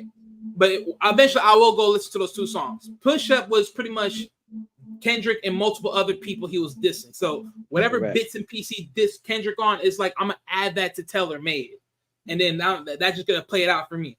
But when I haven't listened to, like I said, I haven't listened to none of the 2 Drake songs. But as far as for the bits and hearing all this other things, or what certain lines he mentioned and said, it's like, okay, you ain't mentioning nothing that ain't the same for you. But that's my thing. It's like, I listen to a lot of people. I'm like, y'all are the most biased mother lovers in the game. I'm like, what the freak? Like, don't get me wrong. If you're talking about the nostalgia and the flavor and how you hearing it, that's one thing. I'm not gonna hold no one on that. I don't got all day. But for me, if I look at this clean and bright as day, I'm like, okay, let's be real here. What this really is. What this really is. And it's just, But when people start picking sides, I'm like, now y'all playing. Y'all doing too much. You know people are gonna pick sides, Wally. You know but I know, but I'm saying certain people that are picking sides, like certain people, like, you know, this, like, you want to sit here and say one person's shit was corny, but the other one was better. Like, come on, some of the things that this nigga was saying, you can say about him. So ain't his shit corny too? That's why I told you, bro. I like, listen. I listen to a lot of Kendrick song. I like Kendrick more than I like Drake, right? But at the same time, that's why I said, to me, his last diss was weak sauce. And I'm talking about Kendrick. I think the first one to me, the first one when he said, you know, mother F the big 3, it's all about that, to me was much better. I'm not saying he didn't take some good shots at him. To me, at the end of the day, if I overrate the whole thing, I think Pusha T's diss was better when he brought out the man's son that nobody knew about. And was like, he made Drake take care of his son. To me, that's a better diss, that you bring up a son that nobody knew about, and you actually now started to show his face in public and putting him on videos and all of that after you got dissed. To me, that's the best diss. Go ahead. Oh no, that's for sure. And he still haven't replied to Pusha T about that at all. He hasn't. And he can't. Correct. Pusha T put his foot on his neck. That is for sure. But like you said, right? When you said about what you said about Kendrick ain't even saying nothing that we don't know. That's why, to me, it's like, yo, bro. Go correct. No. Go ahead. I'm good. Go ahead, bro. Yeah. No, because I'm just saying, like, other than what we already know, is like, we know certain parts, cool. But there's only bits and pieces of things that he said that is like, okay, cool. And I'm like, those bits and pieces, I'm only really hearing the bits and pieces as far as the things that we don't know. And as far as the other things, it's like, yeah, you throw it in a DMX reference, you throw it in a nice Cole reference, you throw it in a nice Pusha T reference. that's all cool. Like, still, the one biggest line that I heard was like when he talked about, oh, that beef with Pharrell, I'll take that, but you should be, instead of pushing P, you should be pushing a T because you have a better chance of going at him than me. I was like, yo, that was fire. That was fire because guess what? Because basically he's saying it don't matter where you go, you're gonna get this ass whooping no matter who you go to. You can go to Pussy, get that ass whooping. You go to me, you're gonna get that ass whooping no matter. So it's nice, but that's my thing. I think because when I listen to a lot of people and a lot of reaction, I'm like, I listen to this and I'm like, okay, because I heard some people mention some things and they like, if I had to give it more, I'd probably give it to the other one than this one. I'm like, in fairness, when you really think about this, when you really think about the construction of the song, again, I'm like, there's nothing that hasn't respectfully been said that other people haven't said that isn't already been mentioned about Drake already. So it's, so you know, it's like whatever. But if you're talking about the impact and the lyricism of the song and everything, how it's written, constructed, and the thought process behind it, that is a fired song. Like, don't get it twisted. I mean, like it I or thought don't the like song it. was trash. I thought the song was trash. The only part I liked, about the song where I think Kendrick was being really rude, and no one caught it. No one's talking about it. I don't understand that. I looked on all the blogs. No one talking about it. Do you hear the part where he's talking about Jay Prince? No, I know exactly. Oh, I remember that part. But no, I remember that part because he was basically saying like, the name. Yeah, when he what said did he you say? gotta What park did your he say? kid. He said You talking something about on the second one? No, go ahead. on Go the ahead, last one that Euphoria. Euphoria. Yeah, what did he say? Now I can't remember word for word, but I know what you're talking about.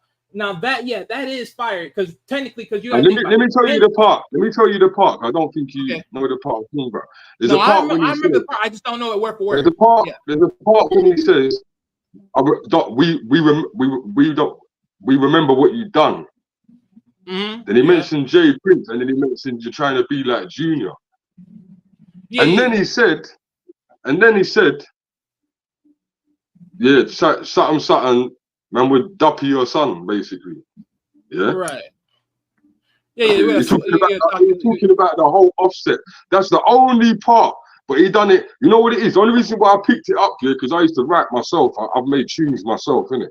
So I know lyrics. The different ways of writing it. The way he done it didn't really stand out properly to a lot of people. But yeah, he was basically saying, in a nutshell, yo, we ain't forgot what you got done to Thingy, what's his name?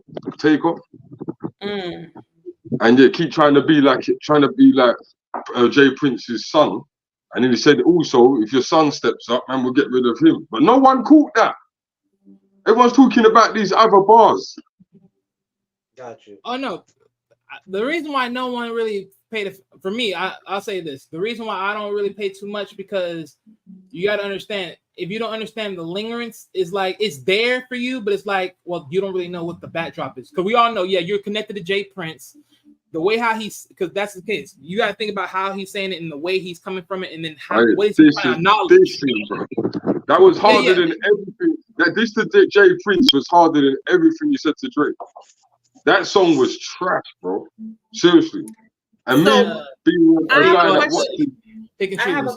have a question then, guys. What was the whole purpose of this album then? Well, I don't even listen to them guys, so I don't even know. You don't listen to. Okay. I don't listen to Kendrick. I don't listen to Drake. Drake. None of them. All the stuff that I listened to were 10 years ago. So now I guess I'm the only newbie head in here that I just listen to the people. Well, at least Kendrick and Cole. And it's no slight, Wally. It's just what makes me think. Well, it's like what is the point? And so it goes back to, this must be an agenda. Because why all of a sudden bring this guy up? Like this is not even relevant to. So, but okay, wait a minute. I hear what you're saying, but if that's the same case, then I could say the same thing about every other beat that ever happened in hip hop. Like, what was the point?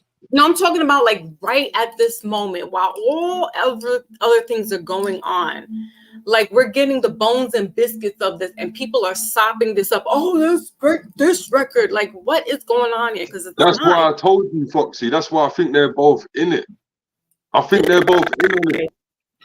Right. To me, I think it's a distraction. And also, right, absolutely, and also, I have that time is everything. Yes. For me, I just can't see it as a distraction, because let's be honest, if it's a full-on distraction, in my No, well, opinion, it's a deterrent. I won't say a distraction, but it's definitely something to make your head look sideways while things are moving on. But anyway, I do have the link down in the chat if anybody wants to pop up, and you don't have to put your camera on. You could just, say your piece, talk about the discussion, say hi to everybody, if you want to. If not, it's okay. But I'm letting y'all know that I did drop the link down in the chat. Yeah, but see, this is what I said too, right? This is what I said. Like Panero said it, and I already know that. It's like, to me, again, it goes back to what I was trying to say to you, Wally. Like when you brought up the Disney and the Nickelodeon thing.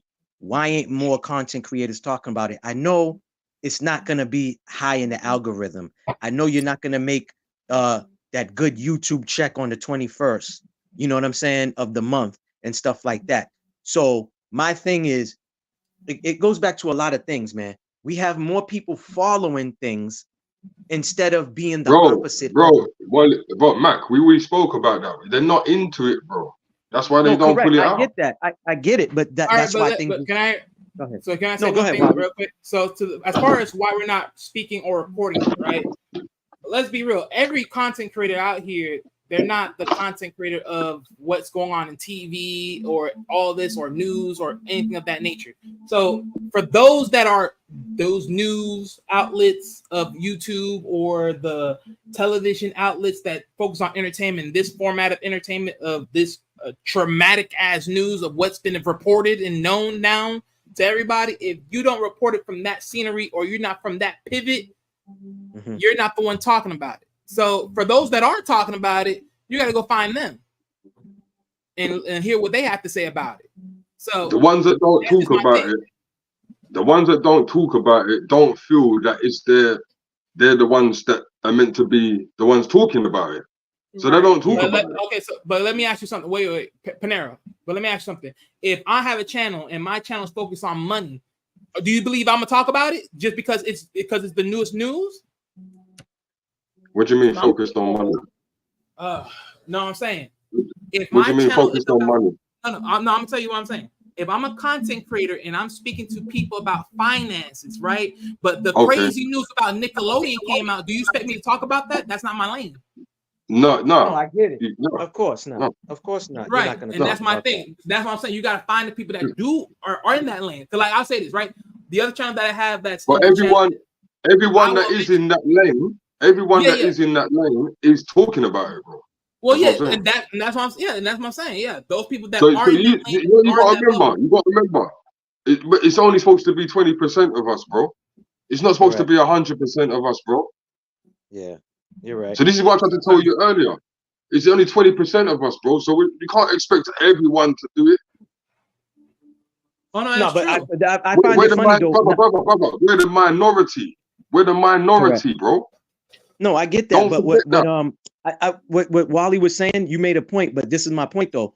I see content creators that pushes a certain content, but they're touching up. They don't do entertainment, but they're talking about this rap beef. So to me, it's like something that shouldn't even be talked about. Everybody's giving it attention. That's I guess I didn't word it right or all right. So are you saying like they make look, you got people that make cars, yeah? Content creators, you got people that do music, you got people that do hair, people that do fighting, whatever, innit? Do you understand what I'm trying to say? So it's just they're not gonna talk about that stuff regardless of how big their channel is, bro. You know what I'm trying to say? Correct. So they're just not into it. So real quick, Maybach. So when you were saying what you're saying, right? You're saying like people of other channels, but they're mentioning it in passing. Yeah, they talking about the beef, the rap beef. Yeah, because they have to. They have to. Yeah, because see, from that standpoint, well, no, it's not that because they have to. I think it's because that's just the popular thing that's out there. They're just trying to see. If you're vlogging world news, bro, and things that is what's the word? Sorry, things that are in now. Yeah, the trending. Yeah, trending. Sorry, but it's late over it. Trending, right? Yeah. Yeah. Bro, you have to talk about it, bro. Yeah, but that's a part of. Okay, yeah, but that's a part of trending as far as that side of thing. But I'm saying if you're talking about, if like you said, right, if you're different channels, but you're talking about a certain particular topic because it's trending and you're just throwing that in there as far as passing, then it's not like you're doing trending topics. You're doing this as far as just mentioning, just to see what people are saying, just to get a catch of a vibe. That's what I'm asking. No, they're doing it for the views. You know that. Yeah, well, that's my point. But as I'm saying, but they're mentioning it in passing. They're not mentioning it as an overall topic. Like they'll mention this in passing, but they'll mention something ever important in passing. Like that's why I'm asking. I've seen half and half. I've seen half and half. I've seen half and half. Yeah. Because look, I've seen other channels. Yeah, they'll mention certain things too. They'll say that. I hear that too. Of course. That's. I think a lot of channels, if it's not a specific or a sub genre, everybody, everything. Everybody's everything. getting on here and they're talking about the likes of Puffy. They're talking about the likes of R. Kelly, Christopher Williams. I'll be sure, but they may not go in length through their whole broadcasting, but they will mention that. And so it's definitely in the news. But if you're like building tiny homes and stuff, you're not going to mention that stuff. You're not. This is the point too, Wally, right? Go ahead, go ahead, Wally. Because I'll say this, right? I understand that everything that's going on now with Drake, Kendrick, Cole, the whole music thing, and anything else that goes on, it has come to a distraction. Because if you guys keep sitting here saying that y'all cool or y'all don't want this to be a thing, as far as Kendrick and Cole, I don't know too much about Drake and Careless, but this can be the distraction, right? But I can say the same thing, right? Because people can say the same thing. A lot of people making comments about the whole no Diddy, P Diddy thing, and they're saying like, hey, all that happened, they're doing this and doing that, they're doing everything. It's like, oh yeah, you're making it seem like, oh yeah, ooh, you got home, oh boy, you on something. But is that true? Because it's like y'all could have been did this a long time ago. This is another distraction. That could be another one. You could have been mentioned about the Nickelodeon. You could have been mentioned about Diddy. I mean, Disney. You could have been about all these other places. But again, are those another distractions, or these are just true things now we should know?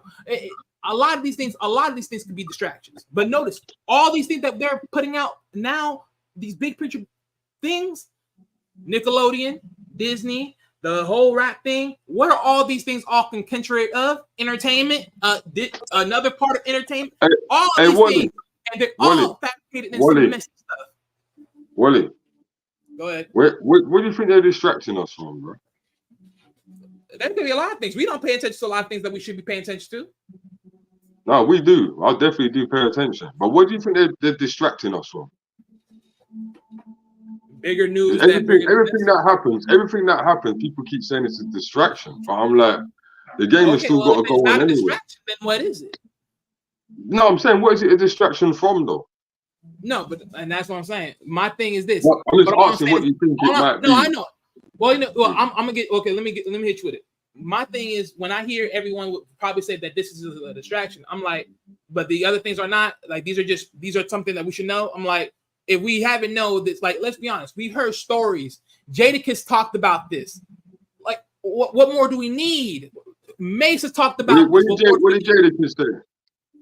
Jadakiss, the way Jadakiss talked about Diddy, I think that's already enough evidence. The way Mace has talked about Diddy, enough evidence. The way a lot of people talk about Diddy has enough evidence. Oh. So my thing is, okay. So let me ask you this. Yeah, and it's not a trick question. Distraction. What do you think may be a distraction from this shitty rap battle? What do you think is distracting? Like, what do you think the distraction? Because I'm hearing a lot of people saying distraction, but distraction from what?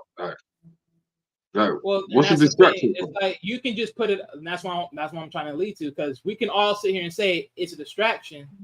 Yeah. But my thing is, if you label it a distraction, what is the distraction for? Because guess what? If a distraction for bro, I just asked you straight questions like 3 times, bro. I just asked you a straight question 3 times. I'm just saying to you, I know what you're asking. What type of distraction from what? From what maybe or whatever, like what type of distraction? Okay, bigger news. I'll give you that one answer from bigger news. Bigger news that may be happening in the world right now. So you don't think it's just maybe it might just be the industry just playing their industry games? It has to be a distraction from something. But see, that's what I was trying to say right now. I'm saying if you call this a distraction, then my thing is, but what it is then? What would the distraction be? No, because my point is this. If we keep saying it's a distraction, we have to find out what the distraction is, isn't it? Or there's no distraction. It's just industry games. It's just industry games. I don't think that everything that happens out here is a distraction because something else is going on. I don't think it. I think it's just these are the games that they play within the industry. Right, because I'm pretty sure everyone heard about the Nickelodeon thing, the Disney thing, everything else. You hear it because they're gonna mention it. You're gonna hear it in passing. Yeah, there's a lot of stuff. There's a lot of stuff. If you choose to dig into it, you choose to dig into it. So so that's what I'm saying. Like, if some people were saying this is a distraction, I'm like, okay, well, I don't think it's that important. I know I put it out there. I put it out there. No, I'm just saying that. Listen. I'm not saying you. I'm not saying you. I'm just saying people have what they want to tune into. People have their ears. I'm just saying to say, like, dog, like, the scare factor is like it's a distraction, and bro, it's life, man. This is everyday life, bro. You know what I'm saying? That's what I'm trying to say. I don't think. I don't think everything needs to be like, oh, it's that. This is everyday shit. When Ja Rule was beefing 50, I don't think that was a distraction, bro. I just think it's just the industry. Well, yeah, that was just rap beef. You know, that's whatever. That's industry. That's things in the industry. You pick and choose. If you want to listen to that or not, or however. I just think, like, I think for certain people that would say it's a distraction, people would be like, they probably seen other things or listen to other things that people should be talking about and they don't hear it. But it's like, hey, look, if you know it, you know it. Keep focusing on people that know it with you. But you can't expect everyone to know it with you because everyone's not going to tune in the same way you tune into something else. Yeah, because they subscribe to a certain type of people. So they're going to get a certain type of feedback back. You see, this is what I've been trying to tell man, bro. You man got too much expectations for people, bro. You've got too much expectations for people that have got channels, and all we got to do is do our thing. You know what I'm saying? If certain men don't want to talk about certain things, and that's on them. That's their ass. You know what I'm trying to say? There's levels to everything, right? And then if you cross certain lanes, why we're here. That's why we're here, though. That's what I'm trying to tell you. That's why we're here. That's what makes us special. Because they're not talking about it, but we are. Mm-hmm. You understand what I'm saying? Yeah. All right. So you're taking away our chance by saying that. You know what I mean? Like, right. This is us, man. Don't matter how much views we get, 100 views, 300, it don't matter. Yeah. That's why people that talk knowledge that's why our views are low, because not everyone wants to hear this shit. Correct. Do you understand? Correct. Well, you're right. That's why I don't pay attention to that. Yeah, I upload a video. Whoever catches it. Whoever doesn't. I don't, you know what I mean? Yeah. It don't matter to me. But I do want to salute my Wally for coming through and gracing up. Salute, Wally. I do gotta go. I'm already late, but I do enjoy this conversation. Man, thank you. Nah, man, we always appreciate your opinion, your perspectives, and all that good stuff, brother. So you already know, man. Love. Ain't nothing personal over here. It's nothing personal, man. No. Yeah. No, we're like family, nigga. We're like the family that likes to have these topics at the dinner table. We always got to get the perspective in all angles, no matter what. Correct. Especially from Panero being in the UK. But salute to you, my brother. Stay vigilant. Move militant. Yep, got you. See you guys later. All right, man. Peace. But that's why I love Panero's perspective. My fault. That's all I wanted to say. Go ahead. No, but you know me. But yeah, we know you, Mr. Pop Smoke. Shake the room. I can only say it from the way that I know, and we need more factoids when we're talking as well. You can't just keep saying things like, we need more. Oh, if I say to someone on the show, have you heard this? You can't tell me, I think so, and then give me a factoid on it. It's either you heard it or you didn't. You understand? Correct. No, I heard you. Yeah. Well, I didn't hear any of this this going back and forth. what I have seen is people commenting, especially the people that I subscribe with, talking about this. And, you know, in my head, I'm just like, why do we even care? Like, are you that gung-ho for biscuits and crumbs?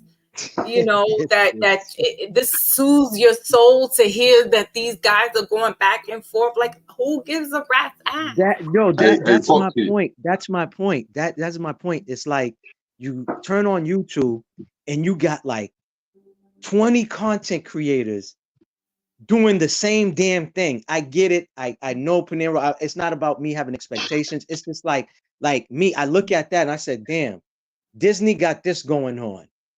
You know what I mean? Nickelodeon got this going on. You know what I'm saying? I know I'm the type who's gonna shake up the room. Again. You're doing it again, bro. You're doing it again. Why are your expectations so high for these people? You don't even, bro. I don't get it. I don't think it, I don't. But to believe you me, I don't have no expectations. It's just No, like you Foxy put it. You do because you can't it's get over the way she said it. It's just like, to me, it's just like, what type of, you know what I'm saying? It's just like, really? Yeah. You know, No, you're right. You're right. To you, it's like, what type of mind? It's not the same mind as us, bro. That's more my thing. That's more that. There you go. I'm with you with that. It's like, what type of mind you got? Like, with all this stuff that's really going on, that's what you rather have. You know what I'm saying? So that's all. Yeah, but it's not expectation. but bro, I've got friends like that as well. Yeah. No, I know. Remember, I told you like, the video that you did where you was in the car and you was driving and you said to the guy, "Yo, I'm gonna spin back." You broke it down. I separated from my own friends and family. You see what I'm saying? What I understood is that I'm a star seed. We all star seeds.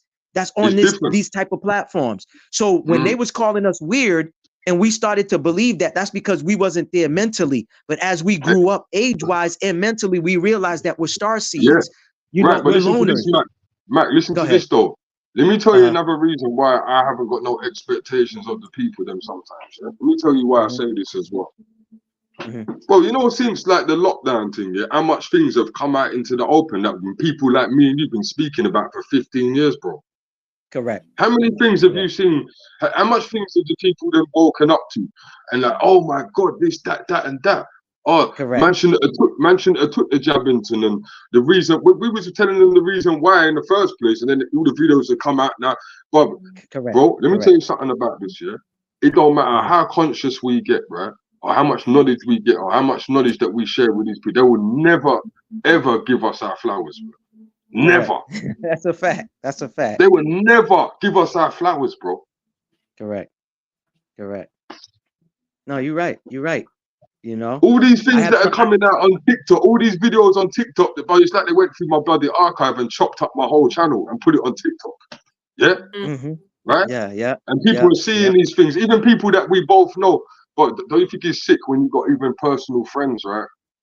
And you told them something 2 years ago and explained the whole rundown on a phone call for 30 minutes, but then they went on the news and saw it and they're telling you about it on someone else's channel.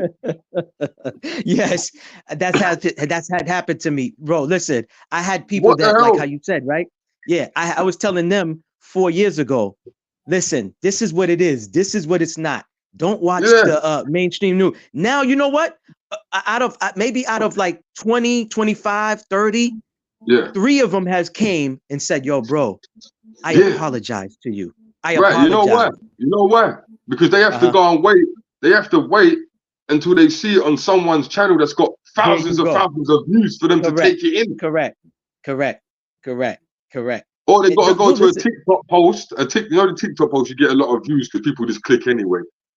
Correct. You know what I'm saying? They be sliding through. So the sliding through counts as a clip. So people be thinking they got all those views, but it's really people just sliding through, right? Correct. When they see things like numbers get people crazy, bro. You know what I'm saying? Then they go, oh yeah. People literally come to me and said, yeah, have you heard about this? I'm like, bro, I told you about that years ago, bro. Furthermore, I've got a video that someone said to me the other day. Mac. Man's talking about Hydrogen Collider. I swear I nearly slapped the guy. You know about the Hydrogen Collider, Pete? You know, this is a guy that I've known for 20 years. I think it's like my ninth or 10th video on this channel when I first started it, the Hydrogen Collider. Yeah, and you already mentioned it. You already mentioned it years Mentioned ago. it And they 20 just times talking about the big thing in Switzerland under the ground. yeah. But he saw it in someone else's video. I think it was the ancient history. You know them one there. He's coming and telling me about it like it's brand new. I said, these guys are dumb, man. Yo, man. Listen, man. Hey. Listen. But like I said, yeah, bro, they will never ever give us our flowers, bro. Never. Correct. It don't matter if man them start falling down tomorrow from the Jabberton tomorrow. Everyone just fell down tomorrow. They would never turn around and say, you know what, them conscious man, them are right the whole time. Yeah. You're right. No, you're right. You're right, bro. Do you understand? So that's why I don't really expect too much from the people, because there's something wrong with them, man. They got a couple things missing. Yeah. We've all got a couple screws missing, but they got more screws missing than Nah, that's a fact. Hey, what is this? The Panero's Man Show? Like, fuck. She put you on the big screen. Yeah, I thought it was the Panero's Man Show for a second, man. Nah, man, you was shooting some shots. You were shooting some missiles, man. So she had to do that. No, for sure. I'm doing the show on Sunday though, still. Yeah, listen. Remember what I told you? If you can remember, do what Foxy did. Send me the link on IG, bro. So no, I'm gonna send it to you, man. I'm gonna send it to you. I'm gonna do a proper show, man. I'm laughing at that as well. But yeah, proper show. Yeah. I'm gonna start doing my shows again. I'll start taking my notes and all that as well. Because you know what it is, when I don't take notes, when it's all of us up there, I don't need notes because there's just too much knowledge and wisdom. Right. Do you understand? Correct. But when I do take notes, it does come out a bit more formatted. Yeah, that's what I do. Hold on a second. So I got my beauty queen in the building. Hello. Hey, Foxy. Yes. Raz girl is here. Hey guys. How you doing, Foxy? Long time. I know. How are you? Yeah, I'm alright. You know, the king of the city. You know? She left us. She's moving on up to the east side, man. Oh, stop it. Yeah, what parts are you? What part are you from, Russ? I think I asked you before. I still got that show when you was on it a long time ago with Fox. I still got all that. Yeah, I'm from Houston by way of St. Lucius, Castry, St. Lucius. Yeah, Houston's naughty down there, man. Yeah, but now I live in DC, so I'm not in Houston now. Yeah, okay, that's good for you. Yeah, DC's naughty as well, still. Yeah. Yeah. Yeah. Be safe out there. Be safe out there. Yeah, you're right. Be safe out here is exactly what it is. Correct. Yeah. So what do you think about them floods in Dubai, Foxy? Well, first I want to just give a big happy solar return to this beautiful woman. Yeah, go ahead. Thank you. All her blessings come true and any obstacles that are there in front of her to be removed through spirit, through God, through source, that her family be protected and coveted under God's jurisdiction with family and might and ancestors. Be there for her in this time, on this special occasion, as she has been brought forth and reborn into this world again. Amen. Amen. Thank you, Foxy. Oh, that was beautiful. That's probably the best gift I got for my birthday. It is. Thank you. Aww. Happy belated so the flooding. Thank you, guys. Hey, hold on. You know, if you don't say amen after your prayer, you know the prayer will get to you quicker. You know that, right? What? If you don't say what? No, I'm just saying. I'm just throwing it out there, man. You know, if you don't say amen after your prayer, the prayer will get quicker to you. Oh, okay. Yeah. No. She did.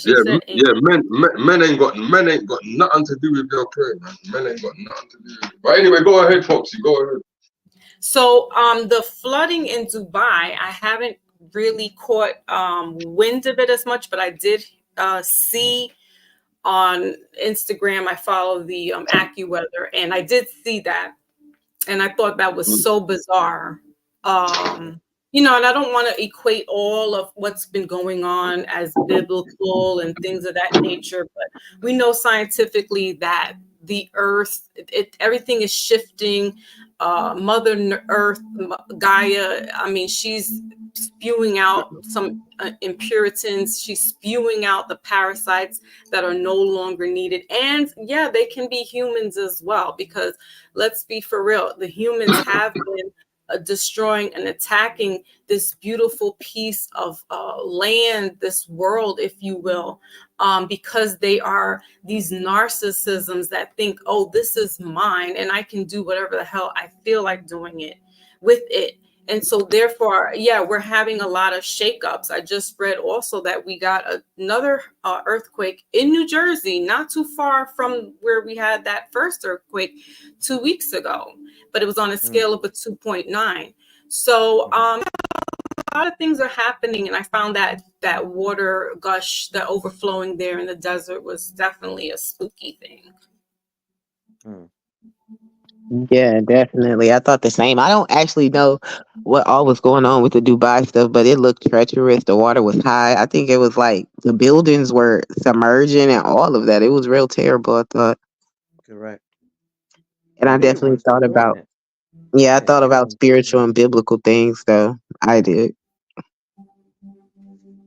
Because it just makes sense to go there, because that's how we're raised. We were raised with the book and going to church and hearing these things. But then, you Yeah. know, when you get older and you hear about science and how things are supposed to move, then it's like, okay, they go hand in hand.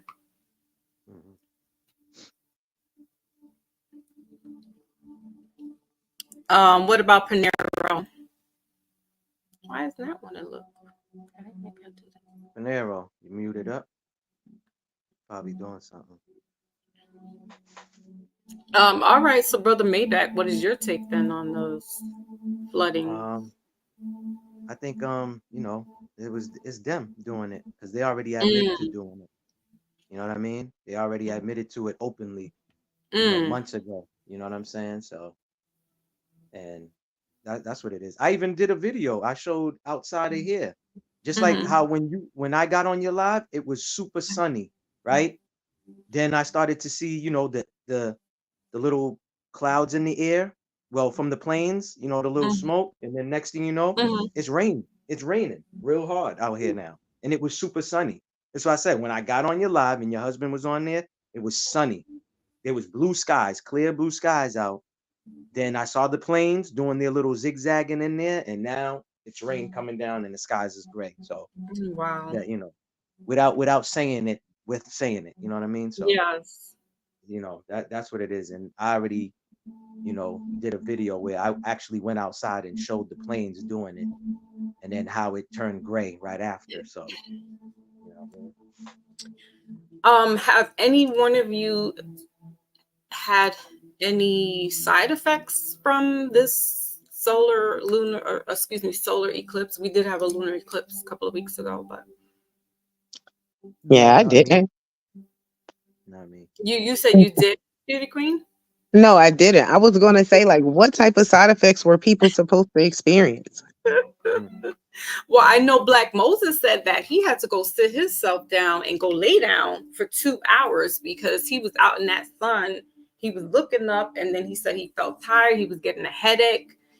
So, I mean, I guess, yeah, that would be one of the side effects. I believe Black Moses over 55. Respectfully, he don't need to be out there looking up in the air anyway. And he said he wasn't drinking any Corona. Exactly. So I'm like, okay, Black Moses, I'll take this with a grain of salt.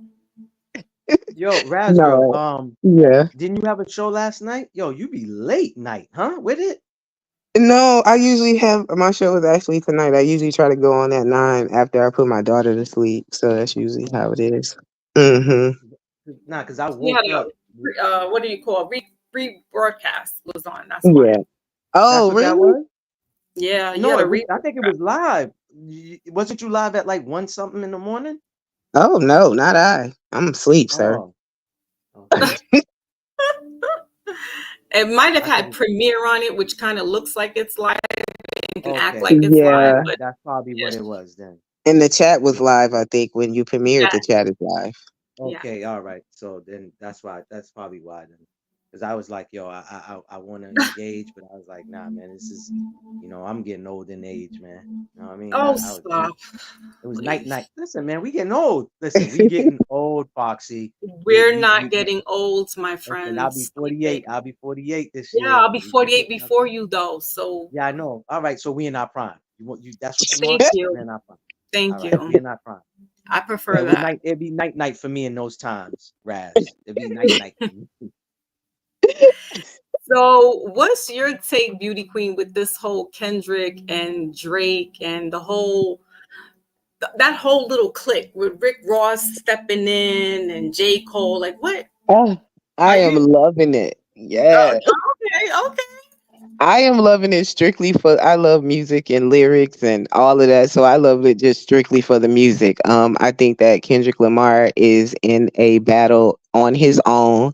I don't think that Drake or anybody is going to be able to put anything out that is going to be any type of threat to what he will put out. I think the only great battle that would have went on was J. Cole. Mm, I understand why he basically like surrendered. And I respect him for that. Like he's moved on in his life. He isn't about gimmicks in the industry. And I really appreciate that. So that's how I see right. it. But as far as the battle, I really don't see the personal stuff going on. I'm just looking at it for the music. Like my husband was Right. here yesterday. I was like, did you hear Kendrick new shit? I'm sorry. I played it like 3, 4 times. Then I said, let me play you an apology. Let me play you this. So you were really standing out over it. Oh yes, I'm loving the music. Like I'm loving what is it? Owl shots or that song, what's the name got Kendrick what he talking about? I'm on a owl hunt and we doing buckshots or something. Love it. Mm, I love Euphoria. I love it all. Like I just want more and more and more because music is just trash now. And he is really showing the art in his music, and that's what I love about it. yeah, and I think that's where a lot of people, like true hip hop connoisseurs, if that's the right word, uh, Hmm.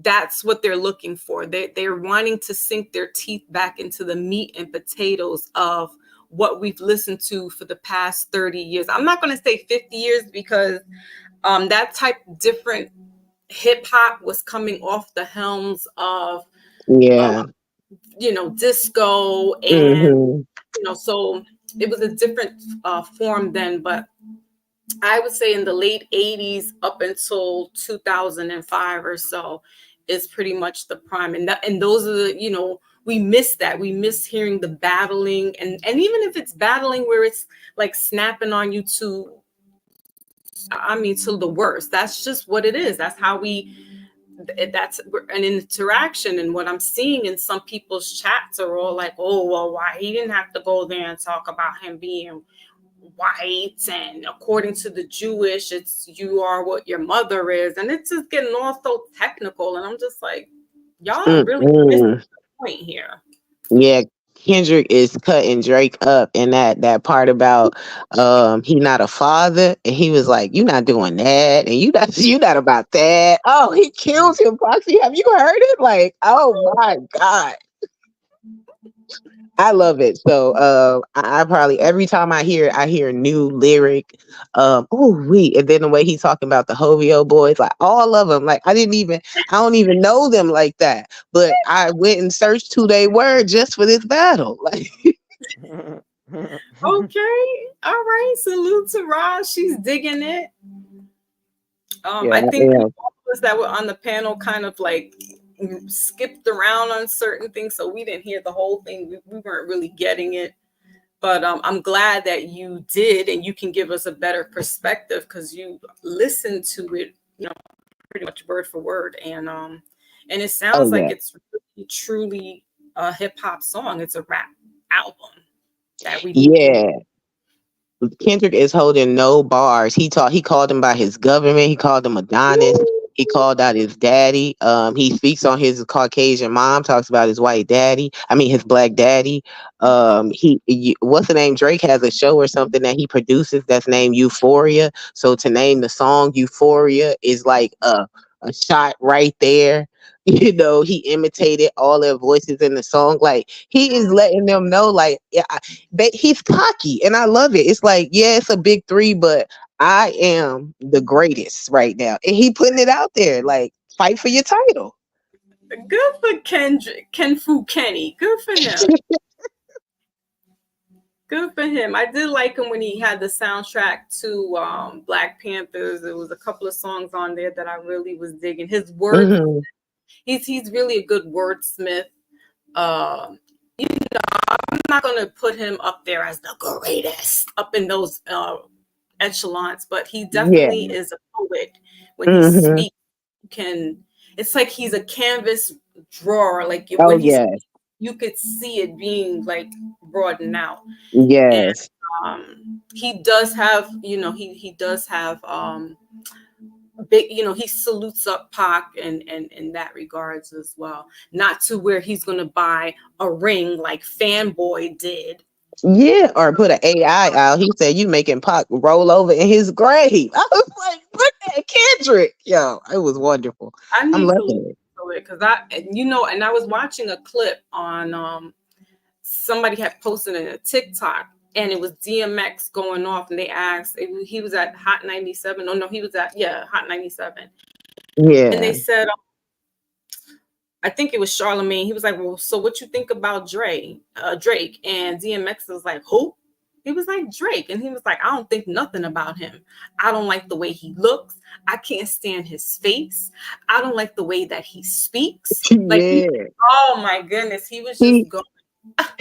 and Kendrick Lamar put that in the song. He said, "I hate the way you dress. I hate the way." That was a play on what DMX was saying about him. Like, and he was like, "This ain't just how I feel. I got the culture behind me. Who don't love DMX? Like, come on, Yo, yo." he said I had to watch that clip a couple of times. Cause like, how do you like? He's like, I don't like the way this man's face looks. There's just something about him. I don't like the Yes. way, because he was saying it dead serious, and then to hear him Hmm. speak made it even more funnier. I was Yeah. in stitches. Do you feel, as we were talking, that these type of things are distractions from what's really going on at the world at hand?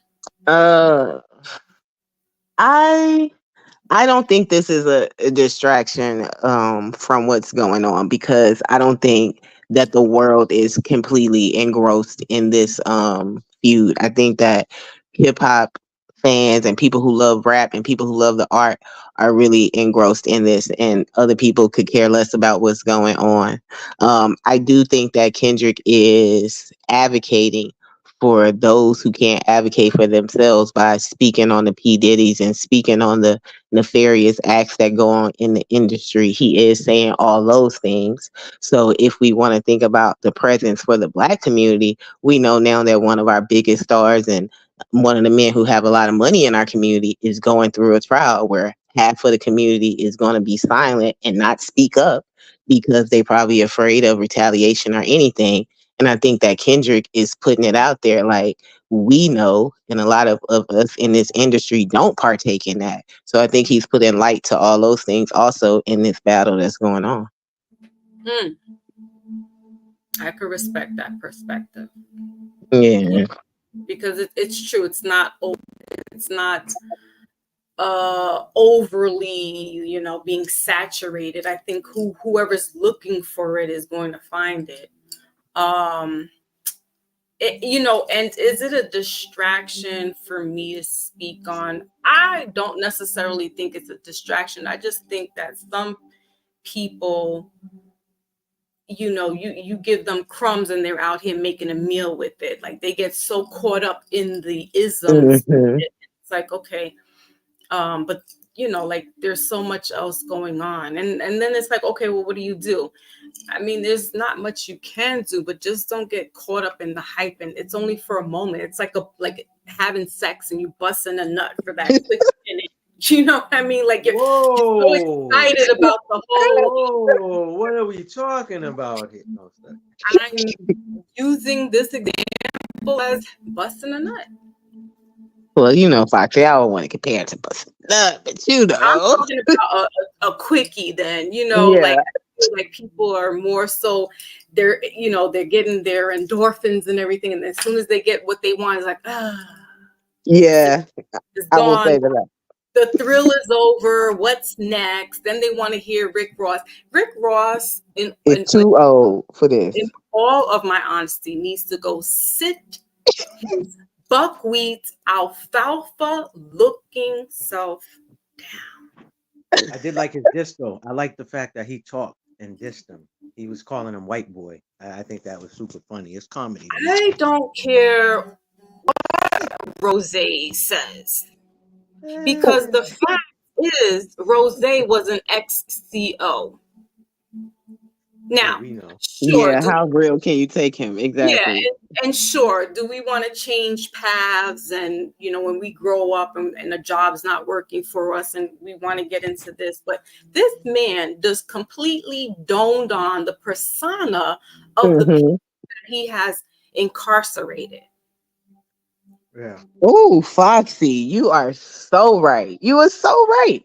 They not hiring no felonies or no dudes that's carrying around guns and stuff. They not hiring them type of people. So we know that this man was squeaky, Mm-hmm. And we And know then he stole Rick Ross's identity.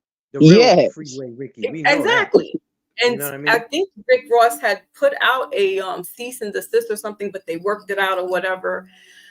So now Rick Rose can use the name, but that's what got my gears He in took the him to court. uproar. He took him to Yeah, court. it's He took him to because court, but the real one lost. The real one he lost lost. because the fake one said, "Oh, there was a Rick Ross, no, a Freeway, Rick Ross from Miami." He fabricated. He got at the time he got more money than the real one. You know what I'm Right. saying? So he had the best lawyers. He ended up winning the case because he does multiple interviews. He explains that. And stuff like that. He So does. the He real does. one. And my whole thing is that it's like the hip hop community is celebrating, and they clearly know this, but that's how I'm just like, I'm so over this. I'm so over it. Because you are basically dancing around and glorifying this man for being something that he probably has got your cousins locked up in, right? But he thinks, he's God's gift to the world now. exactly. I'm like, just actors, like, they want to throw shade at Tupac. Oh, he was a great actor. No, look, you have a modern day actor right now Mm-hmm. who was Officer a direction Ricky. and now he's got all these mansions, and he's got gold covered teeth. I mean, the list goes on, and I don't have no respect for that. Like, I really just, you want to You know what he pretend or portray to be somebody else, when here there are real actual people who are real soldiers out here doing the damn thing. So I'm kind of losing You're respect right. for the whole hip hop in general. I don't think that we're getting the authenticity anymore, and if it is, it's going to be coming from underground. The mainstream, I think, is lost. I'm looking at a lot of our golden era boys, and I'm looking at them in a different light, because I'm seeing some stuff that I'm questioning. Like, I had to say, my husband, yo, did you see how Ghostface was hitting what's his name, Method Man's body? And he was like, nah, stop it. And I'm I'm about to say, Foxy, don't do it to me. Oh no. So I'm like, all right, maybe I'm seeing something, but then I'm like, but no.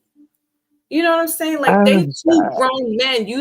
I mean, my brother and my son, we don't touch each other like that. Okay? Yeah. That's always been going on in hip hop, though. We should know that. It has. And we've been blinded for a long time, because I think that with the music, it will censor our dull our senses. It'll keep us, in a way. And then when the music stops playing, we look around like, oh shit, this happened. That happened. Yeah. Remember Biggie's infamous lyric when he was like, "Yo, she looks so good, I'll suck on her daddy's Right. Like, and Remember that nobody line? batted an eye at that. Like, no, I don't care how good she looked. I am not touching her daddy. I'm sorry. But Nobody hey, batted an Yeah. eye at that. correct. Nobody batting an eye then, but now, because like you said, we still in the age of Aquarius where things is being exposed, right?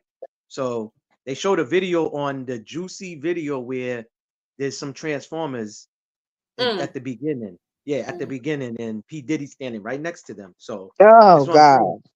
Yeah, and the Jared same didn't one, the same one I'm talking about was Yeah. in LL Cool J's I Shot Ya video. She was in there, Mhm. and she ended up being Oh yeah, in what they call it, he, she. yeah, there you go. There you go. So all of these rhymes has been suspect for years. We just Right. wasn't tapped right at that time to acknowledge, to understand, like, hold on, what? What did he say? He, she.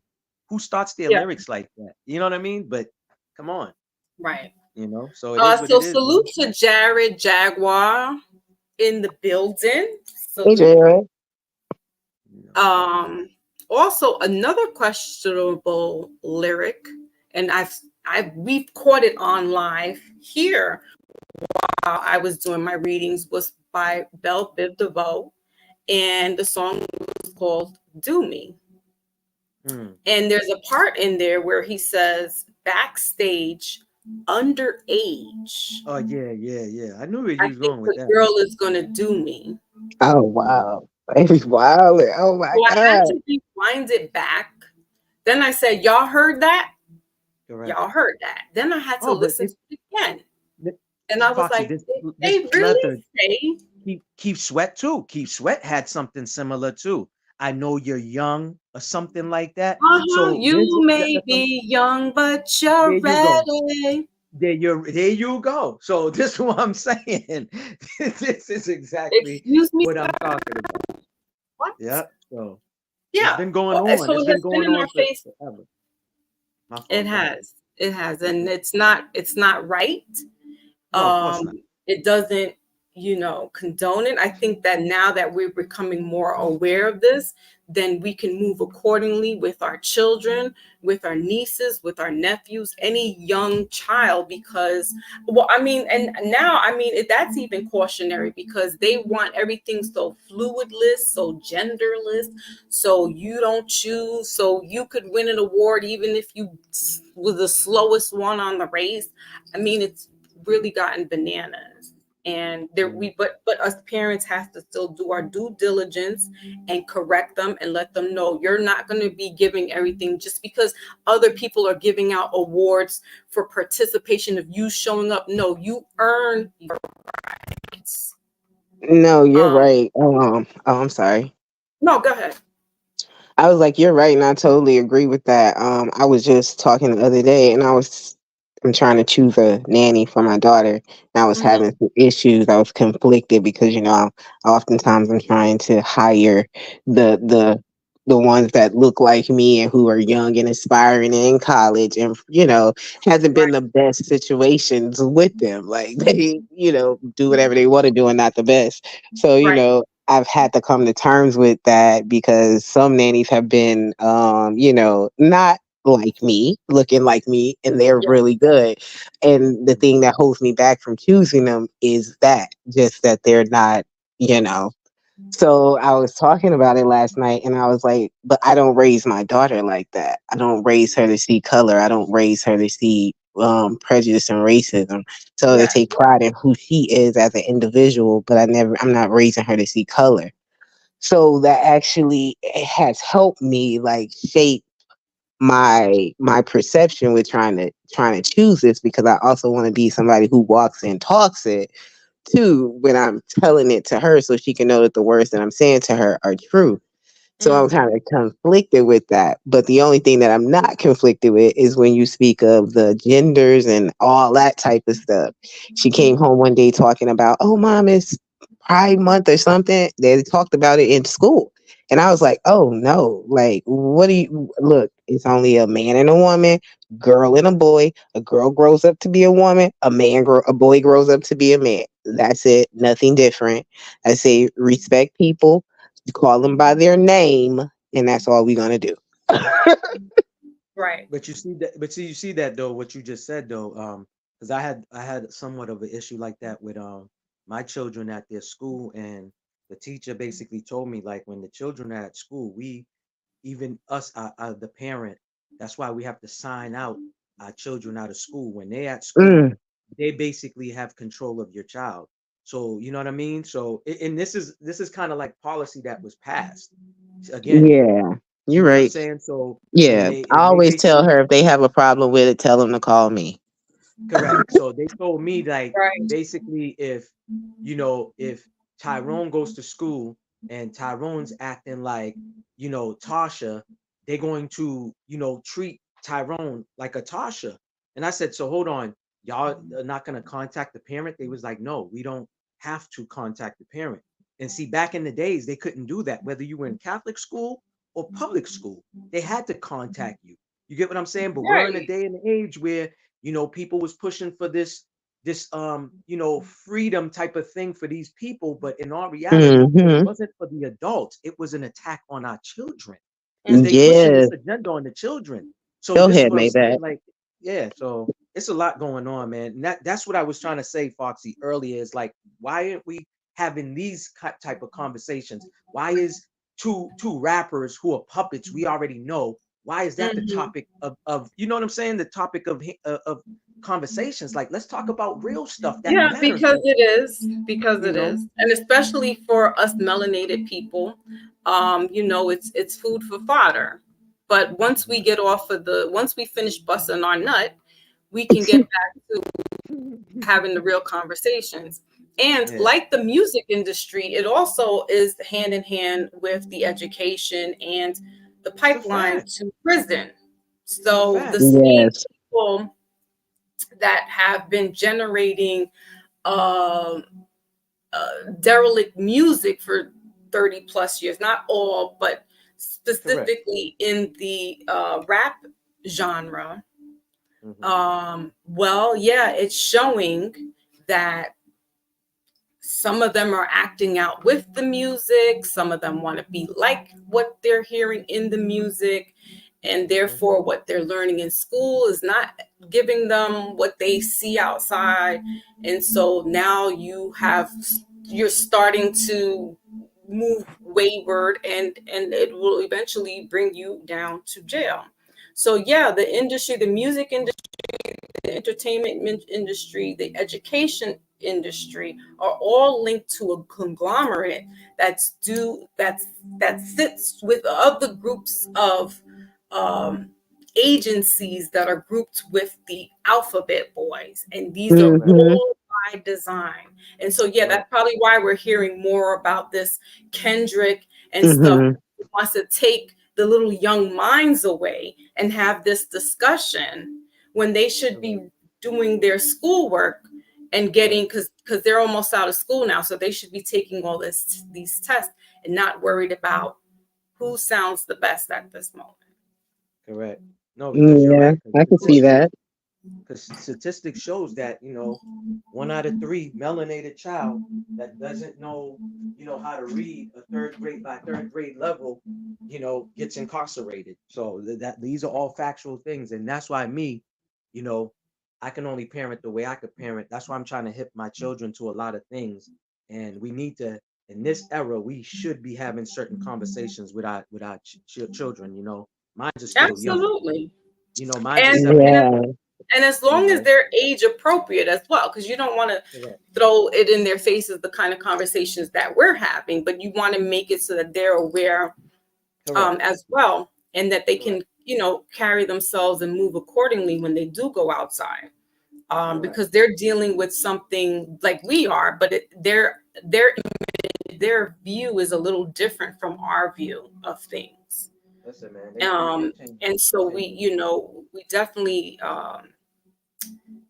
just need to speak or teach them in their age limit where they can adjust certain things and not over bombard them, because we're super smart and we want to tell them and show them and let them be super smart, and it's like just in small doses of what they can handle, because Yeah.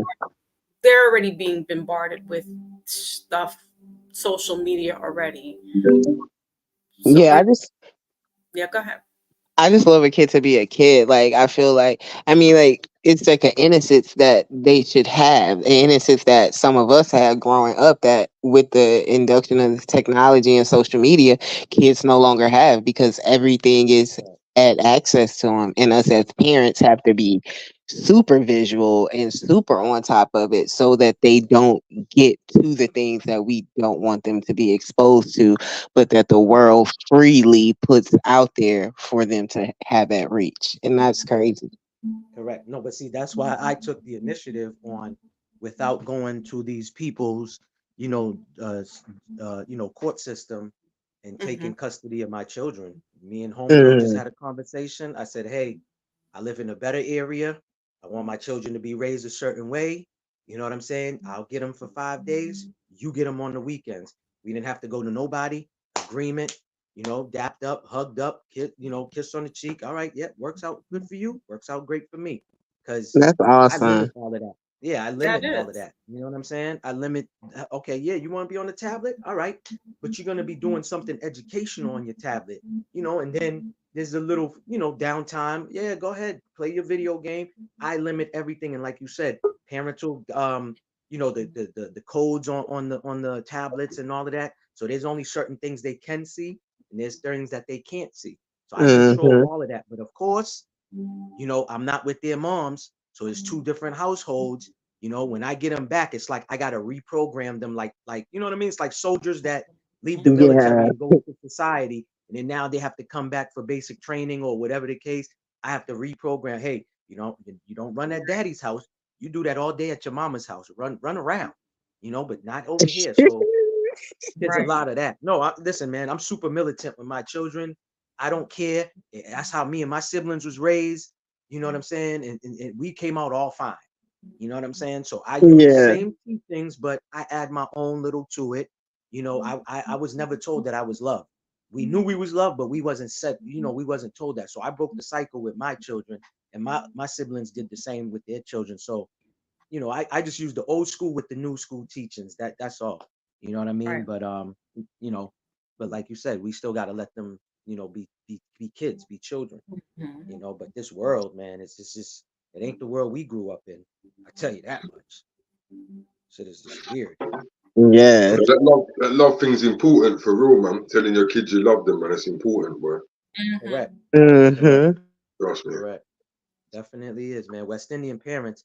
I don't know about y'all, but they didn't tell us at all. I remember the first Nah, Yeah. time I heard it. When yeah, I first. brother, it even gets as bad as you told them on the phone, yeah, I love you, and they don't even say it back. At Correct. all. Correct. My Brother, my mom listen, never said. listen to what I'm saying. The first time I heard it, I cried. And the place that I was at, I had to hold my emotions in. You see, you get what I'm saying? I wasn't, I was on a forced vacation, is what I like to say. You know what I mean? I was behind bars. Let's just put it Yes. like that. I was behind bars the first time I heard it. I had to hold it in because you show your emotions, other inmates see that. Oh, he's crying. Yeah, we gonna When I get, was you know what I mean? behind bars, Mac, my mum told me in the letter, don't drop the soap.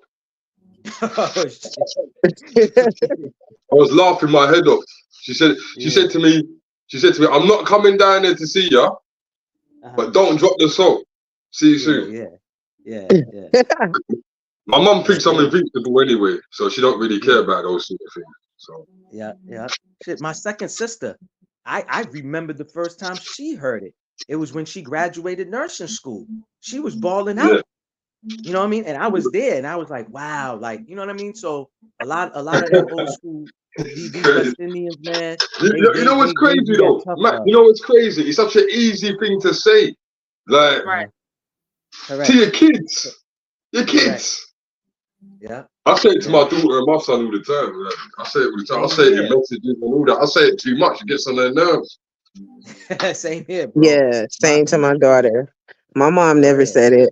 Growing up, she's from St. Lucia, but she was a cold kind of person, not in an evil kind of way. But she grew up with 5 brothers and stuff like that. So just being affectionate and showing certain things she didn't have and she didn't develop at that time. And my mom had me when she was 17.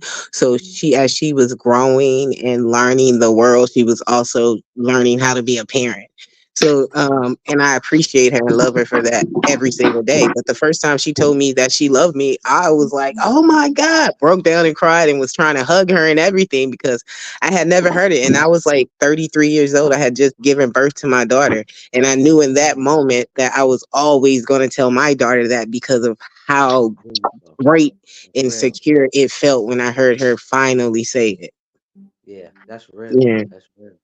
Yeah, I had a similar story. My great grandmother, you know, in Jamaica as well. She was, there were 2 of her. It was her and her sister, and she had a very dysfunctional background. But anyway, the mother died, the father left, and my grandmother ended up staying with her uncles. Well, the uncles let all of his children go to school, and my grandmother had to stay back. And she was the center, Wow. and she cleaned and she cooked and she did so forth and so on. So she was like, you know what? I'm getting out of here. I need to get an education. And she found work in Cuba and then came back to Jamaica, where she met my great grandfather, and they were going to come to America. So you needed a ticket and $50 to enter into America. So he didn't have the $50, but she did, and they both had a ticket. And so they got to the line in Miami, and my great grandmother she got her $50, went through with the ticket. So she goes and puts her hand behind her back, gives my great granddad the $50. So he was able to get through. And from that time, that was 1920, they moved up to Harlem. Then they had 2 girls. They never told their girls that they loved them. And my great grandmother was very stern and stoic type person. She had fun and laughed, but she never said to them, I love you. So her daughter, which was my grandmother, when she heard me always like give hugs and kisses to my grandmother and my mother, and then with my children, she says, wow, you know, you're such a lucky girl, because I could never hear I love you from my mother. So, Wow. yeah, I don't know why. You know, I feel like because they've grown up in such a harsh lifestyle, some of them, that it's hard for them to really like love or know what love is. Correct. Or show affection too. Or show it. Yeah. Affection, Correct. yeah. Correct. Either way, whatever lifestyle they grew up in, it's not an excuse, man. Everyone tell you pity them that you love them, man. So Correct. Nah, I gave They tell you pick me. I'm just I know, I love it. Nah, I agree with Panero, because before my father passed away, I asked him that, and he was like, you know why I wasn't affectionate with y'all and I didn't tell y'all that? Because my daddy didn't do it with me. And I was like, Dad, there's a thing called breaking the cycle. Yeah. So to me, I'm with Panero. I make excuses for children all day, every day. But grown adults, no, I'm not hearing that. You know what I mean? I get bro, it. I still ain't heard it yet. Right? I still ain't heard it yet. I don't give a shit though, because at the end of the day, yeah, it's obvious my mum loves me, innit? That she raised 4 boys, innit? Like, what the hell is that? They must took some type of love to raise 4 boys, you know what I mean? But but at the end of the day, that it don't even matter what was said to us, innit? We're all right, we'll get through it, man. You know what I mean? But yeah, man, try and do that, especially now, because you know how they use them. It's a bit different for them out there, man. Mm-hmm. Yeah, if they feel that they're not loved out there, boy, it's a bit wild out there for them right now. So yeah, and that's why they're running around, running amok, because they don't. I mean, even if you do say I love you, it's still implying, though. It's still showing the actions. So I don't have to necessarily say, you know, I love you right now to my daughter, but I left her some things on her bed. So when she comes home, those are my love languages, little simple things. Yes. So that children know that they are loved regardless, on top of you saying, I love you, you know, and giving them a hug, because they're fighting this beast out here that is. I told my daughter I love her every phone call. So, and she says I love you too, Daddy, and that's it. It's so easy, so easy. Correct. If you feel it, it should be easy. Do you understand? Yeah, I leave the house before my daughter gets up to go to school. So every morning I write a letter for her. Like I wake up like an extra 15, 20 minutes to make sure I have that letter written and everything. And then I call her before she's leaving and just to say I love you. You read it. I'm gonna tell you this, and you know that you have to say those things. You have to. Mandatory. Yeah. Yeah. Correct. So it's not about being too tough, man. No, not at all. Exactly. Not at all. Exactly. I said to my dad before, he's so funny because with my diet I changed and I'm eating more like vegetarian, but I've been like this for the past 5 years. Anyway, he says, "Oh, I'm not going to live with you because you're going to be feeding me tofu." And I'm like, "Dad, I don't even eat tofu." So he's going back and Tofu forth. and jackfruit. You know what I mean? It's disgusting, but I'm like, "Dad, whatever." So that the day before he passed, because it was a Friday night that I was speaking to him, we were on the phone for about an hour. The first half an hour, we were arguing with each other about, him getting himself together. Because he felt like he needed to see a neurologist and stuff. And I'm like, whatever. All right, I'll be there Monday. I will make the appointment. Then we stopped talking about him. And then he says, "Oh, what are you going to feed the baby?" And I said, "We'll probably order something out." And he's like, "What, tofu?" And I'm just like, "Oh, you're killing me right now. Like, that's so gross." So we're both laughing.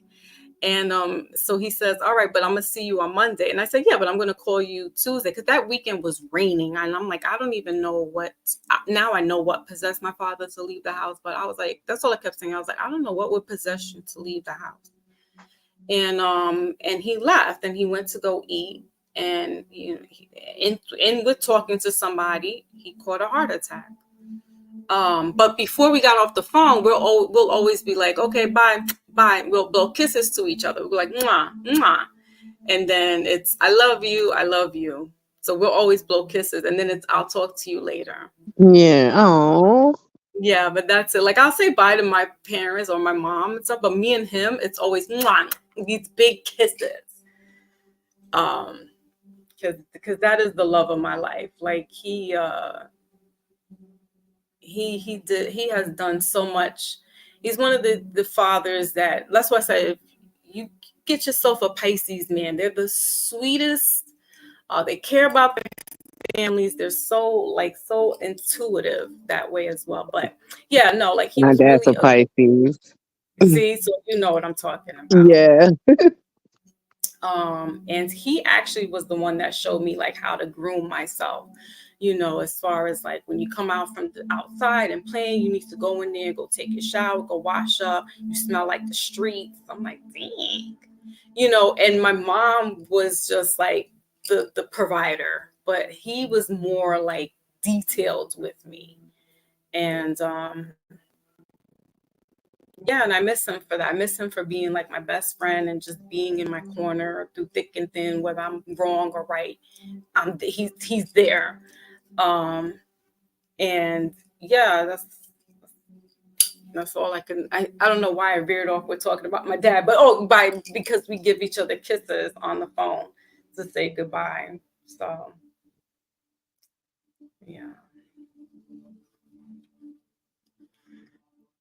Jaguar left us some emojis. I put the link in the chat, so if anybody wants to come up and just talk, we're kind of like segued away from the conversation. You can. And my beauty queen, what plans did you have for your solar return? Did you do anything special? Rasgo.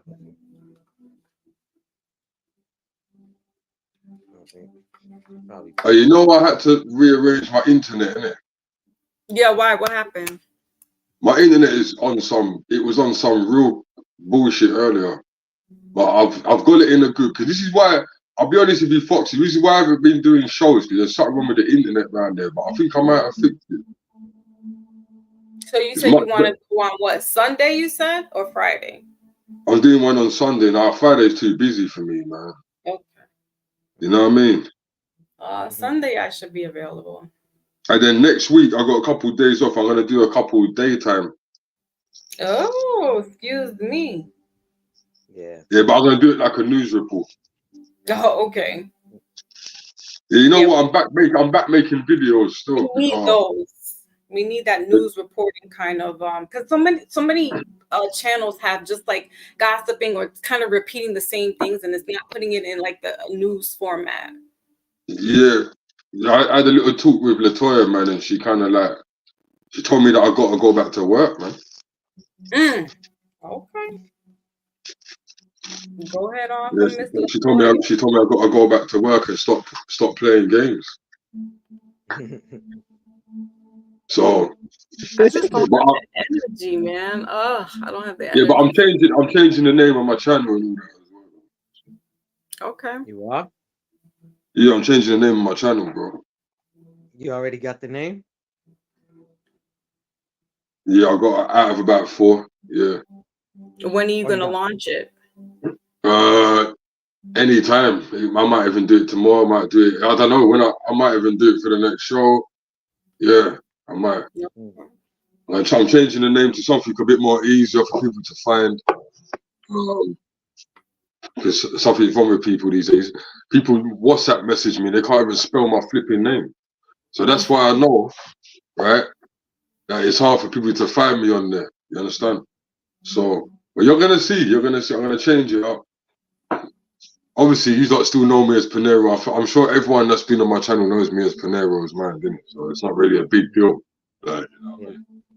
It's not that. There's nothing wrong with reinventing your situation to make a better situation. That's the whole thing of. Well, obviously we're not here for business, but that's the whole thing of business, isn't it? Right. So you have to move with YouTube on a level of like when you notice certain things, you got to change certain things to better your channel. If you don't, then you're gonna keep getting the same views. Correct. You know what I mean? We have to do these things because I ain't skinning out myself or doing nothing crazy to get no views. So you gotta just make them little adjustments sometimes. You know what I mean? Like what's it, your channel is made back in it? Yeah.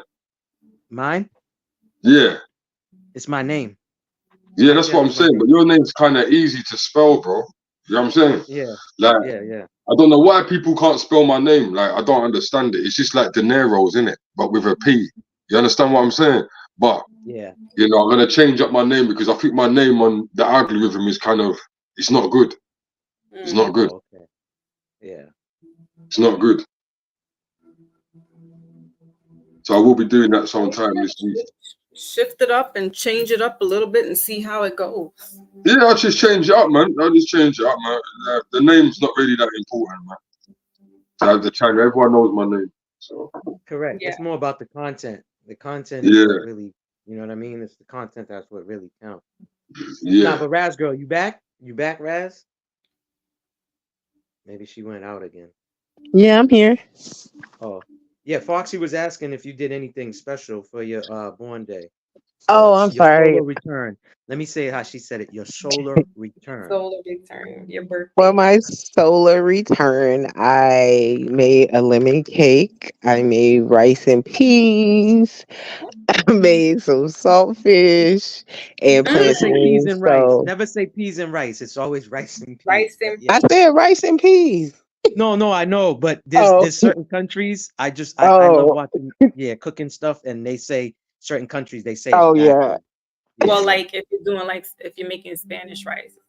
Yeah, I didn't really do anything. I did not work that day. Yeah, and prior to that, I had spent some time in Houston and stuff with my family, so I was really satisfied and fulfilled.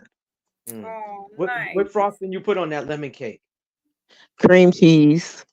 What? Cream cheese on a lemon? I never heard of that. Yeah. That's different. I never heard of that frosting. And I put lemon curd in the middle of it, so it was like ooey gooey and tart. Like yes, lemon cake's my favorite. Never heard. Yeah. What is Hmm. that? What's that? What's the taste like? It's What like is that? a Lemon. lemon curd. I It's never like heard a. of that. How would you I describe? It's don't. kind of tart and jelly like a preservative like. And you can Oh, put Mm. it. okay, got you. Like a Yeah. jelly like. Interesting. Yeah, I Hmm. know what lemon curd is. I know what lemon curd is. I know what lemon curd is. Yeah. That. Well, that's what I put What in are you there. eating it with? Egg. No, I made a lemon cake and I put it in a Oh lemon my cake. god! Yeah. I was thinking, what the heck? Scrambled lemon curd. I was, yeah. So, You're so silly. no, Mm. because I know that in America you got to eat some different stuff over there. So Yeah. Yeah. Not too different, brother. Not too different from the UK. no, I saw one guy on TikTok, man. He was making some big egg flam something, and he was putting icing sugar on it. He was putting icing sugar on it, and I was like, "What is this guy doing?" Yeah, I love that me was that. some Yeah, flan.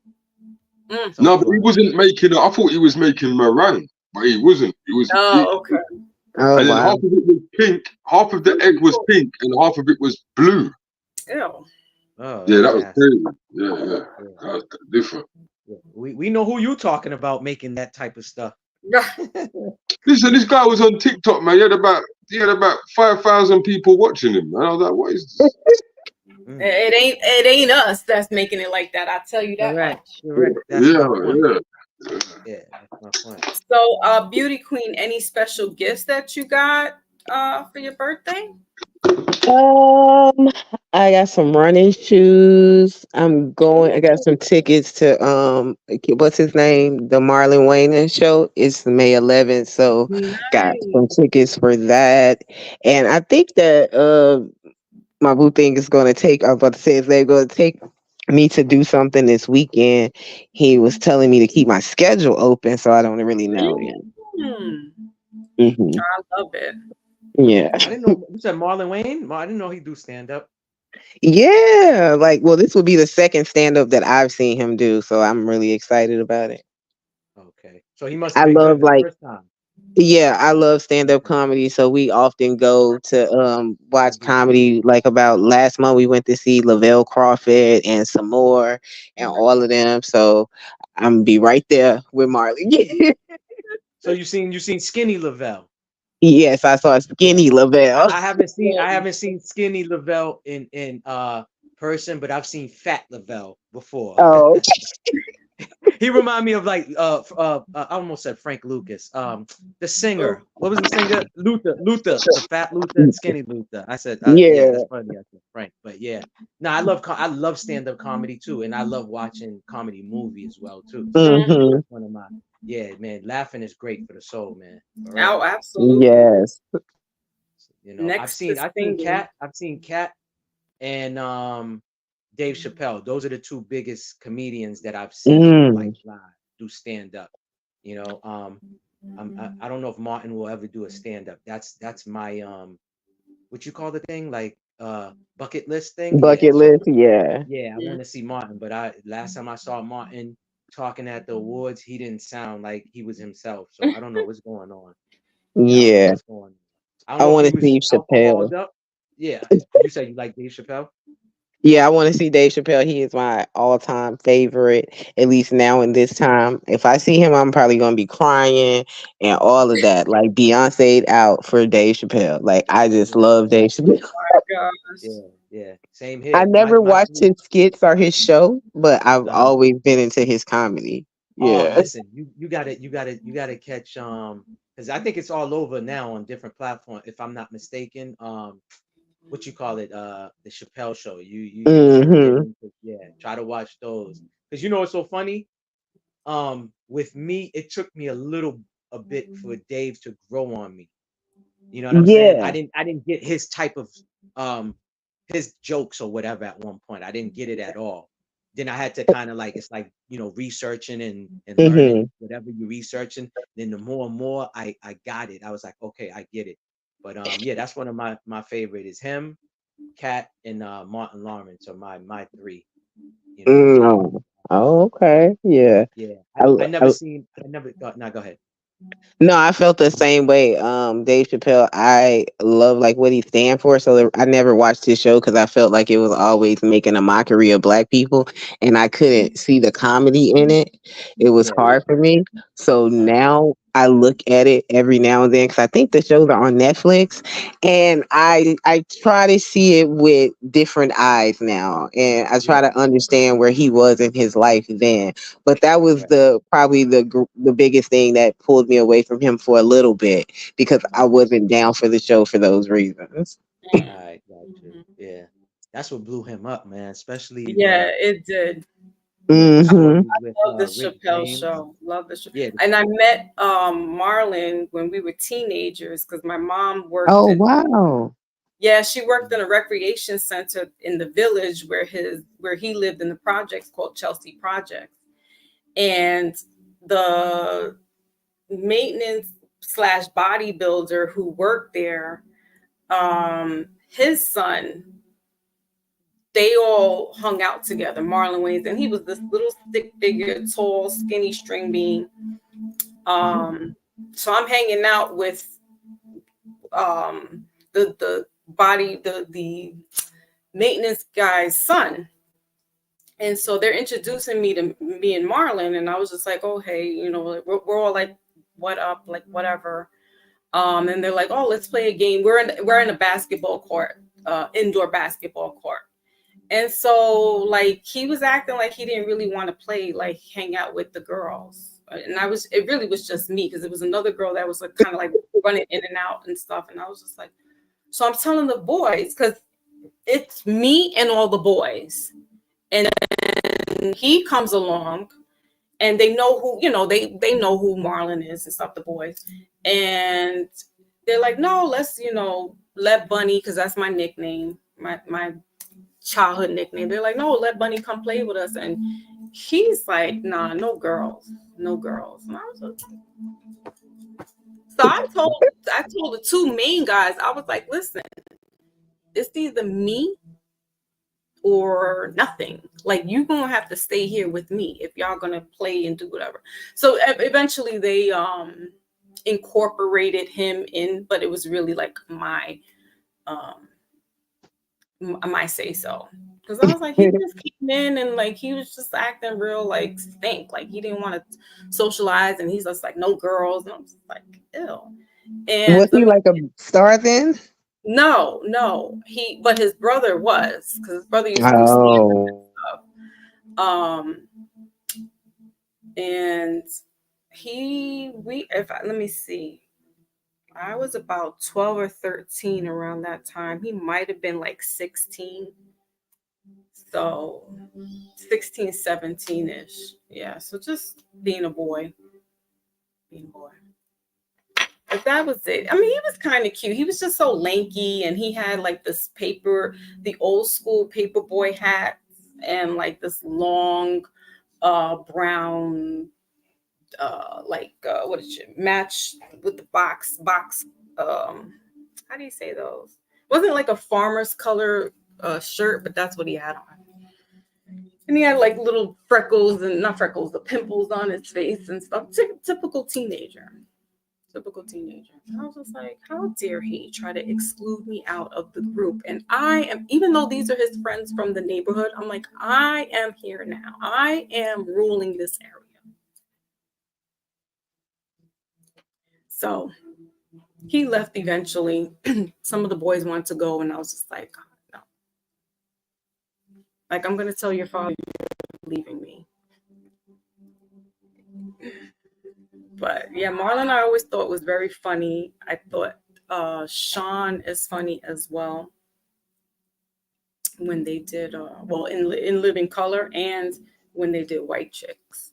So very talented family. Yeah. Yes, very talented. And they lived right up the block in the projects. Chelsea Oh wow. Projects. All bunched in together. I think it was like 2 bedrooms, 3 bedrooms, something like that. Oh wow. And it's like what, 8 or 12 of them or something? Right. Mm-hmm. Yeah. That was my little moment of Mr. Marlon Wayans. Yeah, I'm starting to like him more and more now. I always thought he was corny, but when I saw his stand up, it was pretty good. Yes. Yeah. Well, I'm about to get ready for my show, Foxy. Oh, you have a show on tonight? Yeah, I'm gonna do it. I'm supposed to do it at 9:30, so I'm gonna try to be there. What's your topic? Heterosexual rights and LGBT rights. Should heterosexuals fight for their rights? Hmm? I will be there. Thank you. Thank you. This live was wonderful. The conversation is always great and relaxing. I'm glad you were still on because I was on the train trying to get home. So yeah, thank you. Yeah. Anytime I could get to see you, and I love you dearly, depthly, and all that good stuff. Same here. Have a good night. Okay, talk to you soon. Bye. All right. Bye. All righty. So my Lotus is out the building. Maybach slipped out, disappeared. We also had our brother. Hold on a second, y'all. We also had our brother Nero from the UK gracing us, dawning us with his presence. We also had my Wally, and also we had my husband here earlier. Yes, giving some input in regards to the conversation at hand, talking about Kendrick and talking about the track that he put out on Drake, and just an overall conversation about the whole industry and just rabbit holes of things, and having various other conversations behind that. So I appreciate everybody who tuned in, tapped in, who was in the clouds listening. Make sure that you hit the like button before you leave and have your notification bell on so you do get connected when I am going live. Also check the community section, because there is where I put my Dear Diaries. I leave as much information up as possible so you guys are aware of what's going on with the channel, if I'm going live, if I will be taking new clients. Apparently, Wally and Phoenix are scratching at the nip, so they're waiting patiently, and I appreciate that. I know my Miss Sharon probably is as well, but I just need to get a little more time in and then decide what month or what days or the yin and the yang type energy fits me just well. And I will post a message letting you know that I will be taking personal readings. I'm not sure if the website is working right or not, but you can look up there to see what is entailed with a personal reading. And generally, it's just me taking about 5 cards out, getting the information. I really don't like to ask anyone for questions because it just kind of like stirs me off the path, and I want to get all the information organically and spiritual as possible. So I ask not to give messages, but if you want something specifically questioned and answered, you may. I'm not gonna not do a reading just because. So I'll be doing that as soon as my heart, my mind, and my body, soul, spirit is allowing me to do so. Also, what is the other thing? I will put in a midweek check-in kind of thing, because I didn't do a reading, a short or reels on Instagram and on YouTube, because this week has been, as I said, celebrating and reflecting and mourning my father's anniversary, his death anniversary on Monday, and so much was going on from that whole weekend up until this very day. Wasn't able to pull any cards, but I will do so for you so that we know what we're dealing with during this midweek energy. We are now out of Mercury retrograde. Look, I couldn't even get the words out. We are now out of Mercury retrograde. So that means the communication can be a little more smoothly. However, that energy stays with us at least another week. So don't get all gushy with trying to send out messages and text messages to people and, you know, confessing your love or professing it, whatever the case may be. Or if you're waiting for some very important documents, you might be receiving them now. Anything to do with writing, correspondence, things of that nature. Mercury retrograde plays a big part in that. Traveling, you may have had some issues with traveling. You may have needed to delay or reschedule a flight or some type of travel plan altogether. Well, this week, next week, you're in the good, you're in the go with that. And that's when you can start making changes to traveling.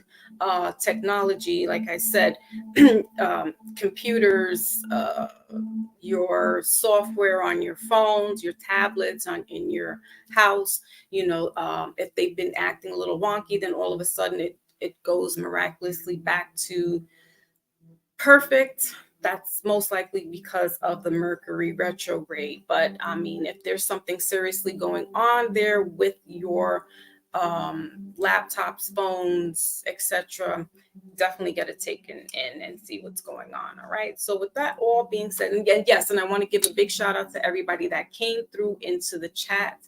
I appreciate you guys so very much. I love to see new and old faces here. I know Jaguar was there, East 49 was there. Salute, salute.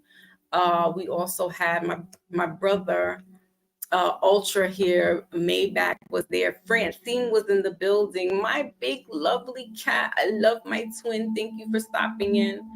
Who else was there? EAE, salute to that brother. Thank you for showing love. To Uncle Ferg. Ferg was in the building. Thank you, thank you, thank you. Who else? So Hurricane, salute to Hurricane. Phoenix, big up yourself, Hurricane. Big up yourself. And I think that was it. Yes. All right. So with all that being said, I bid y'all adieu and catch you on the flip side.